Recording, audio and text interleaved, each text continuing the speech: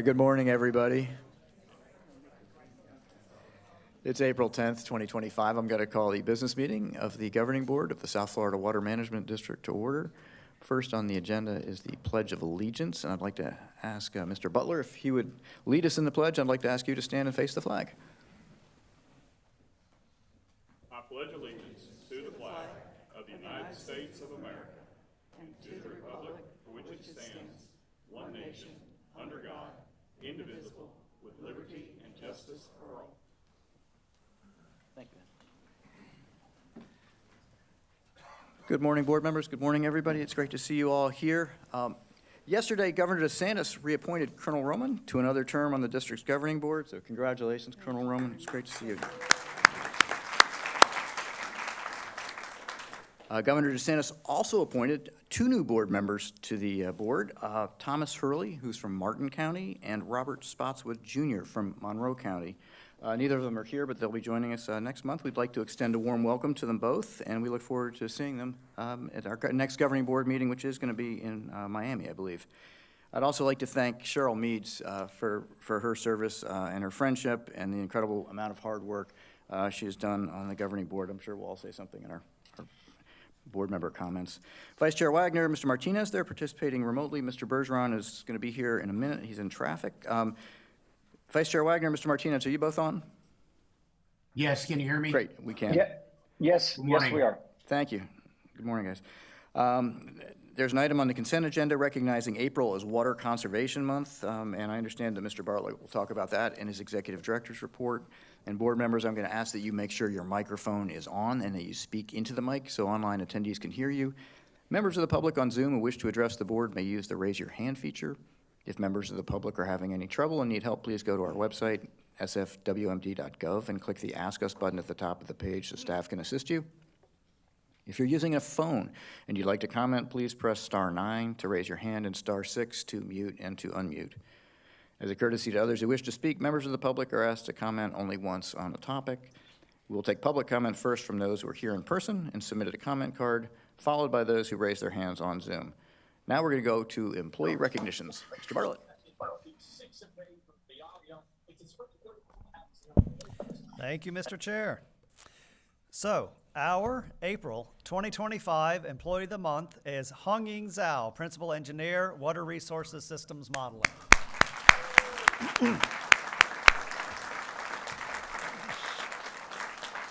Now, we all know the importance of flood control in South Florida, and we have a very vital mission when it comes to providing that flood control, not only now, but into the future. And so with that in mind, we're partnering with the Corps of Engineers in Broward County to evaluate the canal systems in the southeastern part of the district in a joint effort to basically upgrade our flood control system to make sure it continues to perform. The partnership with Broward County is a 203 study. That's one that we lead. And in that study, we have to do the modeling and the analysis to show what projects give a return on investment. That's where Hong Ying steps in, right? So there is a specific model that the Corps honors when it comes to flood risk management, and that is the Hydraulic Engineering Center Flood Damage Reduction Analysis, HEC FTA. I'll just call it the model. So that model is basically a software that predicts what projects might benefit, you know, what the flood control is right now and what the project's benefits will be. That is a nationwide model, and it's built for rivers, right? We don't have the rivers in Broward County. We have those canal systems with structures on them. So Hong Ying had to do a Herculean effort to adapt that model to a canal system. And I've seen that in my career. I've seen that attempted before and fail. Hong Ying did not fail. She worked with modelers, consultants, statistical experts, and the resiliency team to get all the right data, all the right information, plug it into the model, and make sure it was calibrated such that it gave us predictable and true results. And she got there with this model. And the model shows the benefits, the model shows the economic impacts, and it will absolutely underpin the success of our feasibility study. But wait, there's more. So she got that model working, and then a memo came out from the Corps and said, we're not using that model anymore. We're going to use this 2.0 model now, And it is a very different interface. It's a very different data inputs. And so within a month's time, because we're trying to hit Word of 26, in a month's time, Hung Ying got the next model to work, right? She took the experience from the first model and got the next model to work. And because of her efforts, we are on schedule with this feasibility study, and we can start taking it to the public. But we could not have done it without her at all. And so that is why she is our Employee of the Month. Congratulations, Hung Ying.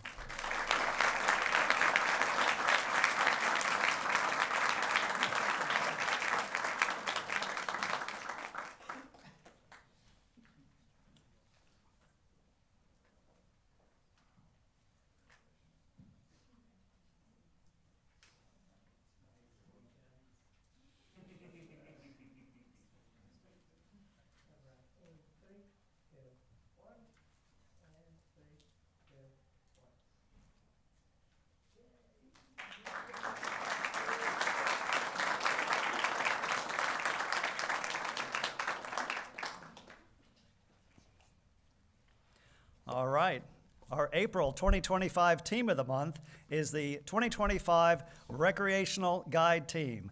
That is Karen Allman, James Blush, Joseph Bazo, Michael Cheek, Daniel Cotter, Rory Feeney, James Harbaugh, Heather Costura, Madison Machado, Jill Margolius, Haley Moore, Justin Nolte, Libby Pigman, Ayunga Riddick, Madeline Rinka, Edwin Rios, Kurt Sari, James Schutte, Jennifer Sorentru, Dina St. Andrew, and Andrew West.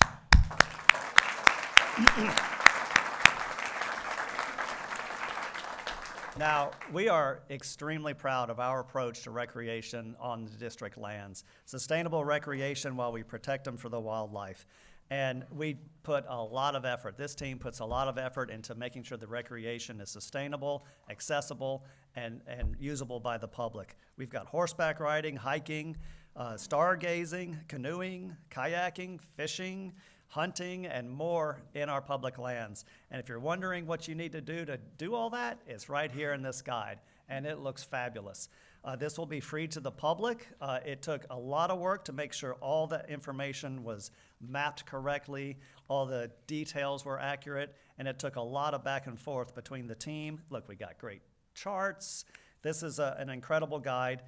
We've only got a few printed right now, so the governing board and people can come look at it, but it will be available to you soon because it's at the shop right now getting printed. So it took a lot of effort. It's something we're extremely proud of. We have a rec forum every single quarter where there's a lot of very positive engagement with the district. We listen, we react, we adapt, and we make sure that we have this sustainable recreation, and we're very much recognized for it. And we'll also be recognized for an awesome recreation guide. Congratulations, Team of the Month.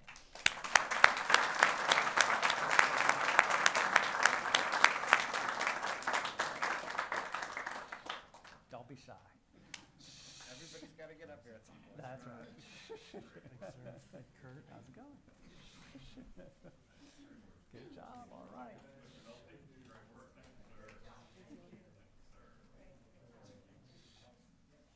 Good deal. Yeah. Oh, cool. I haven't seen it. You hadn't seen it?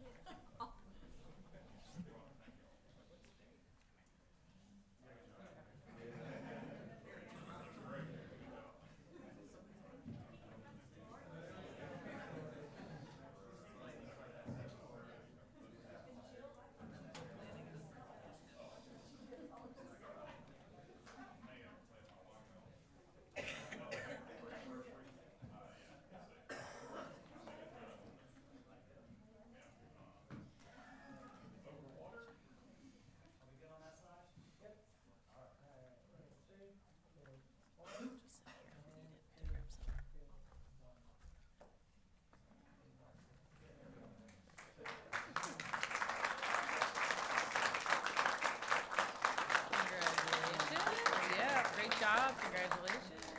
Yes. You guys probably have a million of these. Thank you. Rory's probably got a million. Okay. Congratulations. Thank you. Thank you. Thank you. All right. All right. Now we have a 30-year service award. That is Linda Crean, Section Administrator, Water Quality Monitoring.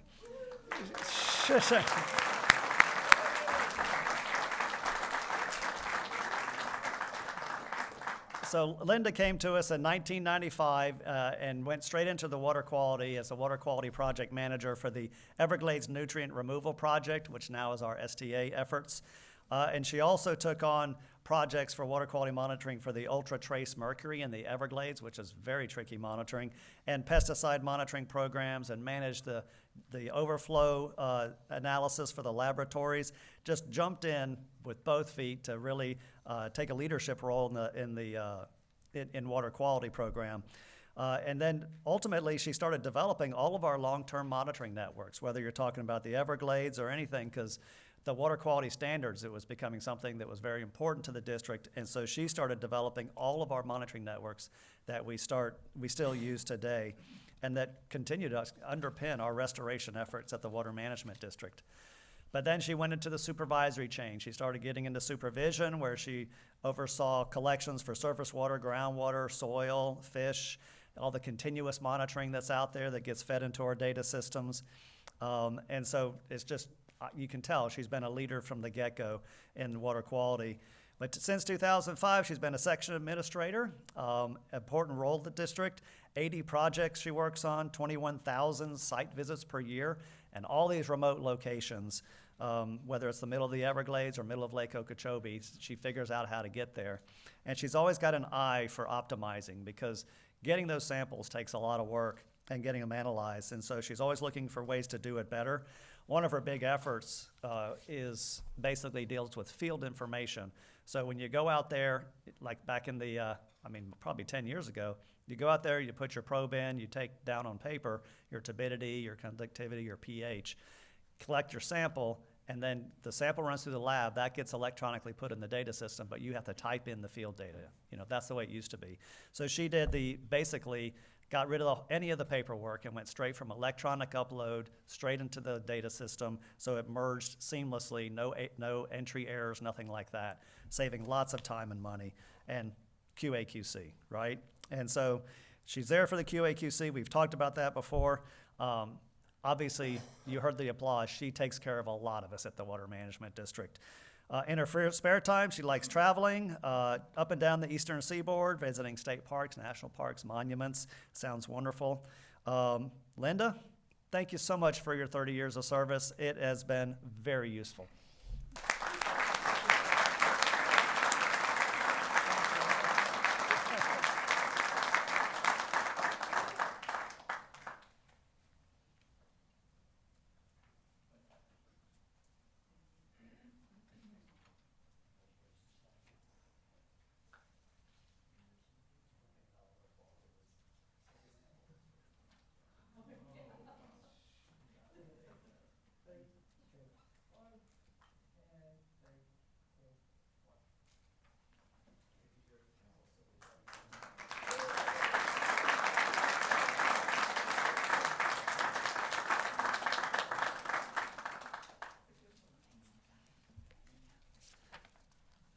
Thank you, Linda. We have a Good Samaritan Award this month.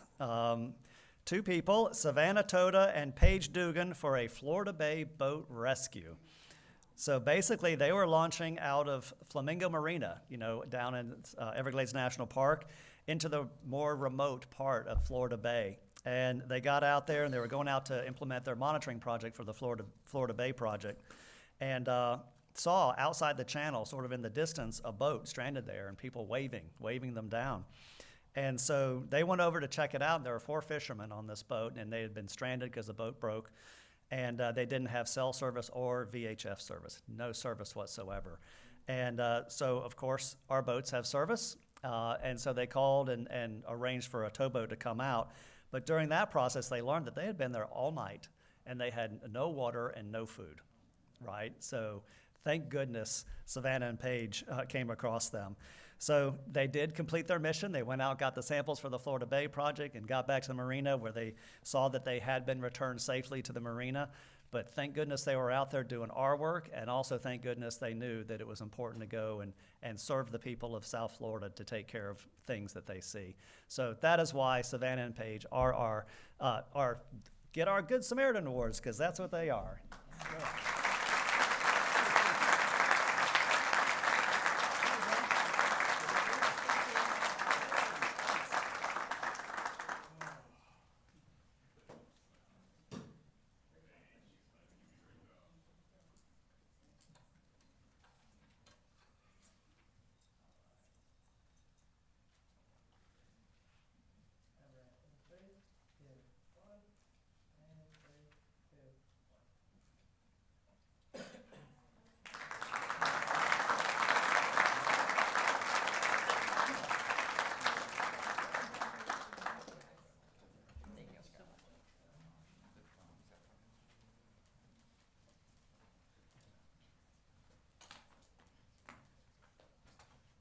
Y'all are welcome to stay, but you can leave too.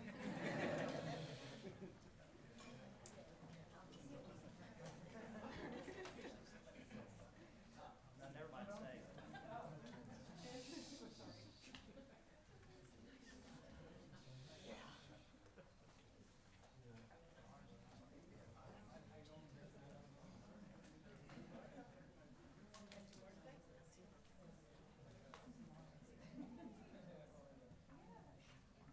Thank you, Drew. We'll move now to item number 4, agenda revisions. Molly, are there any revisions? Yes, Mr. Chairman. Consent agenda item 16 was revised. The acreage and release value for the parcel in Miami-Dade County were amended. Thank you. And now we'll poll the board members to see if there are any abstentions. We'll start with Vice Chair Wagner. Do you have any? None. Thank you. Mr. Martinez? None. Thank you. Mr. Steinley? None. I have none. Colonel Roman? I have none. Mr. Butler? I have none. Thank you. We'll ask Mr. Bergeron when he comes. And we'll do the approval of the minutes from the March 13th meeting. Does anyone have any changes to the minutes of the March 13th meeting? Oh, Mr. Bergeron, there you are. Hey, do you have any abstentions? You can, welcome to the meeting, by the way.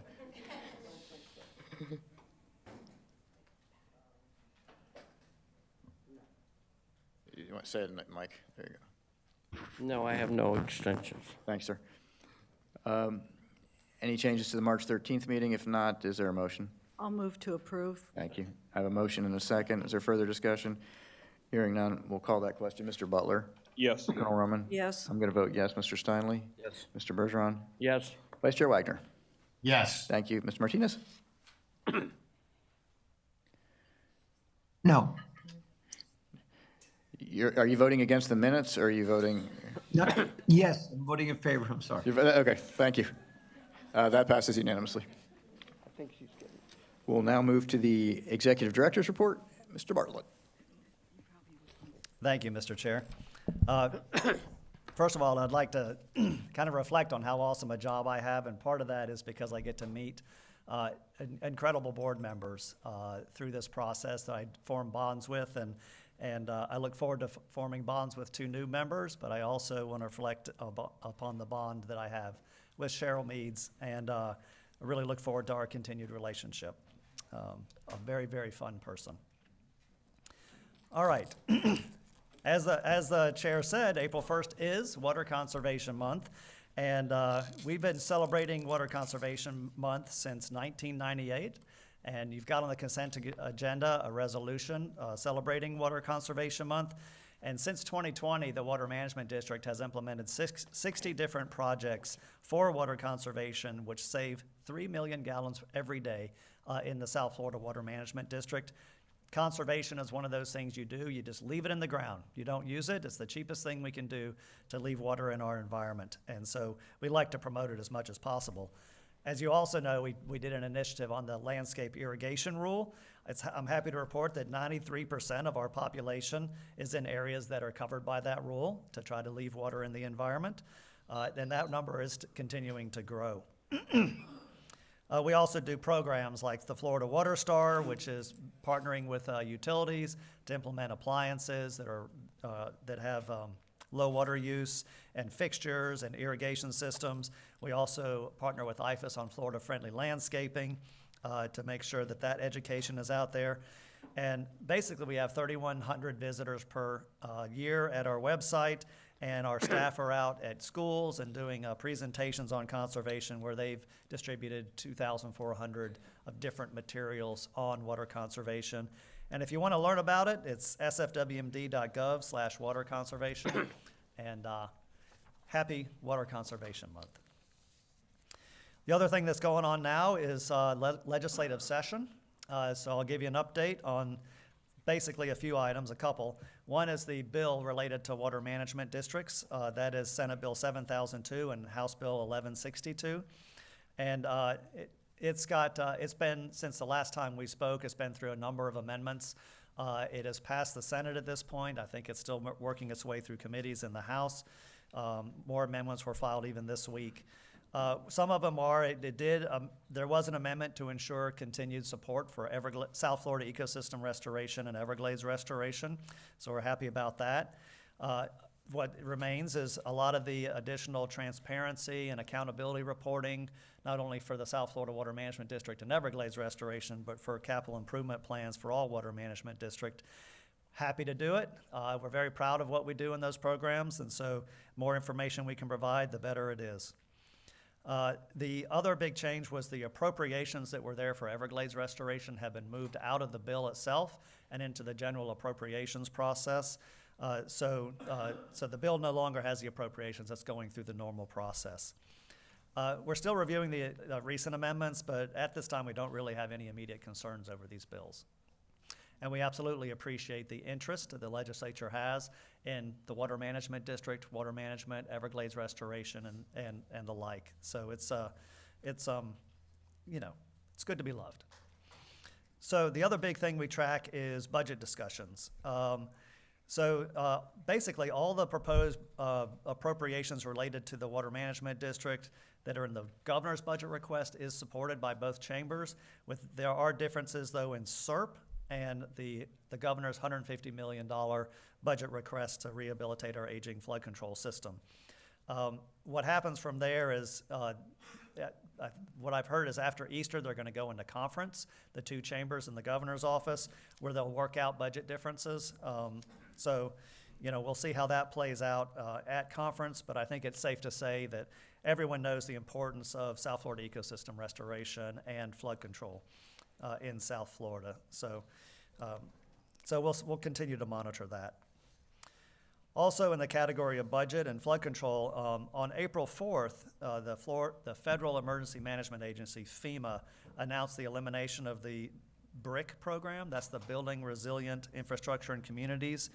And that program was one where we had received $150 million worth of grants for basically 3 structures on canals in North Miami-Dade and Southern Broward County.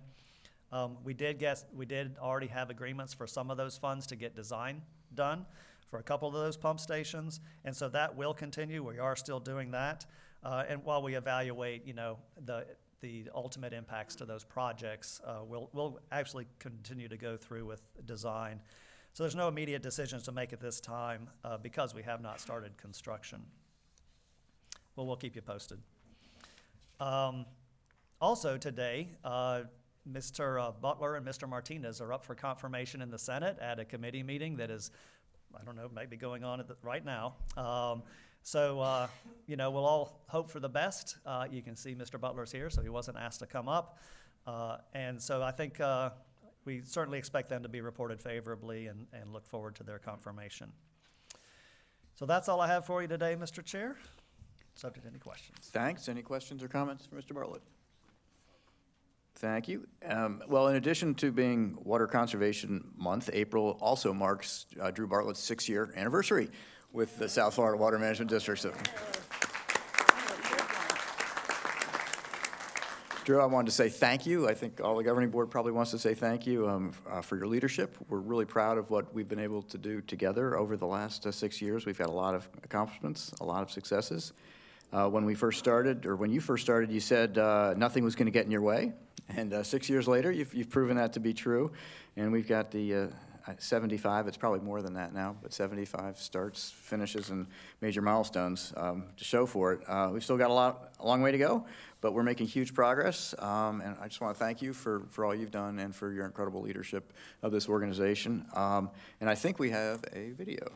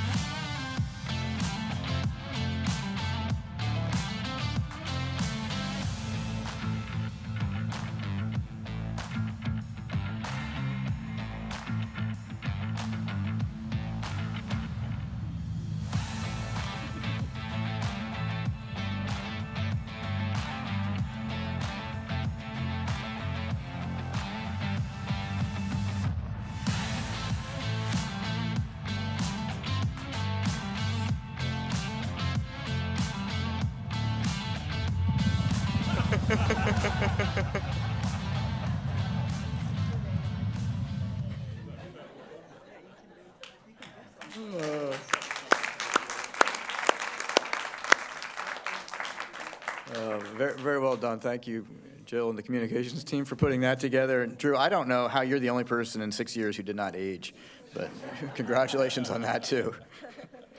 We're now going to move into our first public comment period. If you're here to comment on a specific agenda item, we ask that you hold your comment until we reach that item on our agenda. The comment period is for general comments not related to agenda items. Public comment for consent agenda item is 11 on the agenda, and public comment for discussion agenda is 21. Those will be heard that'll be heard after that presentation. The public did have an opportunity to provide written comments prior to this meeting, and we did not receive any written comments. And Molly, we'll go to general comment if there's any. Thank you, Mr. Chairman. We'll hear first from Gil Smart, followed by Mark Perry.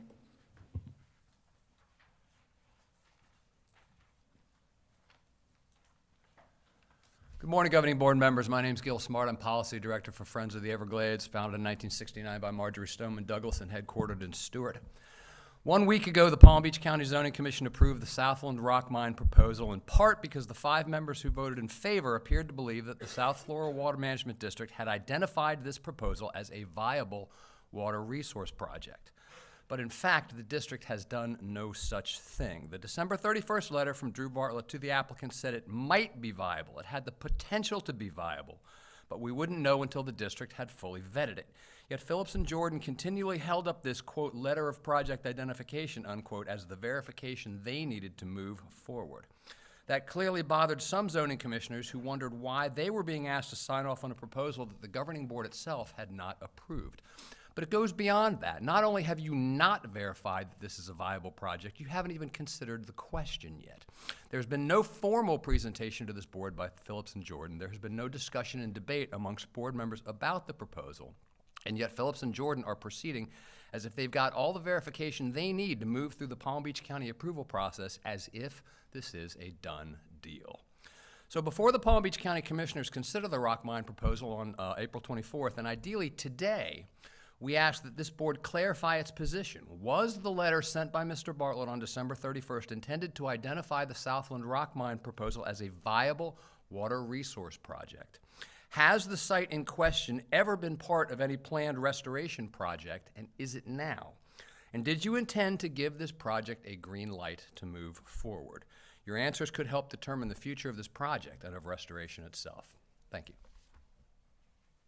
Thank you, Mr. Smart. We'll hear next from Mark Perry, followed by Lisa Interlandi. Good morning, Governing Board. Mark Perry, Florida Oceanographic. Yeah, it was Drew Bartlett walking away from that explosion. So that's pretty telling there at the end. He's done a lot for the district and very dynamic leader of a great staff here. What we talk about a lot is you got 2 reports in your agenda at the end. You get a comprehensive Everglades restoration plan report, and you also get a Northern Everglades and Estuaries Protection Program report. And I draw your attention to that particularly There's been a lot of updates. In fact, it was good in Drew's, that video there about a lot of ribbon cuttings have been happening. A lot of progress has been made in our comprehensive Everglades restoration planning. And I applaud this governing board for leading that charge through that and getting our state and working with our federal partners, the Corp, to kind of get things going in that direction. But I also want to draw your attention now to the NEP, the Northern Everglades Estuaries Protection Plan, and looking at kind of the BMAP updates that are happening right now. So by July 1st, 25, the DEP is charged to kind of get these updates of all 3 BMAPs, the Okeechobee, Caloosahatchee, and St. Lucie Estuary BMAPs.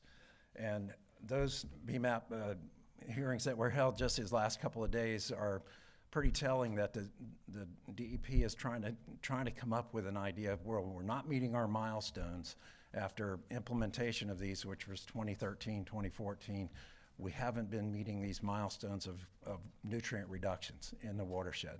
So what their plan is to extend those timelines instead of 15 years to 20 years and so forth to go on down the road.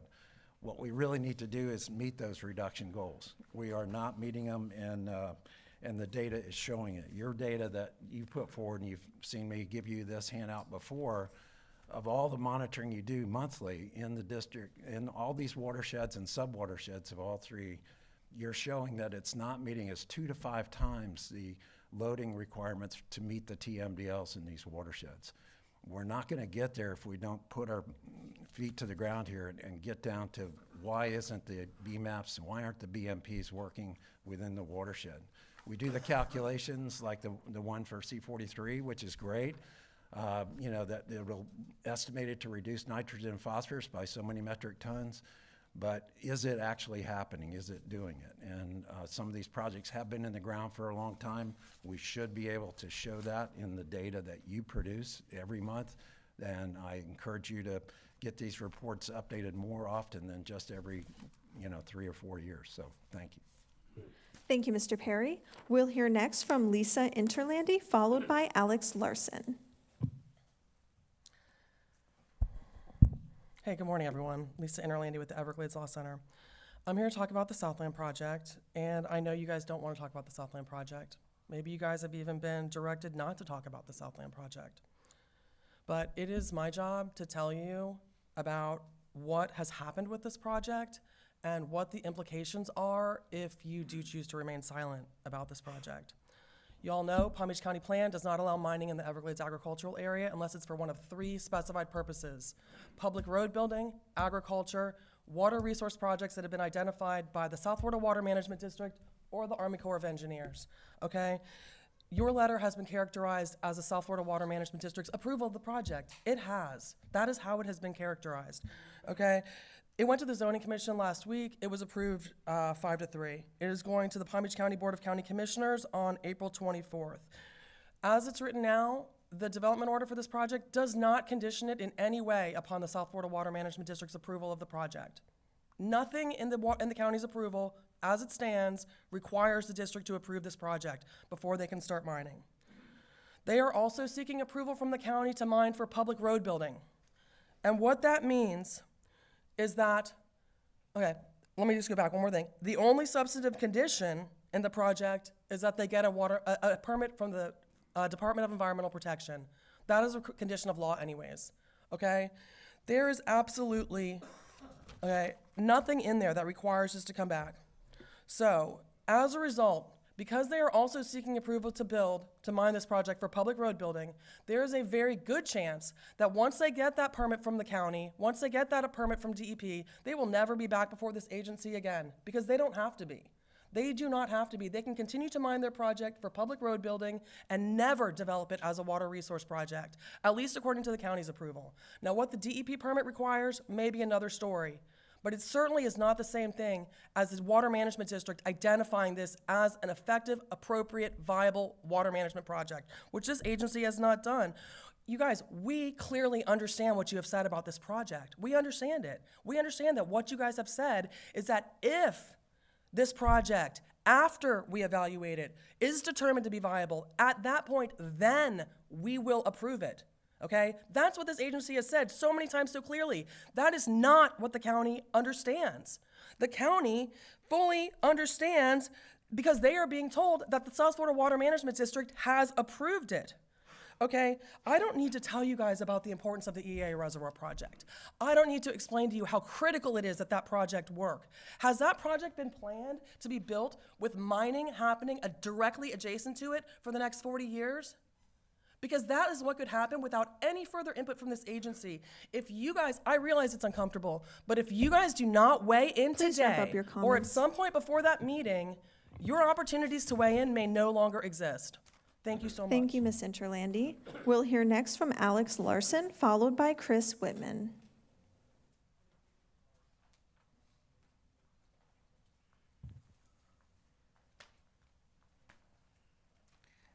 I can't tell you, Commissioners, for some reason, my face is known in this county. People stop me in the grocery store. You can't know. And I have to, and they also know that I have a wicked laugh. And every time I have to laugh because a kid approached me yesterday. He goes, I live in Belglade. And I can't say what he said to me about the reservoir, that nothing was done. It's still a puddle out there. That was his description. You don't rock mine. We shouldn't be rock mining. You know what's really funny? The last director in this building that said rock mining wasn't a good thing was a guy named Finch. He didn't think we should pay $200 million to Enrique Tomei for a hole in the ground. We've paid him several holes in the ground so far. Everybody's buying a hole in the ground. But the EAA was supposed to be the be-all, end-all, the second coming of getting clean water south. That's not going to happen if you rock mine. There's nothing clean about rock mining. There's nothing clean about phosphorus mining. Mining in Florida is a really bad idea. And little kids know this. A first grader would know this. You know, it's wrong. Commission, you do need to weigh in on this. You really do. Because our county commissioners yesterday, I was at Solid Waste Authority yesterday. I go to a lot of meetings. It makes me sick. But they didn't know about manure. Who's in charge of manure in this county? I mean, it's endless what everybody backs off of, the hot potato. I'm going to start bringing bags of potato, heated up in a microwave, and throwing them to you. And we'll see who wants to touch the hot potato. Because this is a hot potato. Because I shouldn't hear from strangers that are saying, that, hey, I live out there. I live out there. I don't live out there, but I am going to be taking a drive out there. I'm going to take a walk out there. I want to see exactly what went on. Where is this second coming? Because rock mining is dangerous. It poisons the water. There's benzene. At Boynton Beach Boulevard and 441, they still find DDT when they do the testing of the water. This is what's going on. It's just the way it is. And nobody wants to talk about it. Oh, we shouldn't talk about that. But you guys, you're the walls between bad stuff and your constituents, the people who live here in Palm Beach County, Dade, Broward. Because I did at Solid Waste, I said, Palm Beach County is the toilet of South Florida. We got burning of sugarcane. We got power plants. We're blowing up. And he can blow up rock mining till 2032. It's still a couple more years. That's more blasting. I thought it was funny that you did the blasting up there because I see the cows running every day. Because whenever I see a cow running, it makes me laugh because usually they don't run like gazelles, but they do when you blast. It's just the way it is, Commissioner. I just want you to look at it. Please, please step in on this. You have to. Because if the EAA is the second coming to get water south, it's not going to happen with rock mining. Thank you, Ms. Larson. We'll hear next from Chris Whitman, followed by Ryan Rossi on Zoom. Good morning, Governing Board. Congratulations on 6 years, Drew. I came here this morning to talk to you about the significant confusion and chaos surrounding the Southland project at the last meeting at the Palm Beach County Commission or committee, and it was so clear there that those committee members were confused and conflicted on what was the appropriate, and many of them felt that this was being brought to them prematurely that this project was supposed to go through the proper channels here at the district before it would get to them. And that letter that Lisa spoke of from Drew was obviously being used out of context. The questions that were being asked were, is this going to come back to us if something changes at the district? Where are they at in this process? And it's obvious that you all have a process for unsolicited projects. That process is to require 2 public engagement meetings, actual proposals and presentations, and a vote by the governing board. To my knowledge, none of those things have happened with Southland Project. The county commission committee was not under the impression, they were under the impression that the district had green-lighted the next step for them to go on and do their part, and then that the only other part would be that of the permit from DEP. These are serious concerns and serious questions that need clarity. They have to have clarity, or else this can get going and the district may be cut out of the loop altogether.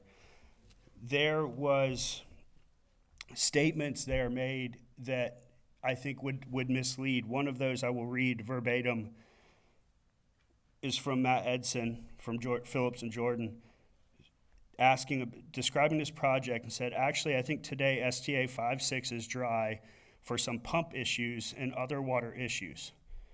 So we developed this project with the district in their request. That is a quasi-judicial hearing. You are sworn in. This was a statement that was made. This sounds and gave the impression that the applicant has developed and designed and approached this project because the district has requested them to. I do not believe that to be the case, but that is certainly what it sounds like. The other thing is a little over an hour ago, I got information from the source that, there are significant powers at play here, and that there was Please wrap up instruction your not to comments. discuss this, and that one of our board members, Cheryl Meads, was removed and told on her way down here not to attend. I would implore you to please discuss this. These are critical questions that deserve answers here today. Thank you. Thank you, Captain Whitman. We'll hear next from Ryan Rossi, our virtual participant. Mr. Rossi, please unmute your mic.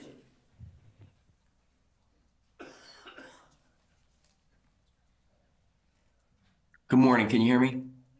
We hear you. Hi, good morning to the board, and thank you for the opportunity to comment. I know that April is being recognized by the South Florida Water Management District as Water Conservation Month. And for many of us in South Florida, that recognition and attention is very important. So I'm glad that, as always, that recognition for this is being bestowed.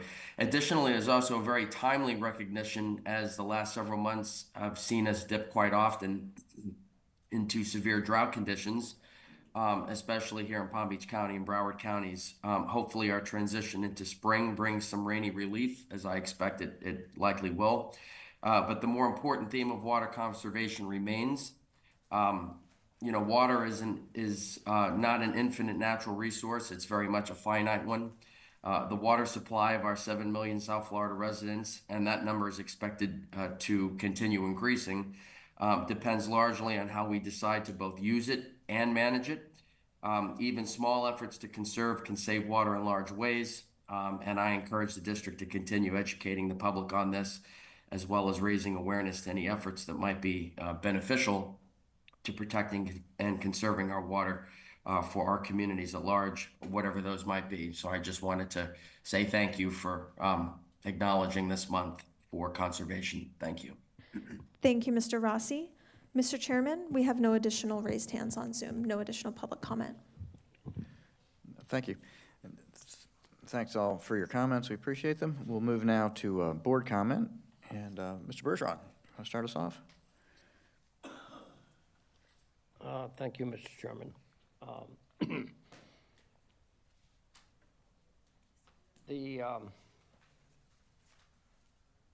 The concerns here of the this mining operation has never been brought in front of us that I can remember. Seems like the cart's before the horse in regards to perception that this project is positive to the future of Everglades restoration. I think it's important we make it clear until it's presented to this board and our staff evaluates benefits, positive or negative. There shouldn't be a perception out there that we have approved this mining operation as a benefit to Everglades restoration. Apparently that's what's happening. Am I correct on that, Drew, or? So what we have, we have an unsolicited proposals process, right? And we got a proposal for more storage and treatment south of Lake Okeechobee to help move water to SDA 5-6 and also move water from the lake south. Under that unsolicited proposals process, we are, we are interested in moving water south, right? We're interested in more storage and treatment moving south. So we did accept it into our process, into our unsolicited proposals process. And that's the letter we did. We accepted into that process.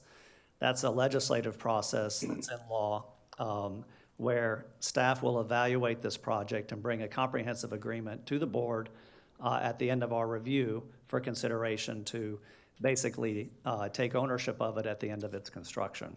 Mm-hmm. So it is accepted in the process. There are going to be 2 public hearings scheduled, and that's even before we bring it to the board for your consideration under what's called a comprehensive agreement for the future of the project. So basically what we're doing right now is implementing our process for considering that project, and we have accepted it into that process.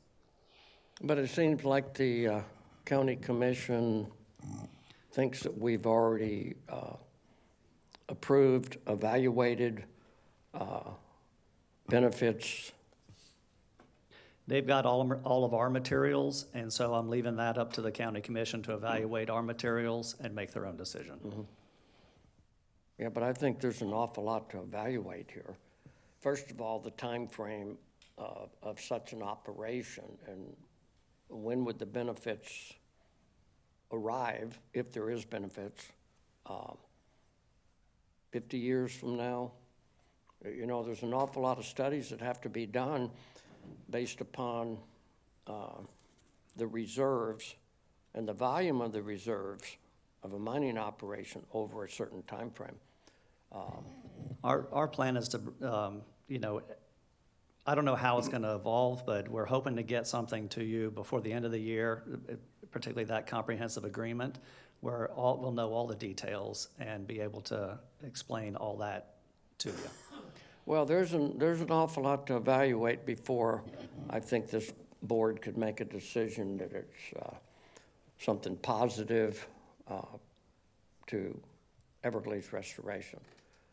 I think we have to evaluate the geology of soil based upon the excavation, due to the fact of hydrostatic pressure and seepage and retaining water in a reservoir. It has a lot to do with the geology of soil, whether there's a true benefit for storing water. Most of these reservoirs, we're not mining them, we're from the surface up. And I think there's a lot for our staff to evaluate. And I truly believe that there's a perception out there that South Florida Water Management is already went through those evaluations, and I don't think we've seen anything on the board here. So I think there's a lot of concerns. And I think we need to make it clear, of course, this is a board decision, that until that we're not supportive of it or against it until we can evaluate it for the best interest of the environment, benefits, negative or positive to Everglades restoration. This is a pretty big deal. So I think we need to make that clear. It would be my thought that Palm Beach County should not be moving forward to approve something until we totally evaluate this for the best interest of the public. I just want to make that clear. I would like to talk a little bit about, and I know I sound like a broken record, but there's a lot going on. Drew and myself and our staff in regards down at the Tamiami Trail. We're on a threshold. A year from now, the road will be completed. And everybody's been waiting for that for a long time. They're going to be switching traffic to the eastbound lanes in less than 90 days. Our staff and Drew, myself, are having every 2 weeks to every 30 days, we're having Zoom meetings with all our federal partners, U.S. Fish and Wildlife, the Department of the Interior, the Corps, and the Park Service. This is the biggest step that in benefits when we make this connection. Colonel Reynolds made a very important statement here a month or so ago that we've spent $1 billion on the Tamiami Trail. How do we get water? How do we get the 2.5 million acre feet that we started 25 years ago across the face of the Tamiami Trail? And we're getting close. We're working with the Park Service on all the airboat tours that were given money, I don't know, 8, 10 years ago to elevate their concessions. And so we're working with the park to make sure those improvements are done when the road's done, that we've been waiting for. And due to the hard work of all our people here, South Florida Water Management and the Corps, working with DOT and the road, removing the Tamiami Trail, putting the seepage wall in, we've come a long way. So now here we are. We've got to make sure, and our staff and Drew and myself will continue to have meetings. I don't care if they're every week. Do we make sure when that road's completed, March of next year, that all these barriers are resolved? The Cape Sable Sparrow, I was on with Larry Williams this morning, had a great conversation. You know, we funded the money for the relocation of the Cape Sable Sparrow. If you look at the science that was put out in 2007, I don't know whether you all got copies of that. Follow the science. In 2007, critical habitat for the Cape Sable Sparrow, Zone A, Units 1 and 2 were taken off critical habitat. And they explained it, the reason why.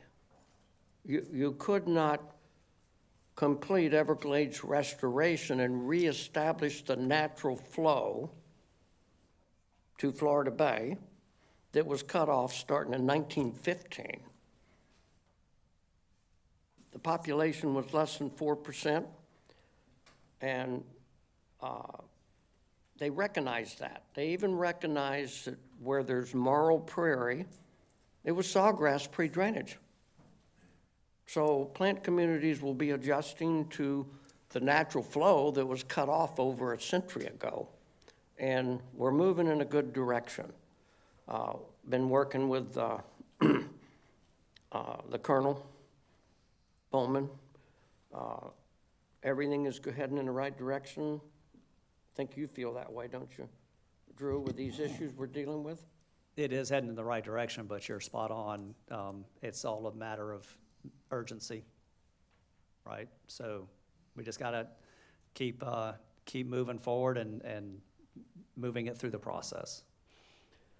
Well, we're gonna keep going forward because in my viewpoint, and as a civil engineering construction for 60 years, I hate to say that because it tells my age, but this will be the biggest step forward, the biggest benefit. It'll start minimizing the high water events that affect the Central Everglades, the Big Cypress, Picayune, Waxahachie, Panther Refuge, minimize the impacts of the water going out the Caloosahatchee and the St. Lucie and the Indian River Lagoon. When that 2.5 million acre feet, based upon our science, based upon what we started with 25 years ago, is oozing in this oozing river of grass across that face, it will minimize irreversible damage through this global system. We're not totally done, don't get me wrong, but this is a huge step forward. And we will keep you posted as we keep working. We're working on the Osceola Camp, which is another barrier that has to be resolved in the next year. And I don't, talking to the contractor, he hasn't been even handed a set of plans yet. So we have to get involved in that, Drew, to see how we can. I talked with DOT yesterday, and they are finalizing the plans because you have plans, but they're from the park, and then you have to make them to DOT standards, right, for contracting. And so they're in the process of making them to DOT standards for contracting. With a change order to the contractor? They haven't decided the process they're using. Okay. So, and I am not gonna, I don't know, you can if you want, but I don't want to influence them on their contracting process. Okay. Well, we'll work on that, where somebody's doing something, but, and I always apologize for talking about this so much, but it's just such a huge benefit on what projects we built 20 years ago. We're not gonna get the benefit of that, or the bridges that have been sitting there for over 10 years until we accomplish what we're working on. And, but I want my board members and our stakeholders to see how we're gonna make this happen. We're not gonna sit there and not remove any barrier that stops water flowing naturally by gravity beyond that Tamiami Trail. And we'll keep you posted as we keep working on it. And I did have the honor of meeting the new Secretary of the Interior last week in Washington, and he's all excited of being a part of the largest environmental restoration ever attempted in the history of the world. And I'm looking forward to those relationships for all of us and all our stakeholders. And I just want to compliment our stakeholders because their passion is just impeccable as we continue together to communicate and come up with solutions and make sure as we progress that we're truly restoring. And I got to say, I'm very honored to be a part of that. Thank you. Thanks, Mr. Bergeron. Mr. Stanley. Thanks, Mr. Chair. Ron, you've been saying the same thing about some of these issues for whatever, 6-7 years up here on the board, and I really appreciate it because it just, I think we all have the design on these projects is always in front of us. It always takes a while to get where we want to go. And there's so many of these projects that for me, it's really challenging to remember, you know, what the hurdles are on some of them. So I really appreciate you conveying and being so active in this, you know, driving urgency at finishing this project, which is the southernmost plumbing and benefit of what we're doing. So I think we're really lucky to have you. The institutional knowledge and historical perspective, but your action or activity in terms of helping this along. So appreciate that. And then I also obviously wanted to recognize Cheryl Mead's commitment over the past, I just heard, Drew, 6 years. I thought it was 7 years that we've been together, but I guess it's 6. Dog years. Still, time flies still when you're having fun. But it's, yeah, district years. It really has been a pleasure to serve on the board with Cheryl and volunteer along with her. She, I think we all probably think the same way. She's genuinely a good person who cares deeply and sometimes emotionally, which I think is also great, about what we're working on. So I'm really grateful sitting up here and knowing the commitment that it takes to do what we do and support all these projects. I'm really grateful that she sat up here with us and spent so much time on projects that she really cared about. And then the recreational guide, I think for me, this is a great reminder of those ancillary, I mean, we build these projects to store and treat water and deal with flooding. We don't build these projects for recreation, but it is an amazing benefit that is a ancillary benefit of these projects that benefits the taxpayers, the residents of Florida, the visitors to Florida who hike, bike, hunt, fish, boat, do whatever. I mean, I would be surprised if, it would be great to know and you guys probably have it, the total acreage of district projects that are available for recreation. I would assume it's huge, maybe as large as Everglades National Park, but maybe not. So I think it's always important that we recognize that this, you know, we're investing in these projects for water benefits, but there are so many other benefits that accrue to the state. And honestly, bring in revenue for this state too. People travel to Florida to fish and hunt and go to the beach, and water quality is a key component of that. So it's always helpful for me to think about that. And then lastly, I just wanted to, and Drew, thank you for your comments on Southland. Listen, we've heard allegations, we've heard interpretations. We can't control that. We have our process, right? It seems, and thank you for clarifying that we're doing what we've talked about in terms of our process. And hopefully, you know, we've said all this, so hopefully people just listen to what we've said and the facts are there. But thank you for addressing that. Thanks, Mr. Chair. Thank you, Mr. Stanley. Carolyn. Yes, thank you, Mr. Chair. I'd like to begin by thanking Governor DeSantis for the reappointment. It's an honor to serve with all of you and to work with the outstanding district team, and I'm just thankful that I get to continue in this role. So thank you, Governor DeSantis. Also, I had the opportunity to continue my site visits in the Caloosahatchee watershed.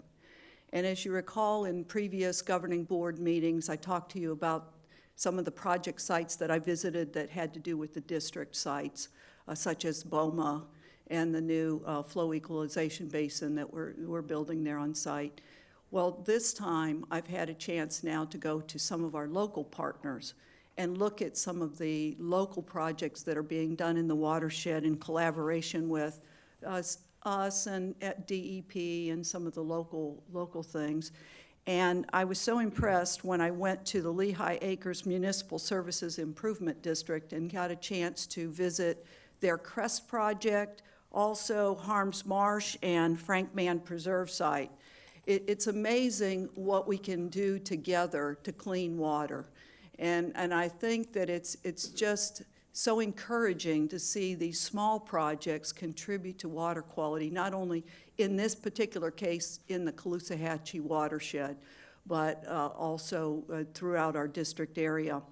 And I'll continue to encourage our team here at the district to look for opportunities there in the Caloosahatchee watershed where we can collaborate on small projects and clean more water, because I think the timing is right now.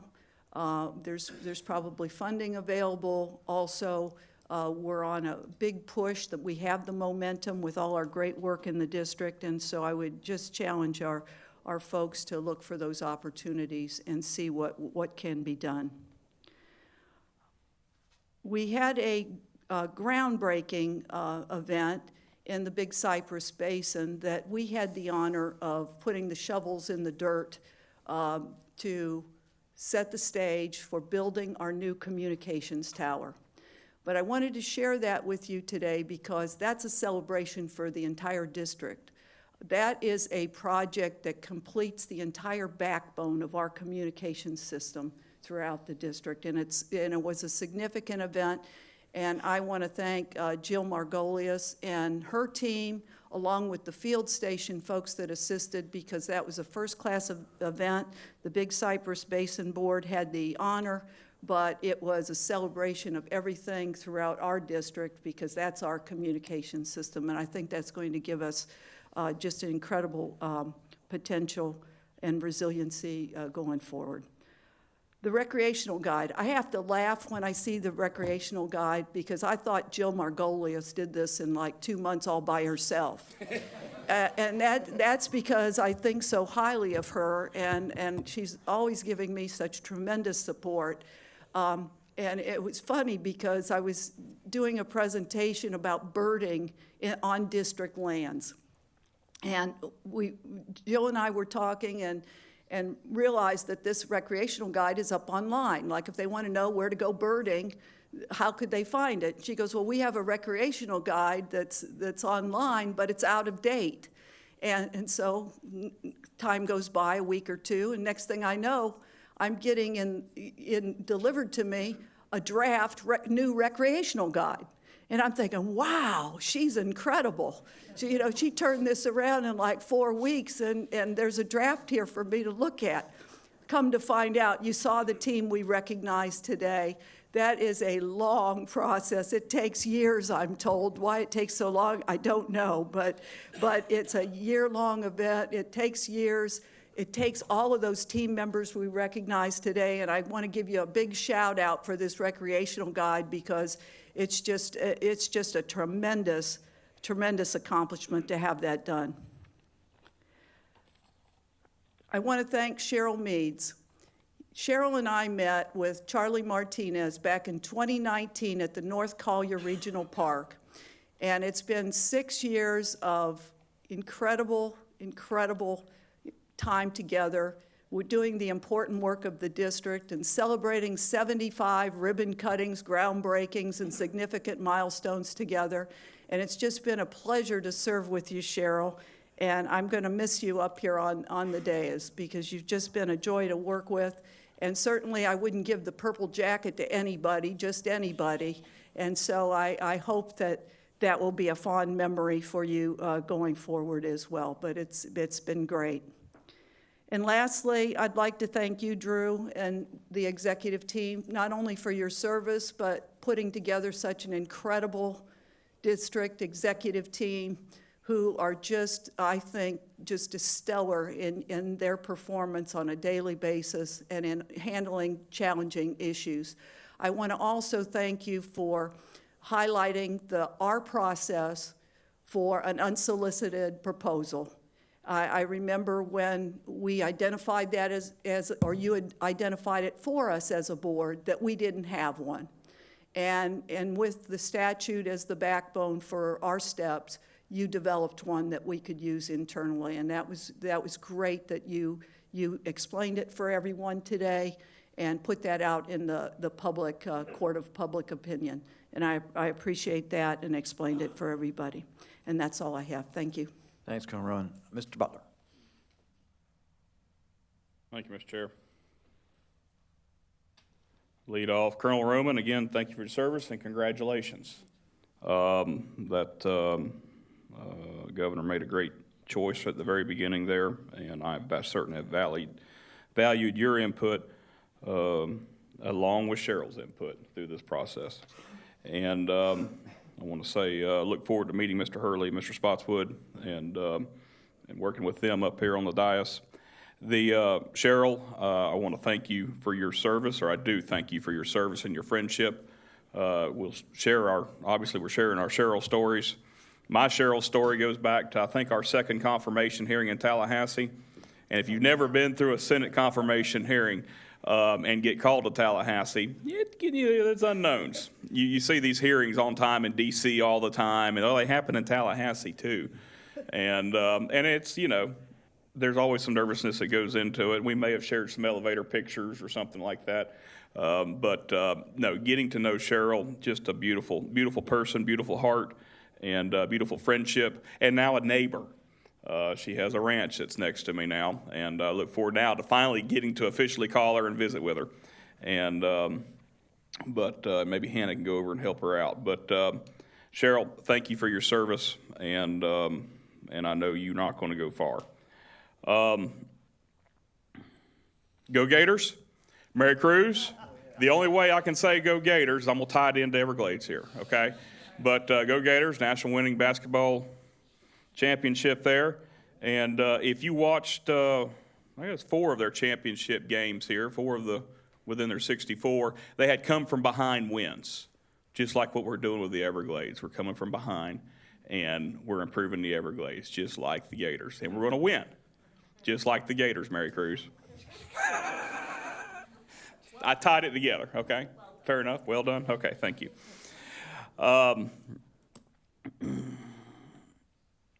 Back on Cheryl, I missed my note there. I got to put my glasses back on. Chauncey, yeah, we've aged in 6 years too. Yeah, it's time for my baby face picture to get updated here. We do get to meet some great people along the way, and again, I'm appreciative of getting to meet Cheryl, and of course everybody else I get to work with up here. Right down to Mr. Ronnie. Mr. Ronnie, I appreciate your leadership, everything you're doing, all this work on Tamiami Trail, these meetings. Appreciate all the work you're doing to make sure we get this water flowing south, and all this money we're spending, make sure we can actually get some results out of it. So thank you for everything you're doing there. We'll talk about it in Mitnick's report. And Mitnick, and you flying solo today? Cassandra gonna be here? Okay, she'll be. Oh, there she is. Okay. We'll talk about Lake O recovery, I'm sure, but it's looking like we're set up for some success. And look forward to hearing the current updates. But looks like we're going to hit that probably 100 days under 12 foot. And so no, I appreciate the stakeholders. I know it has not been it's not pleasant to receive unwanted discharges. I've heard that. We've seen it. We know it. And I appreciate everybody, while it hasn't been pleasant, has helped to support the Lake O recovery efforts this go round. I hope that this, it looks like we're going to meet the lowering the lake level targets, still stay above the water supply management band, hopefully, thread that needle. But I want part of my prayers, and Cheryl, if you're listening, need to get Timmy Tebow on here too. Part of our prayers need to be we have that slow ascension when the lake comes back, so this SAV can keep up. And it'd sure be nice to have CERT built out. That's the whole part of the reason for Northern Storage and some of these storage projects is so we can try to give that slow ascension so that SAV will keep up. But that'll be part of my prayers here as we move forward after a successful recovery. Finally, I want to move on to the recreation guide. I know several of you have already commented about it, but yeah, no, I certainly flipping through it. I got to review a draft copy also, and yeah, the older recreation information that was on the website, there were still some old boat ramps on there that have been gone for 20 years, and so finally, one of them. Yeah, anyways, I won't get into it. No, this is a pile of work. Great resource. I think this should be in every chamber of commerce we have in our 16-county area. Drew, maybe you may be able to sell these things. This is such a nice piece of work, folks. I mean, this is a beautiful thing. Keeping your vehicle when you have nothing to do on a weekend, just pull it out, find a place, and hit it. And this gives you all the information you need. But no, thank you to all the staff that put that in. And also at the RAC-REC meeting, Drew's RAC-REC meeting that he had a couple weeks ago. Of course, I also want to thank Newton for his service, Newton leading that. Newton does a great job of helping to facilitate. Drew kind of keeps Newton pinned down a little bit, but Newton can get off on his tangents. But yeah, it's not possible. Drew does his best to keep Newton in line, but no, Newton does a great job there. But at the end of that meeting this time, and they've done it a lot, recognizing the volunteers that go into helping improve, create, and improve and create these recreational opportunities. Fiscal year 23, there were 17,036 volunteer hours that were logged on district lands helping to improve the recreational opportunities. Staff used a figure that came up to about a little over $500,000 in value. In reality, Mr. Bergeron, I was just looking at that figure. They did it, I forget what they used per hour, but I can tell you, it was a lot less than maybe what a little mini excavator with operator. They didn't include that excavator with operator hours. That was not the price they used. I would say that figure is probably closer to $2 million in volunteer with airboats and swamp buggies and then just general labor out in the heat. There's a lot of people that wouldn't do that. With that, there have been several volunteer things happening, and I just want to recognize those folks. The Shingle Creek, the Bike Club, working on their bridge building. They've done that here over the last couple months. Campsite signage has gone in. The Dupuy benches, the group that put the new benches in at Dupuy around the fire pit. That you've got the Istapoga Canal, the airboat ramp that they rebuilt. Again, volunteers. The district did buy the materials, but these volunteers went out there and actually physically rebuilt this airboat ramp, but laid down all these runners. And then, of course, all the specialty hunts that happen. The youth, the wounded warrior type stuff. All these volunteer things happen in our recreation deal. I thank you to each and every one of them. And with that, if there's an opportunity on the Kissimmee River, there'll be a cleanup here on May 3rd. If you're interested, Florida Sportsman's Conservation Association is leading that event along with the district staff, and get with Matt Nelson. We'll see. I told my wife I'd take her out that weekend. I may try to sneak over there that morning and try to put in a few volunteer hours. But May the 3rd on the Kissimmee River. With that, Mr. Chair, that's my comments. Thanks, Mr. Butler. Vice Chair Wagner. Thank you, Mr. Chairman. I'll start with Cheryl Meads, not only thanking her for her service, but just to talk about Cheryl. She is really one of a kind. She is curious and smart and sharp, and she sees all the angles, but she is also kind-hearted and passionate and cares not only about the issues, but about others. I'm going to deeply miss her as a board member on our governing board. But over the years, one of the qualities that I've just think shines through and is something I truly appreciate is authenticity. And Cheryl Meads, if anything, is authentic. And she was an amazing board member. All of you have been great sources of knowledge for me and perspectives for me. Cheryl was nothing short of that. And I know I speak, I think, on behalf of everybody that we are definitely going to miss her presence on the board.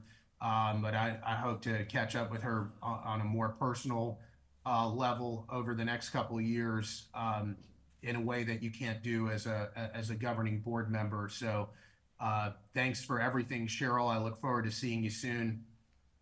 I look forward to welcoming Thomas Hurley and Mr. Spotswood to the board, Robert Spotswood. I think they'll be great additions as well, and I'm looking forward to meeting them.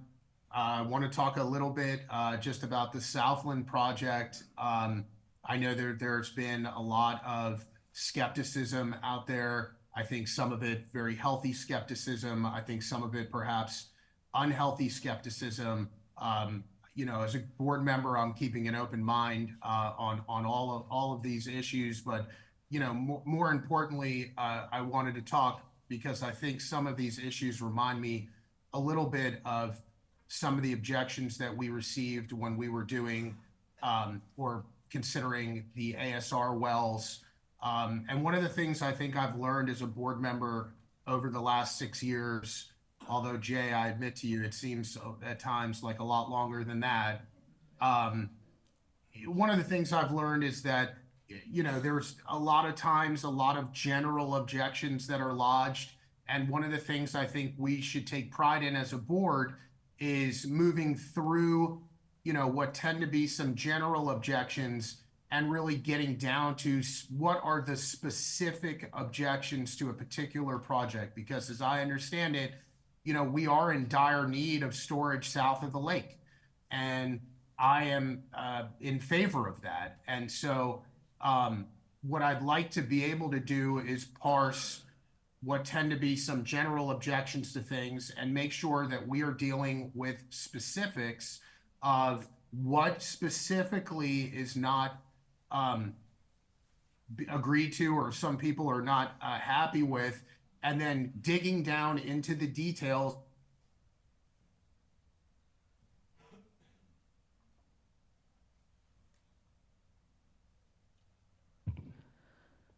Vice Chair, we lost you.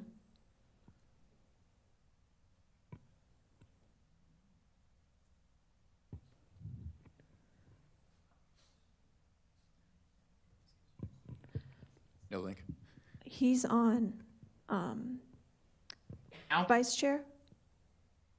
Yeah, can you hear me? Yes, we hear you Yeah. now. Okay, I'm sorry. I'm not sure what happened. I didn't touch anything. So, but I hope that we can I'll just close with, you know, working through specific objections and see if the science is there and, you know, do what we need to do as a board together. So I appreciate looking forward to that coming to the board, and thanks very much. Thanks, Vice Chair. Mr. Martinez. Thank you, Chauncey. Well, on the last one, it's pretty much going to be repeating a lot of the same stuff that my colleagues have mentioned, so I'll make it very brief. Number one, Cheryl, as Colonel Roman mentioned, Colonel Roman and Cheryl and I all came in together when we met out there on the West Coast, and Governor DeSantis introduced us, and that was the beginning of a beautiful relationship. Cheryl, I will miss you tremendously. You've taught me so much about how to be skeptical of data when you see it and how to analyze it. So I know how passionate you have been over the years. And as Scott mentioned, how authentic and genuine you are. Look forward to being able to have a normal conversation with you, which unfortunately, when we're on the board together, we can't have. So enjoy your time off. and look forward to reconnecting with you. Again, on the Southland project, Drew, thank you for clarifying some of the maybe misconceptions. I know we can't control what Palm Beach County thinks or the way they interpret things.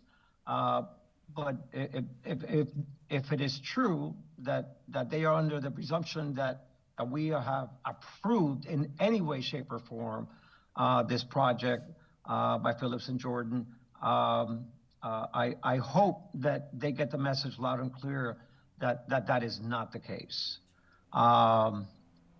And last but not least, go Gators. Thank you, Mr. Chair. Thank you, Mr. Martinez. I appreciate that, except for the Gators part, but that's... Actually, I don't really care, but congratulations. Thanks, Jill and your team, for the recreational guide. This is really neat, and I'm always asked, if we have recreational opportunities when I'm out talking to people, and I always say yes, and then I am really bad at explaining where they are. So now I can just hand them a book or send them to the website, but I think that whoever said get these published and put them in the chambers it's not a bad idea. I think this is something we really want to show off, and congratulations on that.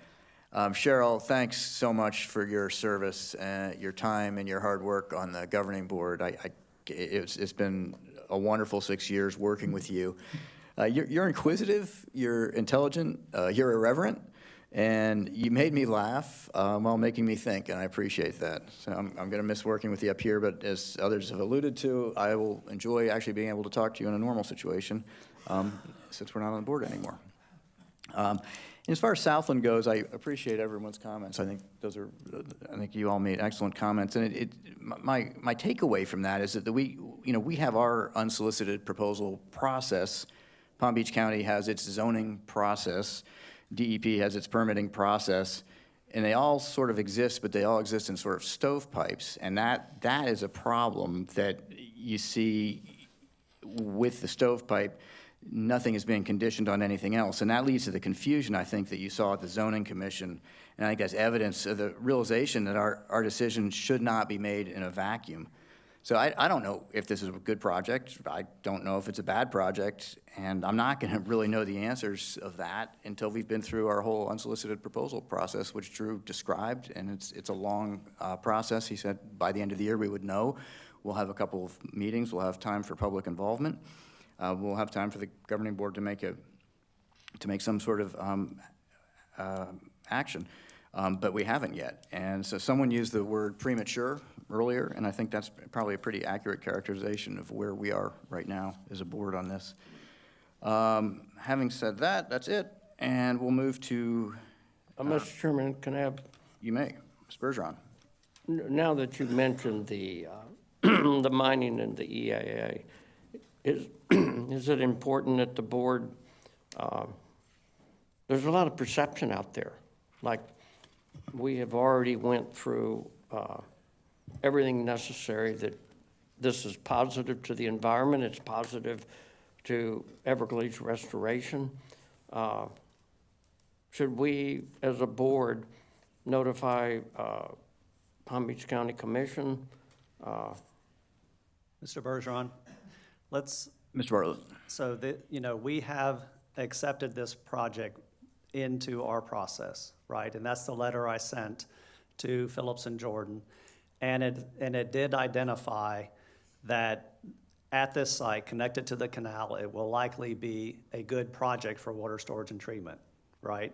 And we have done a lot of storage, a lot of water projects in this area, so we know it can be done. And so what I want to do is just let the county use the letter we sent as their piece of information, right? And we'll continue our process, which will include 2 public hearings and ultimately bringing back an evaluation to the board on it, right? So I really think it's important to let the county do their thing. We've sent a letter to Phillips and Jordan. It says what it says. We are interested in more storage and more treatment south of Lake Okeechobee. So let's let staff do our job to evaluate this project through that unsolicited proposals process. Okay, the only thing I'm concerned about is the perception that we've already done all the evaluations as something positive. I think we've made it clear where we are in the process, right? So we know it can be done, you know. We know it's a location that's connected to one of our canals, so it can be implemented, but we don't have the details yet. So we'll go through our process. Okay, as long as Palm Beach County knows we haven't determined that project being positive or negative to the future of Everglades restoration in our environment. Seems like there's an awful lot of perception, there's an awful lot of concern by a lot of the stakeholders, and we don't want no confusion here. It would seem that they would let us do our process, so we firmly recommend or against, depending on the evaluation we have to do. I understand. That's all. The other thing I would like to recommend is that we work with the working group of the task force and the task force and moving the Blue Shanty up in the schedule to make that connection down at the trail and benefit the whole global system, minimize the discharges out our rivers, moving water south. I think we need to work with the working group and work with the task force and let them know how important that project is to move water south. I want to thank Cheryl as well. Thank her for her commitment to the citizens of this beautiful state. It's been an honor working with Cheryl and her passion. Also want to thank you, Drew. I really been working with you for an awful long time, and your leadership is impeccable.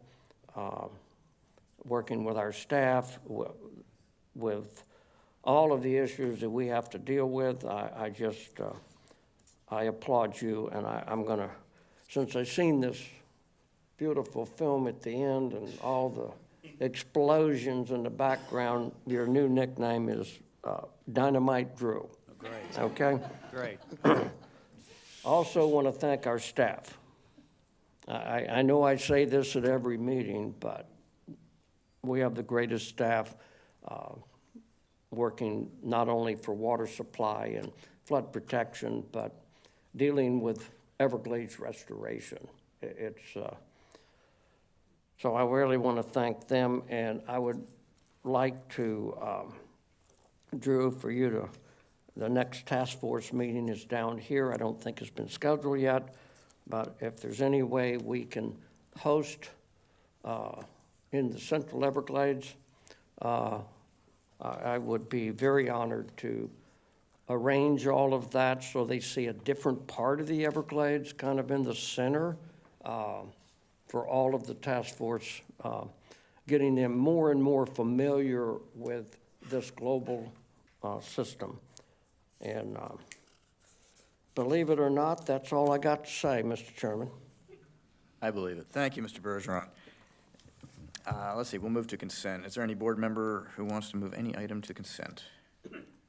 Is there public comment on it? Yes, Mr. Chairman. We will hear first from Mark Perry, followed by Alex Larson.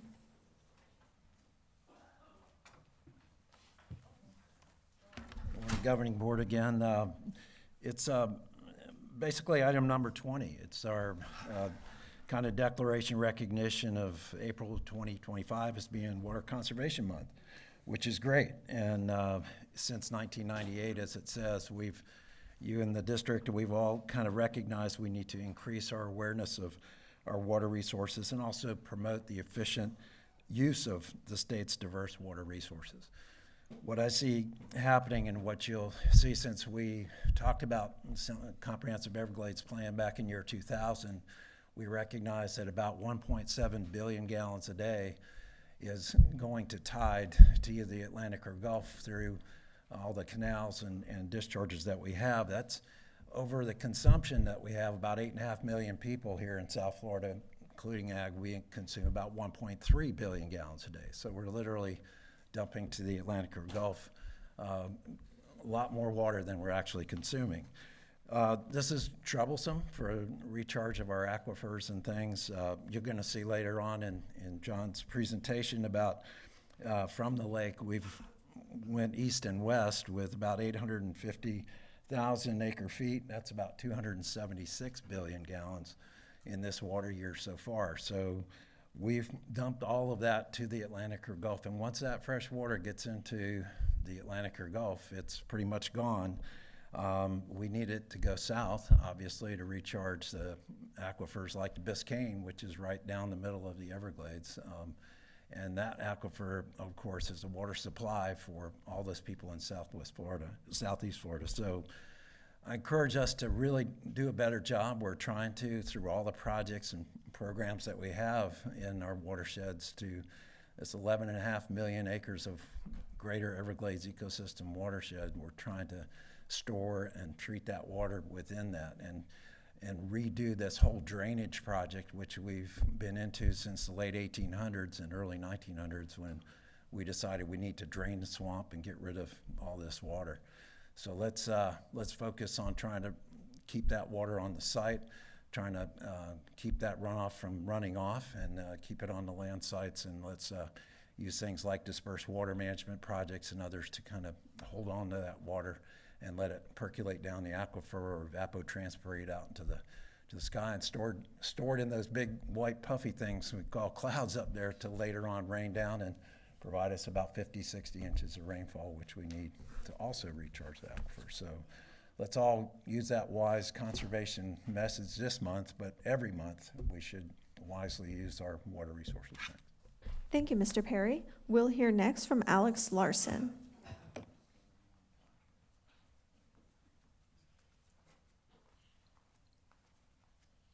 I was looking for a written copy of your mission statement. I'm sorry, I left the room for a bit.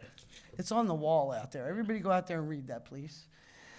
Because I do. And I do, reading the agenda last night, because 16 was changed from what I read. It was revised from what I read online last night at my friend's house. But I do hope, like on number 16, we're doing a lot of swapping land and conservation land and doing different things. And I always think that all of the entities that work with us and the constituents of the county and you, they should always be identified who they really are, because Delray Beach Associates is GL Homes. It's named 3 different things in this one item with land conservation easements and all this other stuff. And also the other thing that was on here was the helicopters. You were going to put a helicopter pad out on Southern Boulevard there next to the Arthur Marshall. I didn't think that was a good idea. Now, it says here in your agenda that it looks like you've straightened out your problem with a contract with Signature Flight, so hopefully the helicopters will stay at the airport where they belong. I don't know, I'm just asking. Because that's what the the ramification was. We were going to build a helipad out there on Southern near my house. And I can't tell you how much fun we have with the North County Airport already with helicopters. So it is something I hope you're all looking into, and I hope that the contract's there, and I hope your helicopters leave Signature Flight, not another place on Southern Boulevard. We don't need any more airports. We don't need any more planes. We don't need a lot of stuff, because that is part of the poison. What a pilot told me recently was when they land, they dump their fuel. So they make the plane lighter, so when the plane lands, but they're dumping that fuel up in the air. Now, I'm not saying that they're the be-all, end-all answer to everything, but I am really concerned about us, because if we are doing things, you've been trying to do SERP and all these other things, these acronyms for 150 years. The Army Corps of Engineers, I mean, I've never seen how much permission you have to ask for everything, and how many acronyms everything goes through. And what's really sad for the layperson, and that's what I am, a layperson, is to figure out which acronym is responsible for what. That's why I was looking for your mission statement out. I found it on the wall, which was really good. But I hope everybody, if I get a copy of it today, I'll make sure you all get a copy too. So it's something that we can remember, because I think we really do. Sometimes we forget about how easily we get water from up there. We get 57 inches a year, we hope, to get water here in the state of Florida, because we don't have any mountains, there's no snow runoff, there's nothing. You got to get the water from up there. So hopefully you'll take that into consideration always when you're voting on different issues. Thank you. Thank you very much, Ms. Larson. We'll hear next from our Zoom participants. We'll hear from Nicole Neuenschwander. Ms. Neuenschwander, please unmute. Hi, good morning. Thank you for allowing me to speak today. I'm hearing a whole lot during this meeting about water conservation for the Everglades and water conservation for, the east coast of our state. I live here in Lee County on the west coast in Cape Coral, where I believe that you all had just issued us an emergency, a water emergency, because our aquifers are absolutely drying up. But my question is, I live on the northeast side of the city, and we're all on well water here. We're all told that we have to conserve our water. Now we cannot water at all. And yet I'm looking out my dining room window where they are building yet another house in my neighborhood that also has to be put on well water for an aquifer that's already going dry, and that we have been put ourselves on a water restriction. And what my question is, and it's also been rumored that in the city of Cape Coral, they're taking our water from the northeast, where we're all very dependent on this water, and they're pumping it down to the southeast side of the city to feed the southeast, where they have overpopulated and where they're continuing to still develop big apartment complexes and stuff down there.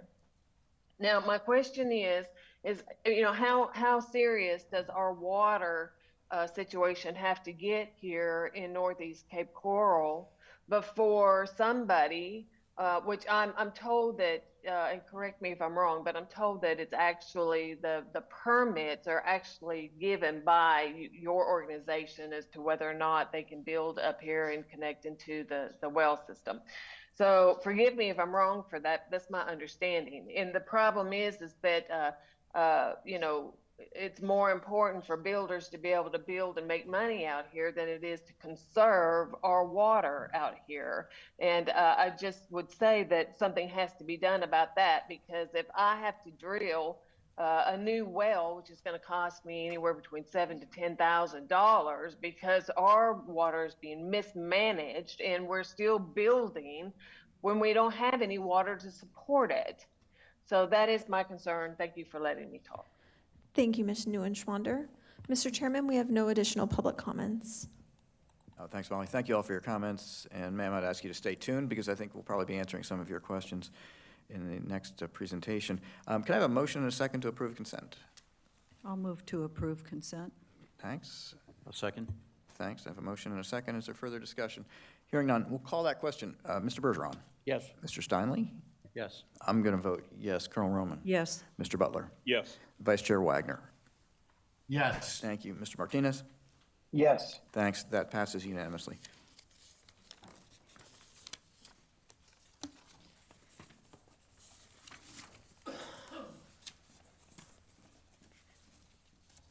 Mr. Elsner?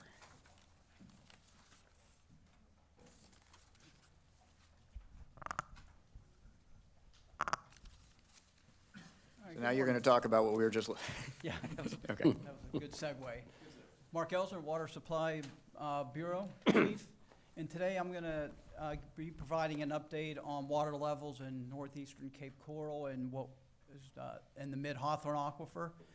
At the end of this presentation, I'm going to ask you to consider a resolution delegating authority to the executive director to issue a modified phase 4 water shortage order in Northeast Cape Coral if conditions warrant.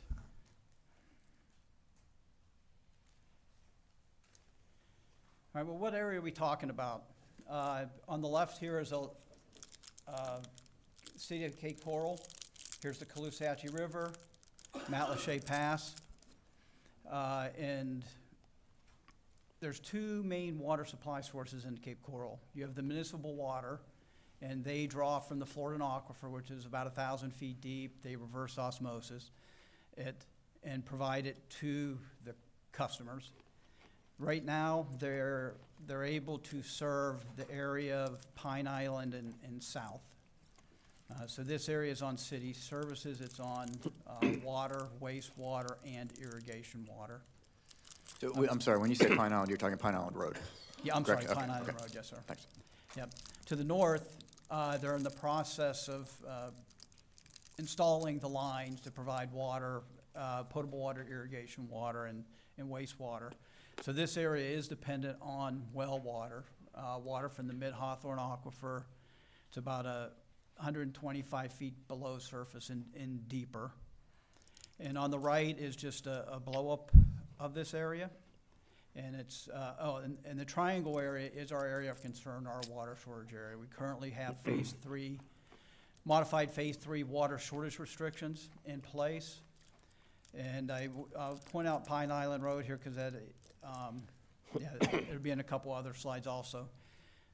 Can I ask you, I'm sorry to keep interrupting, I just want to understand exactly. So we're talking about solely in the triangle.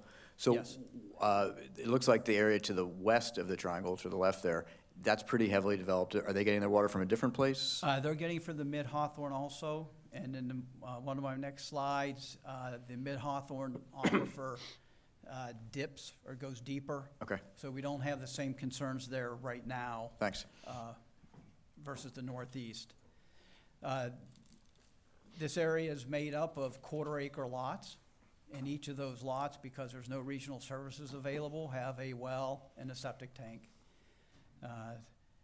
Of those 14, there's about 14,000 homes built in that area, and about 11,500 have their own wells. A lot of homes.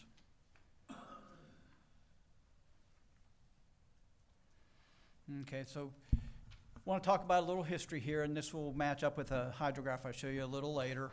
But in year 2000, Cape Coral really wasn't being noticed, at least in this area of it.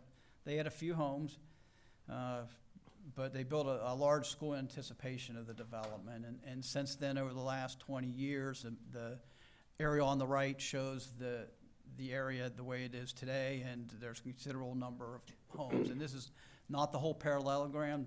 This is just a segment of that. L4820 is our monitoring well that I'll talk about later. Okay, so what is the Mid-Hawthorne Aquifer? If you cut the peninsula of Cape Coral on this red line from Fort Myers over to Pine Island and turn it on its side, you're going to see this type of geologic formation. The Mid-Hawthorne is in the lavender here. And above it is the Mid-Hawthorne Confined Unit. And what the Confined Unit does is just what it says, confining. This is a confined aquifer that it doesn't allow water from the surface to penetrate into the Mid-Hawthorne. So when it rains over here, we're not getting that recharge like a superficial aquifer.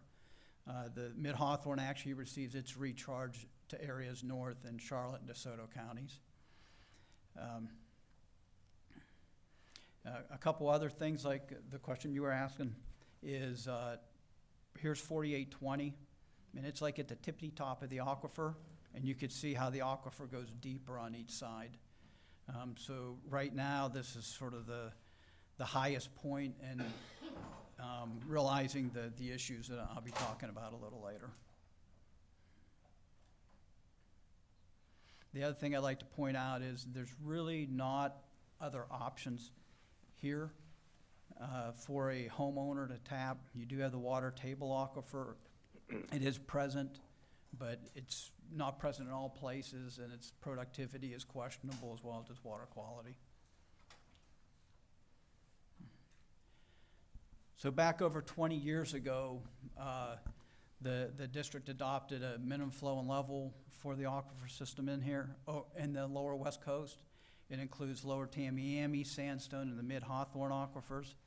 And these MFLs were put in place to protect aquifers in the lower west coast from excessive drawdowns, potentially causing significant harm to the aquifer, including the mid-Hawthorne aquifer. And the MFL is water levels can't drop below the top of the aquifer. And an MFL violation occurs when the water level drops below the top of the uppermost geologic stratum that comprises the aquifer at any point in time. At that time, they also developed or identified a maximum developable limit that's a permitting criteria designed to prevent harm to the aquifer, so it's like a 20-foot buffer. Because of that confinement of the aquifer and the recharge area, the mid-Hawthorne is north, it's at a higher elevation. So the aquifer is under pressure in this area, so that if you would drill a well down through the aquifer, the water level is gonna rise above the top of the aquifer. So when we talk about we're approaching the top of the aquifer, that's the pressure in the aquifer lowering and the levels lowering to where we could start dewatering the aquifer. And I'll talk about the potential issues with that. All right, so what's the significance of that? Here's an illustration of the aquifer with the sort of the rock matrix and the water in between. And the water is incompressible, so it actually provides support of the formation and the rock matrix above it. If water levels drop below it, we could experience compaction of that aquifer because you've lost that support of the water. And it's sort of like a sponge, the aquifer, that it contains water. When you squeeze the sponge, water comes out, but the sponge rebounds. The concern with the aquifer is once you start taking water out, if it compacts, that is irreversible damage to the aquifer, which will affect its water storage capacity as well as its water production capacity. So does it then get squished on either side by the confining aquifers? The matrix on top of it, yes, sir. Okay, so how do we know what's going on underground? We have a very comprehensive groundwater monitoring program of the district that monitors all the aquifers. We have several wells in the Cape Coral area. Some of those shown here, and the well that I'll be focusing in on is L4820. As part of this effort, we did look at wells up in here also.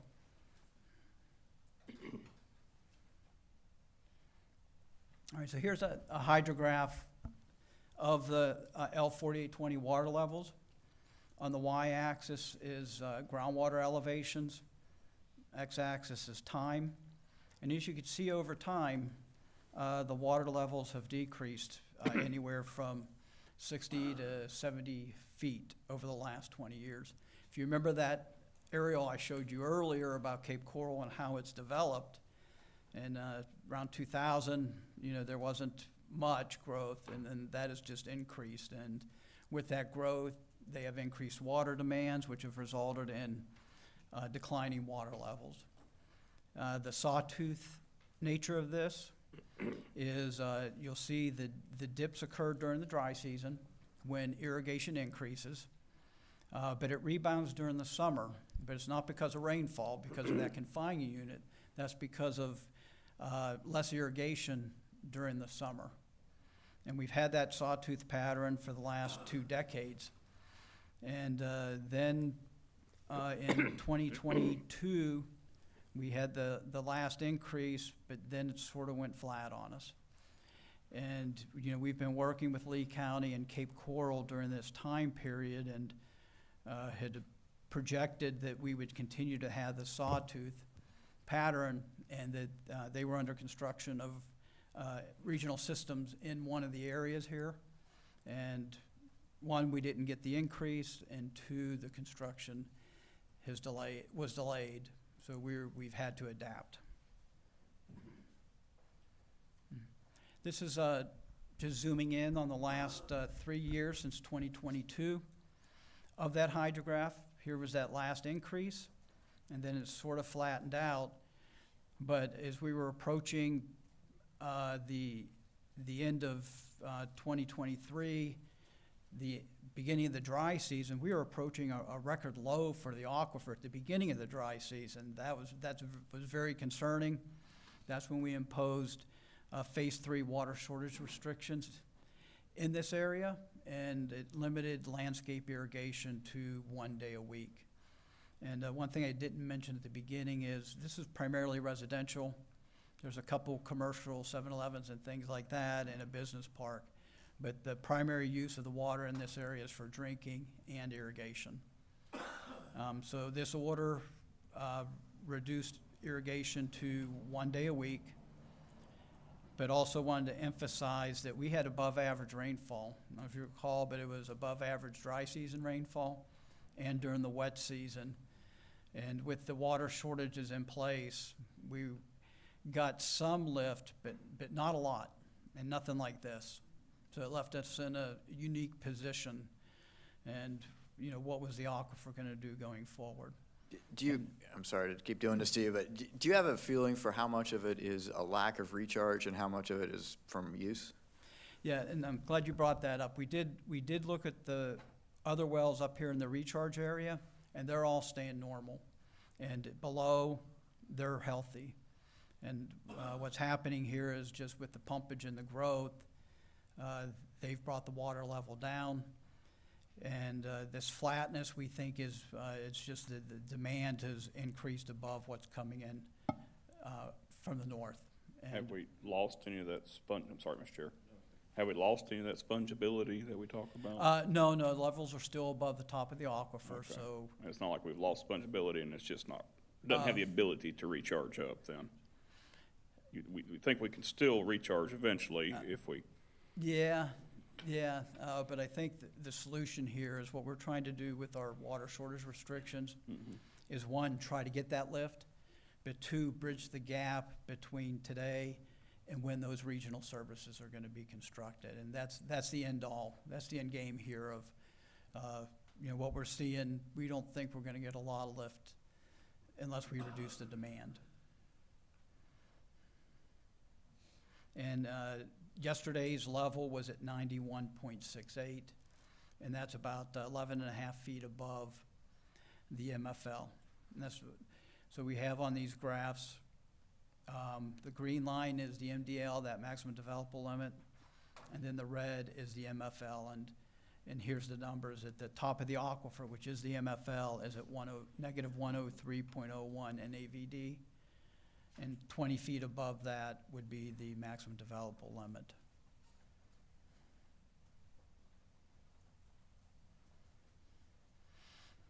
Okay, so talking about those municipal services, we've been working very closely with Lee County and the City of Cape Coral for the last 3 years on this situation and managing it, but managing it until we can get to this point where these regional services are installed. They've in the south part of the area, below Pine Island Road, that has all been served. And within the parallelogram, they do have municipal services right in this area here. But like I said, there's 11,500 homes that are on wells. They've divided their whole north area into phases, and this shows the schedule of what they're following. So in this area here around, and here's that well, L4820, they are in the midst of completing this area here. And these are not small projects. The pictures to the right are the areas that they're installing those municipal services. So you got 3 pipelines in a roadway and right-of-way, so they basically go in and just tear up the road to install those and then, you know, pave back over the road. So it's a big effort. And this is supposed to be completed, and they indicated they're on schedule for end of 2025. This will remove about 2,000 wells, this area here. And we hope that with each one of these, not hope, but we're planning that we're going to see lifts in water levels with completion of each one of these phases. What that lift is, we'll have to see. But by 2030, this whole area will have municipal services, except for this North 8 up in this area. One challenge with like North 6 is they need they can't send that to their existing wastewater facility. They need to build a new wastewater facility, which will be over here. And they've reprioritized, and they're fast-tracking that construction, and right now scheduled to be done by 2030, so that there's a place for the wastewater to go, but also a source for the reclaimed water for irrigation. So I'm sorry, so all these people they're putting on water in that first phase are also getting sewer? Yeah, they'll get at the same time? They'll get water, wastewater, and irrigation water, okay. all three. That's a requirement, isn't it, Mr. Mark? The city has implemented a program, and they implemented in the early 90s to start this effort, and they went from the south and working their way north. So as part of their a requirement to go sewer and yep, and potable water delivery at the same time. Yep, and I think this initiated because of the septic tanks and the loading and the water quality concerns, but now it's evolved into a water supply concern. Yep. And does it work? Wait, did I miss something?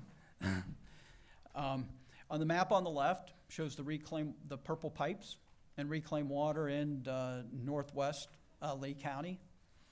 And as you can see in the Cape Coral, this is Pine Island Road. The whole south is covered with purple pipe. That's where they have their municipal services available. The graph to the right shows how these can recover. And that this well 581, which was right here, it was declining, like we're seeing at 4820. But as soon as they started installing those municipal services and reducing that pumpage, the water levels increased over 60 feet. So we know that works. We just got to get the water available to those folks. Okay, for the water shortage order, like I said, this was issued in November 28th, 2023, and this was modified Phase 3 water shortage restrictions for users of the Mid-Hawthorne Aquifer within this parallelogram. So it didn't affect people who are on municipal water or municipal reclaimed water. It was just those homes that are using the Mid-Hawthorne Aquifer. And it was 1 day a week. Majority of this area is the city of Cape Coral. There is some unincorporated Lee County up in this area. So we've been working with both local governments on this. So why jump into Phase 3, modified Phase 3 restrictions? In our water shortage plan, it identifies 4 different levels of water shortage. Phase 1, Phase 2, Phase 3, Phase 4. And the specifications under each one of those and the allowed number of irrigation days is on the right here. So Phase 1 is 3 days, Phase 2 is 2, Phase 3 is 1, and Phase 4 is 0. With our year-round rule that Drew was talking about earlier, Cape Coral is already 2 days a week. So essentially, day to day, they're already operating at a Phase 2 water shortage. So that's why we started with a Phase 3 to reduce that to 1 day. And as conditions warrant, we can increase those cutbacks to mitigate the potential for harm to our aquifer system. As part of this effort, we thought it was good to document what's been done and a plan going forward. So the district, the county, and the city worked together to develop this joint action plan. And the objective was to protect the Mid-Hawthorne and Northeast Cape Coral from permanent damage and prevent loss of drinking water supply to the domestic users in that area. So the actions based in this plan are based on the water levels at 4820. Cape Coral did pass this, a resolution in support of this and recognizing it.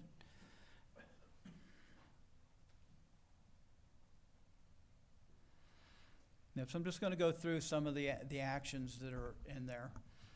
So actions to date, we issued a modified Phase 3 water shortage restriction. One thing the city does, and they're serious about compliance with their year-round rule, is they hire contract code enforcement folks, irrigation folks, during the dry season to go around and make sure everybody's abiding by the water shortage, their normal schedule, as well as our water shortage restrictions now. Like I said, they've accelerated their North Water Reclamation Facility to 2030, and they've also reprioritized that utility extension phase North 6 to 2030. The city has purchased the Southwest Aggregates mine in Charlotte County with the intent of converting that to a reservoir to supply their irrigation system or supplement the reclaimed water to meet the needs. And then our communications groups have been working together on a collaborative plan, or implementing a collaborative plan to educate the residents there on the need to conserve. In the plan, we identified some immediate actions, and these have all been completed, and the reason for the green check marks on the left, that any new or replacement wells need to be drilled in the lower portion of the Mid-Hawthorne aquifer, which reduces the impact to the resource.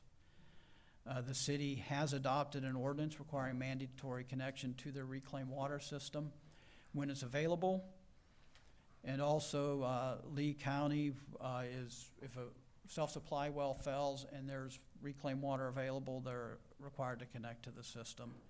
And we're continuing with our collaborative communications. So in developing this plan, we knew we should have some off-ramps, that we can't let it just fall to the minimum flow and level before we do anything. So we have two different sets of actions. This top one, should water levels decline to less than 10 feet above the MFL, which is the 93.01 feet for 2 consecutive weeks. Any new Mid-Hawthorne wells will be just limited to potable use, no irrigation. And then implement 0 days of irrigation except for hand watering. You know, we're at a point where green grass or drinking water. And we got to preserve that drinking water and the potable nature of the aquifer. We have a second set of actions that if it falls to the MFL, the negative 103.01 feet, we're going to cease issuing any new well construction permit, and we're still going to maintain that 0 days irrigation. So what does that first action look like? So I took that same graph that we were looking at and added the 10 foot above the MFL. This is the 93.01 feet. And as you can see, and as I indicated, the current level is 91.66 feet. So we're about a foot and a half above that, 10 foot above the MFL line, and where we would go to 0 days irrigation. So this is it's a serious situation. We don't know when that's going to happen, but it may be in between board meetings. And that's why we're asking for the authority or a resolution to delegate to the executive director the authority to issue water shortage order imposing phase 4 restrictions in Northeast Cape Coral when certain hydrological conditions in the Mid-Hawthorne exist. Before we get into questions, I would like to acknowledge that we have Michael Chisholm, the manager of City Cape Coral, in the audience. And we also have Mark Mora virtually attending he's the Assistant County Administrator for Lee County, in case there's any questions for them. Thanks, Mark. Going back to, can you go back to the last slide real quick? So we're pretty close to hitting that black line. Do we have to be under it for 2 weeks? Is that what you said? Yes. Why do you have the 2-week grace? With the way this thing is bumping up and down, we thought that having 2 weeks to know it's consistently under was appropriate. And then if that slope continues, when would you hit the red line? Or did you have a projection on that? Good question. Well, if we go to 0 days irrigation, I think we'll see this line flatten a little. Okay. That's what I would is our expect. hope. Yeah. And, and with the city completing that phase one north, one west, we're optimistic that we can avoid hitting the MFL. Okay. I have. We have public comment before we go to, let's do public comment and then we'll do public comment. I'm sorry. We do, Mr. Chairman.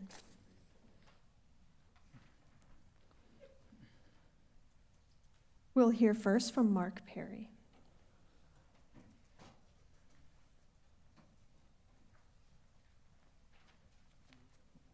Thank you, Mr. Chairman. Again, Mark Perry. We understand the use of our water resources around the state.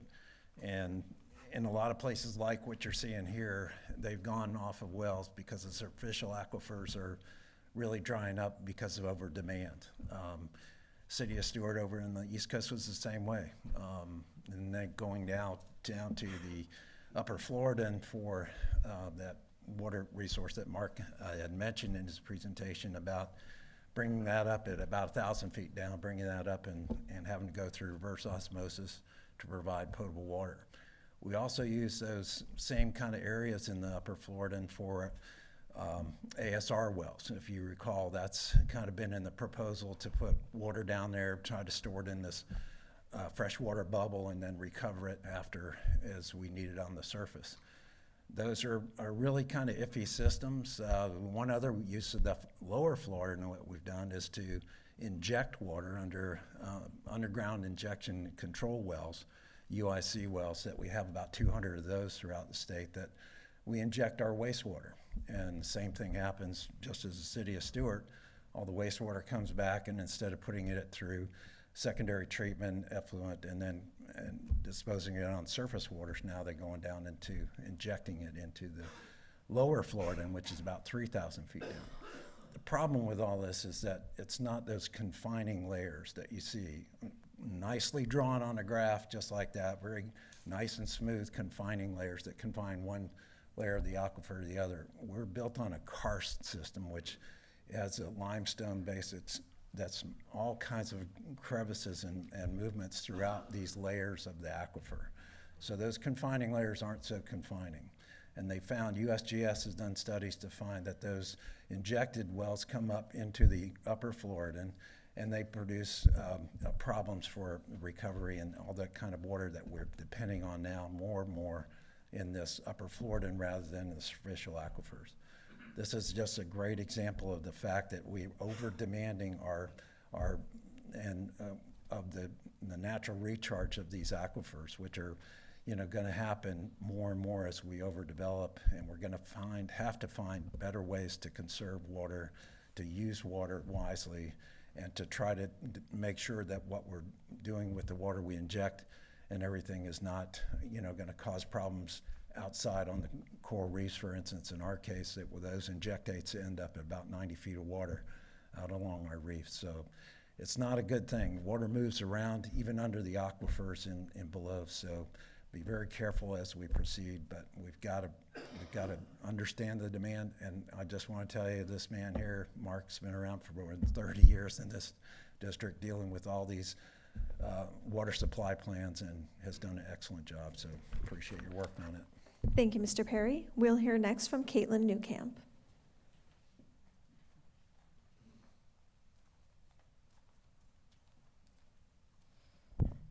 Good morning, Chair, governing board members. Thank you, Mark, for the presentation. Wanted to congratulate you, Charlotte, on your reappointment, and on Drew on his anniversary, and thank Cheryl for her all of her hard work on the board. So I wanted to offer our comments on the Cape Coral water shortage response and its connection to your resolution for April as Water Conservation Month. The key connection lies in the fact that according to both the Lower West Coast Water Supply Plan and the data on Cape Coral's aquifers and water use, turfgrass irrigation is the largest consumer of both utility and domestic self-supply water. As such, it should be a primary focus of water conservation efforts. Failure to address turfgrass irrigation as the largest consumptive use carries significant risks, including aquifer compaction, permanent loss of water supply, and even land subsidence. It is important to note that Cape Coral utilities will not have central water and sewer infrastructure available for this crisis region until at least the year 2030.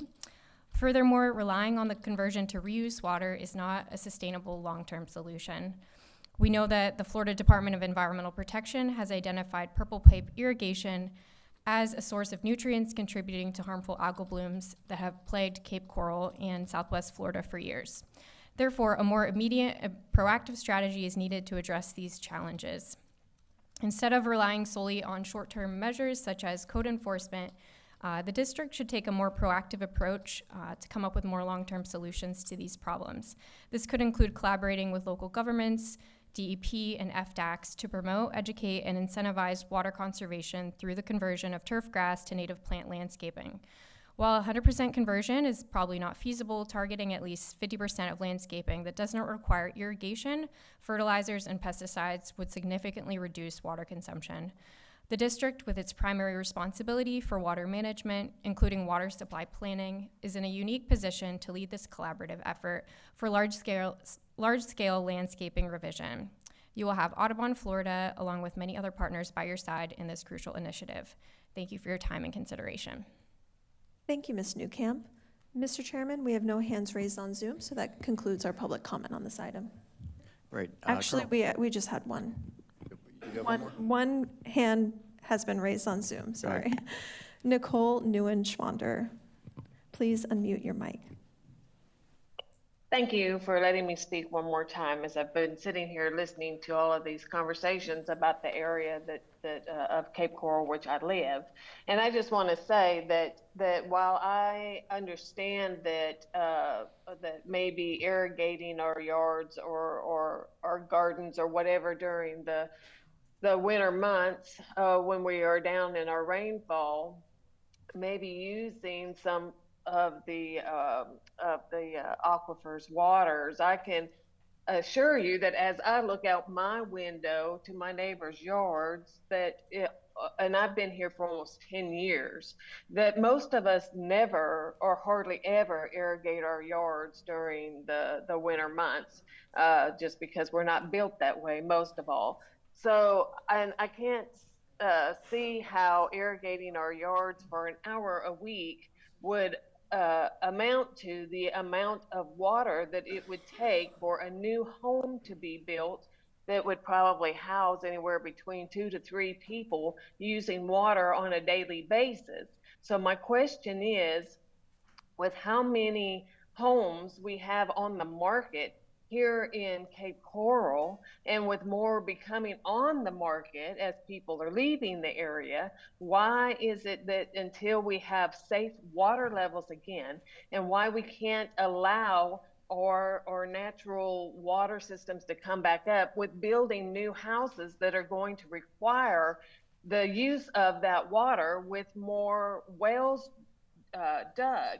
I don't understand. It does not make sense to me to tell us that we can't water our yards for an hour a week, but you're going to build a new home that's going to have anywhere between 2 to 4 people using water in it every single day. So if somebody can explain that to me, because it doesn't make sense to me at all, and I'm not in the science, but I can, look out my my window and see my neighborhood to see that just about every winter, all of us are happy not to have to mow our yards because we're irrigating.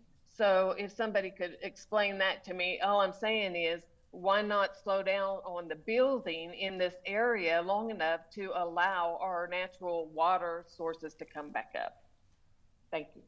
Thank you, Ms. Neuenschwander. Mr. Chairman, we have no additional public comment. Thanks. Colonel Roman, you had Yes, thank you, Mr. Chair. And Mark, thanks for the excellent presentation. It sounds like a serious state of affairs in listening to you, but I don't have much context for frequent discussions of this type coming before this board. So I rely on you and your expertise to kind of shape some of my questions if necessary. When I'm out in the community, whether I'm speaking to groups or just out, visiting sites, I often get the question, what about growth? What about growth in our water supply? And I understand the excellent work that the district does with our water supply planning and how we painstakingly go through all of the metrics in order to ensure that we have the proper supply for today and in the future. But in this case, I don't know how serious this really is. Is this serious to the point of critical mass here? Has the city had to put a hold on building permits because of their condition? Can you shed some light on that? Yeah, good question. And we do our water supply planning, and we update those every 5 years. And within utility programs, we project a demand, we identify the projects and how they're going to meet that demand. This area, and there's another similar area, Lehigh Acres, they don't have regional services available. They're individual wells. For the utilities, we issue consumptive use permits for those, so there's an analysis that goes on to be able to get that allocation as part of your permit. For these self-supplied areas and the private wells, they have a permit by rule, meaning they don't come in for a permit from the Water Management District. They are required to get a well construction permit, and that permitting activity is delegated to, it was the city, now it's the county. And then the city issues the building permits, which we don't have authority to issue those. So in these areas, it's a little more complicated. And, with these, in these areas, we've directed the wells to go deeper to minimize the impact on the aquifer, is what we've done to minimize the impact of any additional new wells. So if I understand what you're sharing, you are working with the county and the cities to take some measures or recommend some measures as well. My concern is that we have several tools in our toolbox, but therefore, Water Management District responsibilities. And if you see something that maybe the county could be doing or the city can be doing, we can recommend. Is that correct? That is correct. Yep, and as part of this action plan, we did work together on this action plan and putting it together and agree to the terms. And as I indicated, Cape Coral actually brought it to their city council. Mm-hmm. And I was just in Lehigh Acres doing a site visit with their municipal services, and I understand the fact that they're basically managing stormwater and they haven't moved to a utility. So thank you for that. Mr. Steinle. I'm still confused as to how we got here in the first place. So, Charlotte, thanks for those questions, but which helps a little bit. But it seems to me like does this development, I guess, first of all, is this development done by a single developer, or is this a patchwork of private homes and developments?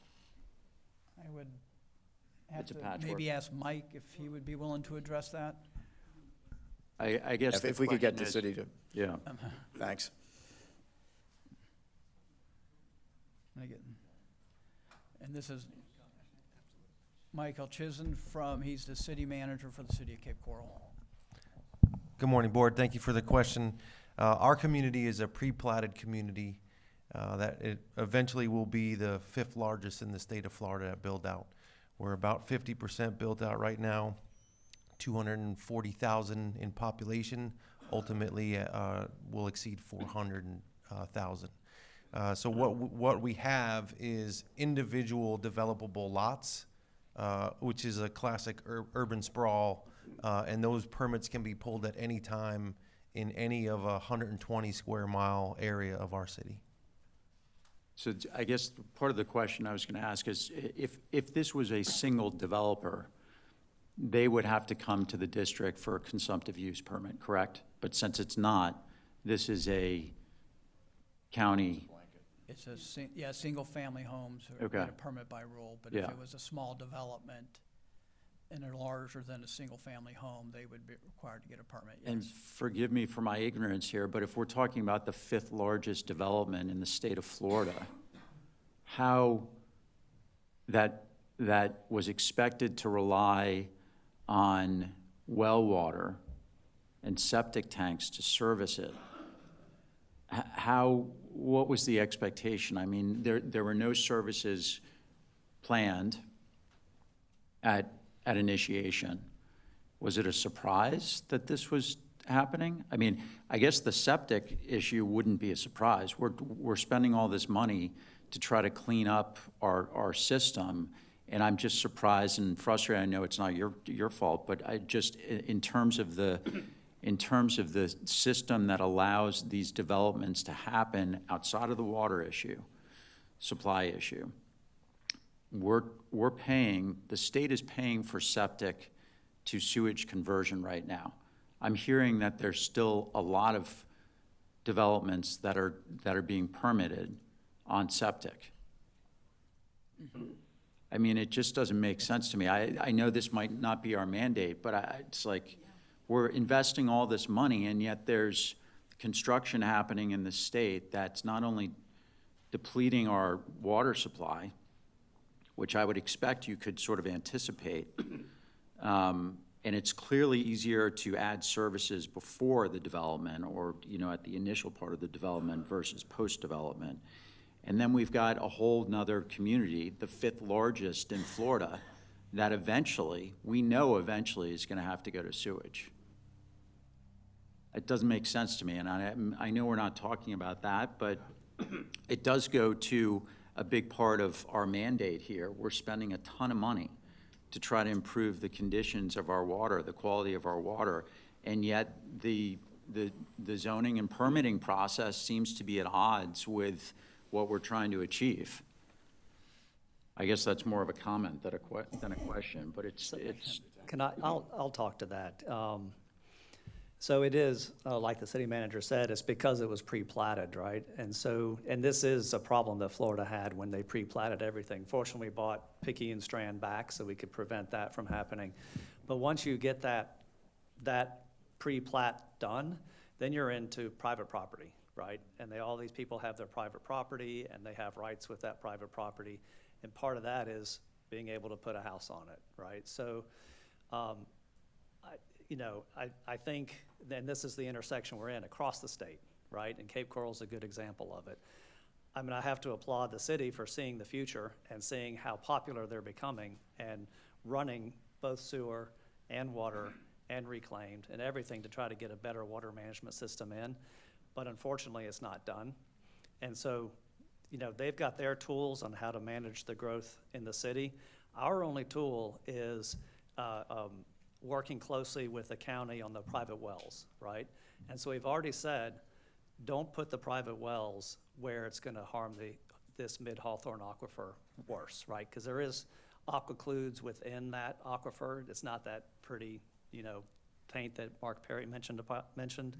And so we've already said, go deeper so you have some buffer between the top of the aquifer or not with whatever's in that matrix.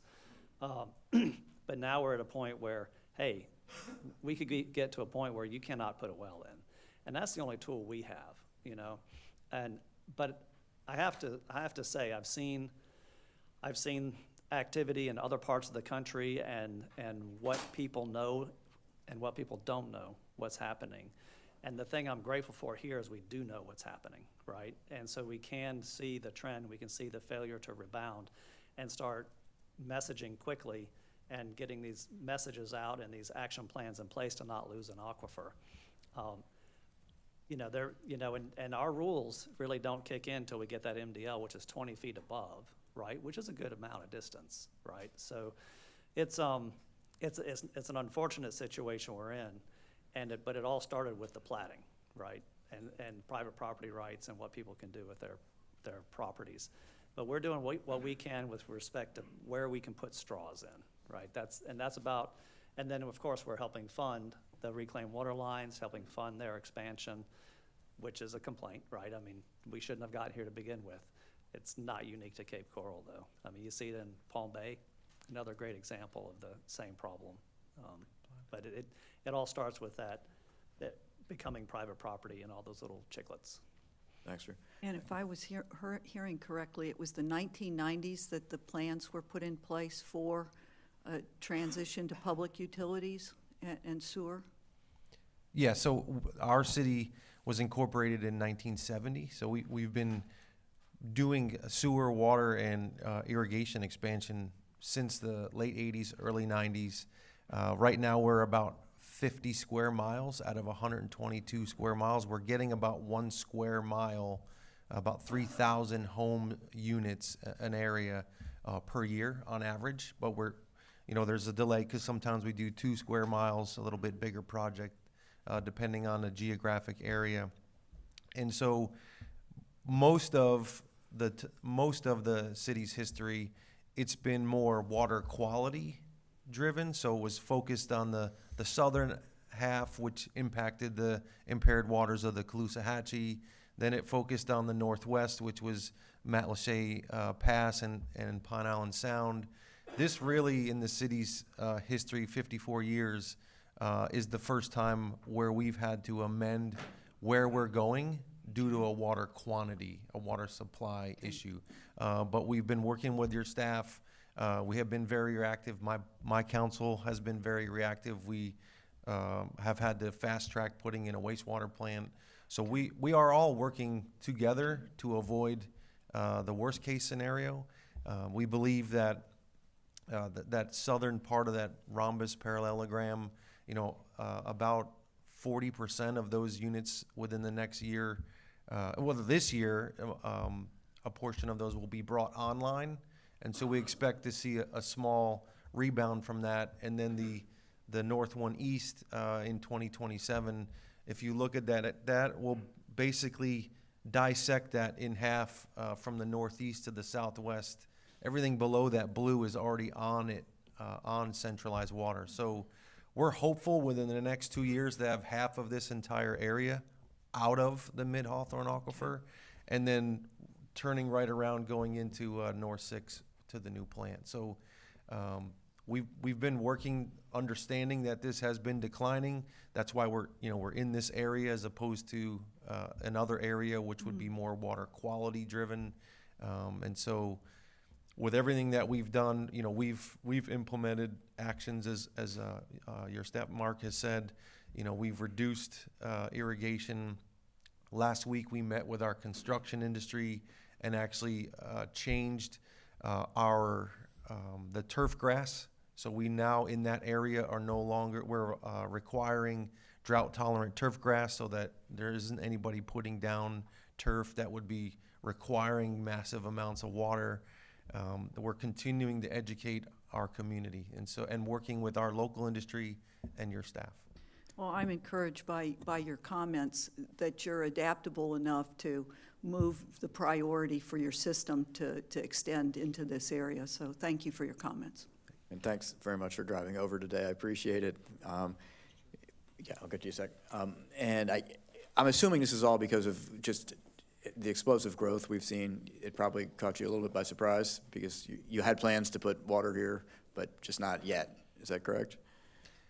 No, we've had plans where these were already designed. That's what I thought. And implemented. Yeah, so it was just a matter of, well, I'll say, if the Great Recession hadn't happened in 2008, we took a 4-year pause, only because of the economy. And had we not taken a 4-year pause to let the economy rebound, this area would have been done by now. Good. Have you all, I know Sanibel has a native vegetation, you mentioned vegetation and turf grass. Do you have any ordinances like that that prohibit or encourage native vegetation going to try and encourage less water use? I don't know about encouraging the native, but what we do have, we spend millions of dollars a year removing invasives and exotics throughout the entire city, working with private lot owners to actually go in there and remove them. Thanks. Mr. Butler. Thank you, Mr. Chair. Question I had, do you have any statistics or have you seen any local homeowner well failures? I mean, what are you seeing? I assume it is ticking up. Yes, we monitor that. We have, we do heat maps, we do individual points to understand where that's occurring in the city. We are tracking and speaking with well drillers on costs. Some of the interesting aspects from the cost perspective is it's costing us about $30,000 to bring forward the water, the sewer, the irrigation, and a brand new road. The new wells, if they have to re-drill a well and cap and grout and seal the old one, and then go deeper, are running about $15,000 just for that permit. And then on top of that, because they're required to go deeper, most of them are being required to put in a whole house RO in order to get the quality perspective. So you're pushing $22,000, and then with the new wells, they're deeper.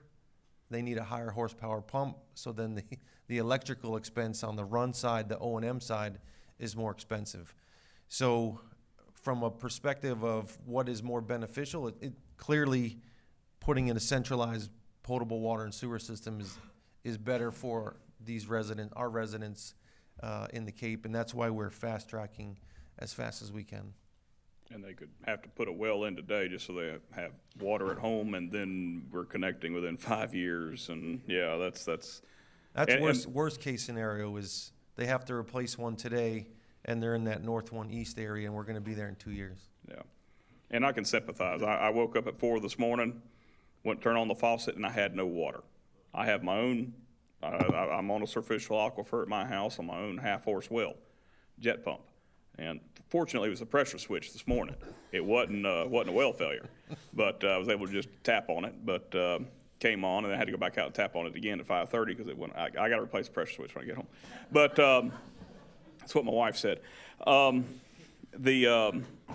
but but that sinking feeling when you open the faucet and you hear nothing but that gurgle, and I certainly take anything that we may do here where we're removing irrigation. I'm sure there are some businesses that absolutely rely, or an important part of their business is having aesthetics. And I realize that this is pretty serious discussion, taking rights away. And my question would be, next question would be, who enforces? We give the authority for phase 4. We're already in phase 3, but who enforces this rule, this mandate? It's a multiple agency responsibility. We work with the Cape. They're doing their residents and businesses, but if they have a permit from the Water Management District, we're also driving in those areas to make sure that they're staying in compliance with the restrictions in place. But they have, the city, you have like 5 contractors. Code enforcement officers so we'll manage the local policing action, and then the part of the plan that governs the depth and the use, the consumption side, will be done with the county and the district. That's all I had, Mr. Chair. Thank you. Thanks, Mr. Bergeron. So the aquifer that supplies the city water is a different aquifer than the well water. Yeah, it's Correct. the Florida Aquifer, about 1,000 feet deep in this area. And no So communication with the surface. It's a Right. totally separate system. So the solution into the future is more people tying into city water. I know you got property rights and you want to respect them, but issuing permits for wells when you don't have the resource. So the real solution is how does the city move forward in regards to more city water? Yes. I mean, you can keep issuing permits for wells, but there's only a certain volume there to continue to do that. So apparently the growth is going out ahead of the infrastructure that could support city water. So Yeah, and it's a two-edged sword. Yep, and speaking for the city, and we've been talking for several years of just in the way of these, and these are really huge projects. And you say, well, can we throw more money at it? But there's not enough contractors. And you start putting too much work out there, it's gonna drive the cost up. And the ability for the city to manage all that, they've explained to us, is it's, they're doing as much as they can right now that they can manage. Yeah, the area north 1 west, what you're looking at on that map, it may be hard to tell from here, but that's almost 3 square miles. It's almost a $300 million project. Oh. North 1 east, 2027, another, I mean, you're talking $500 million worth of infrastructure, underground infrastructure in about 4.5 square miles. And that's the solution, is more city water. That's what we're trying to bridge the gap between now until they can get those systems in. Okay, thank you. Mr. Chair, I'll make a motion to approve this resolution. Is there a second? I'll second. A motion and a second. Is there further discussion? Hearing none, we'll call the question. Mr. Bergeron? Thank you. Mr. Steinle? Yes. I'm going to vote yes. Cornwoman? Yes. Mr. Butler? Yes. Vice Chair Wagner?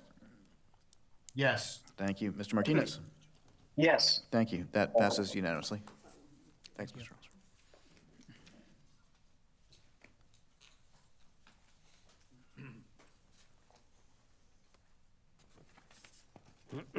Next, we have technical reports with the new team.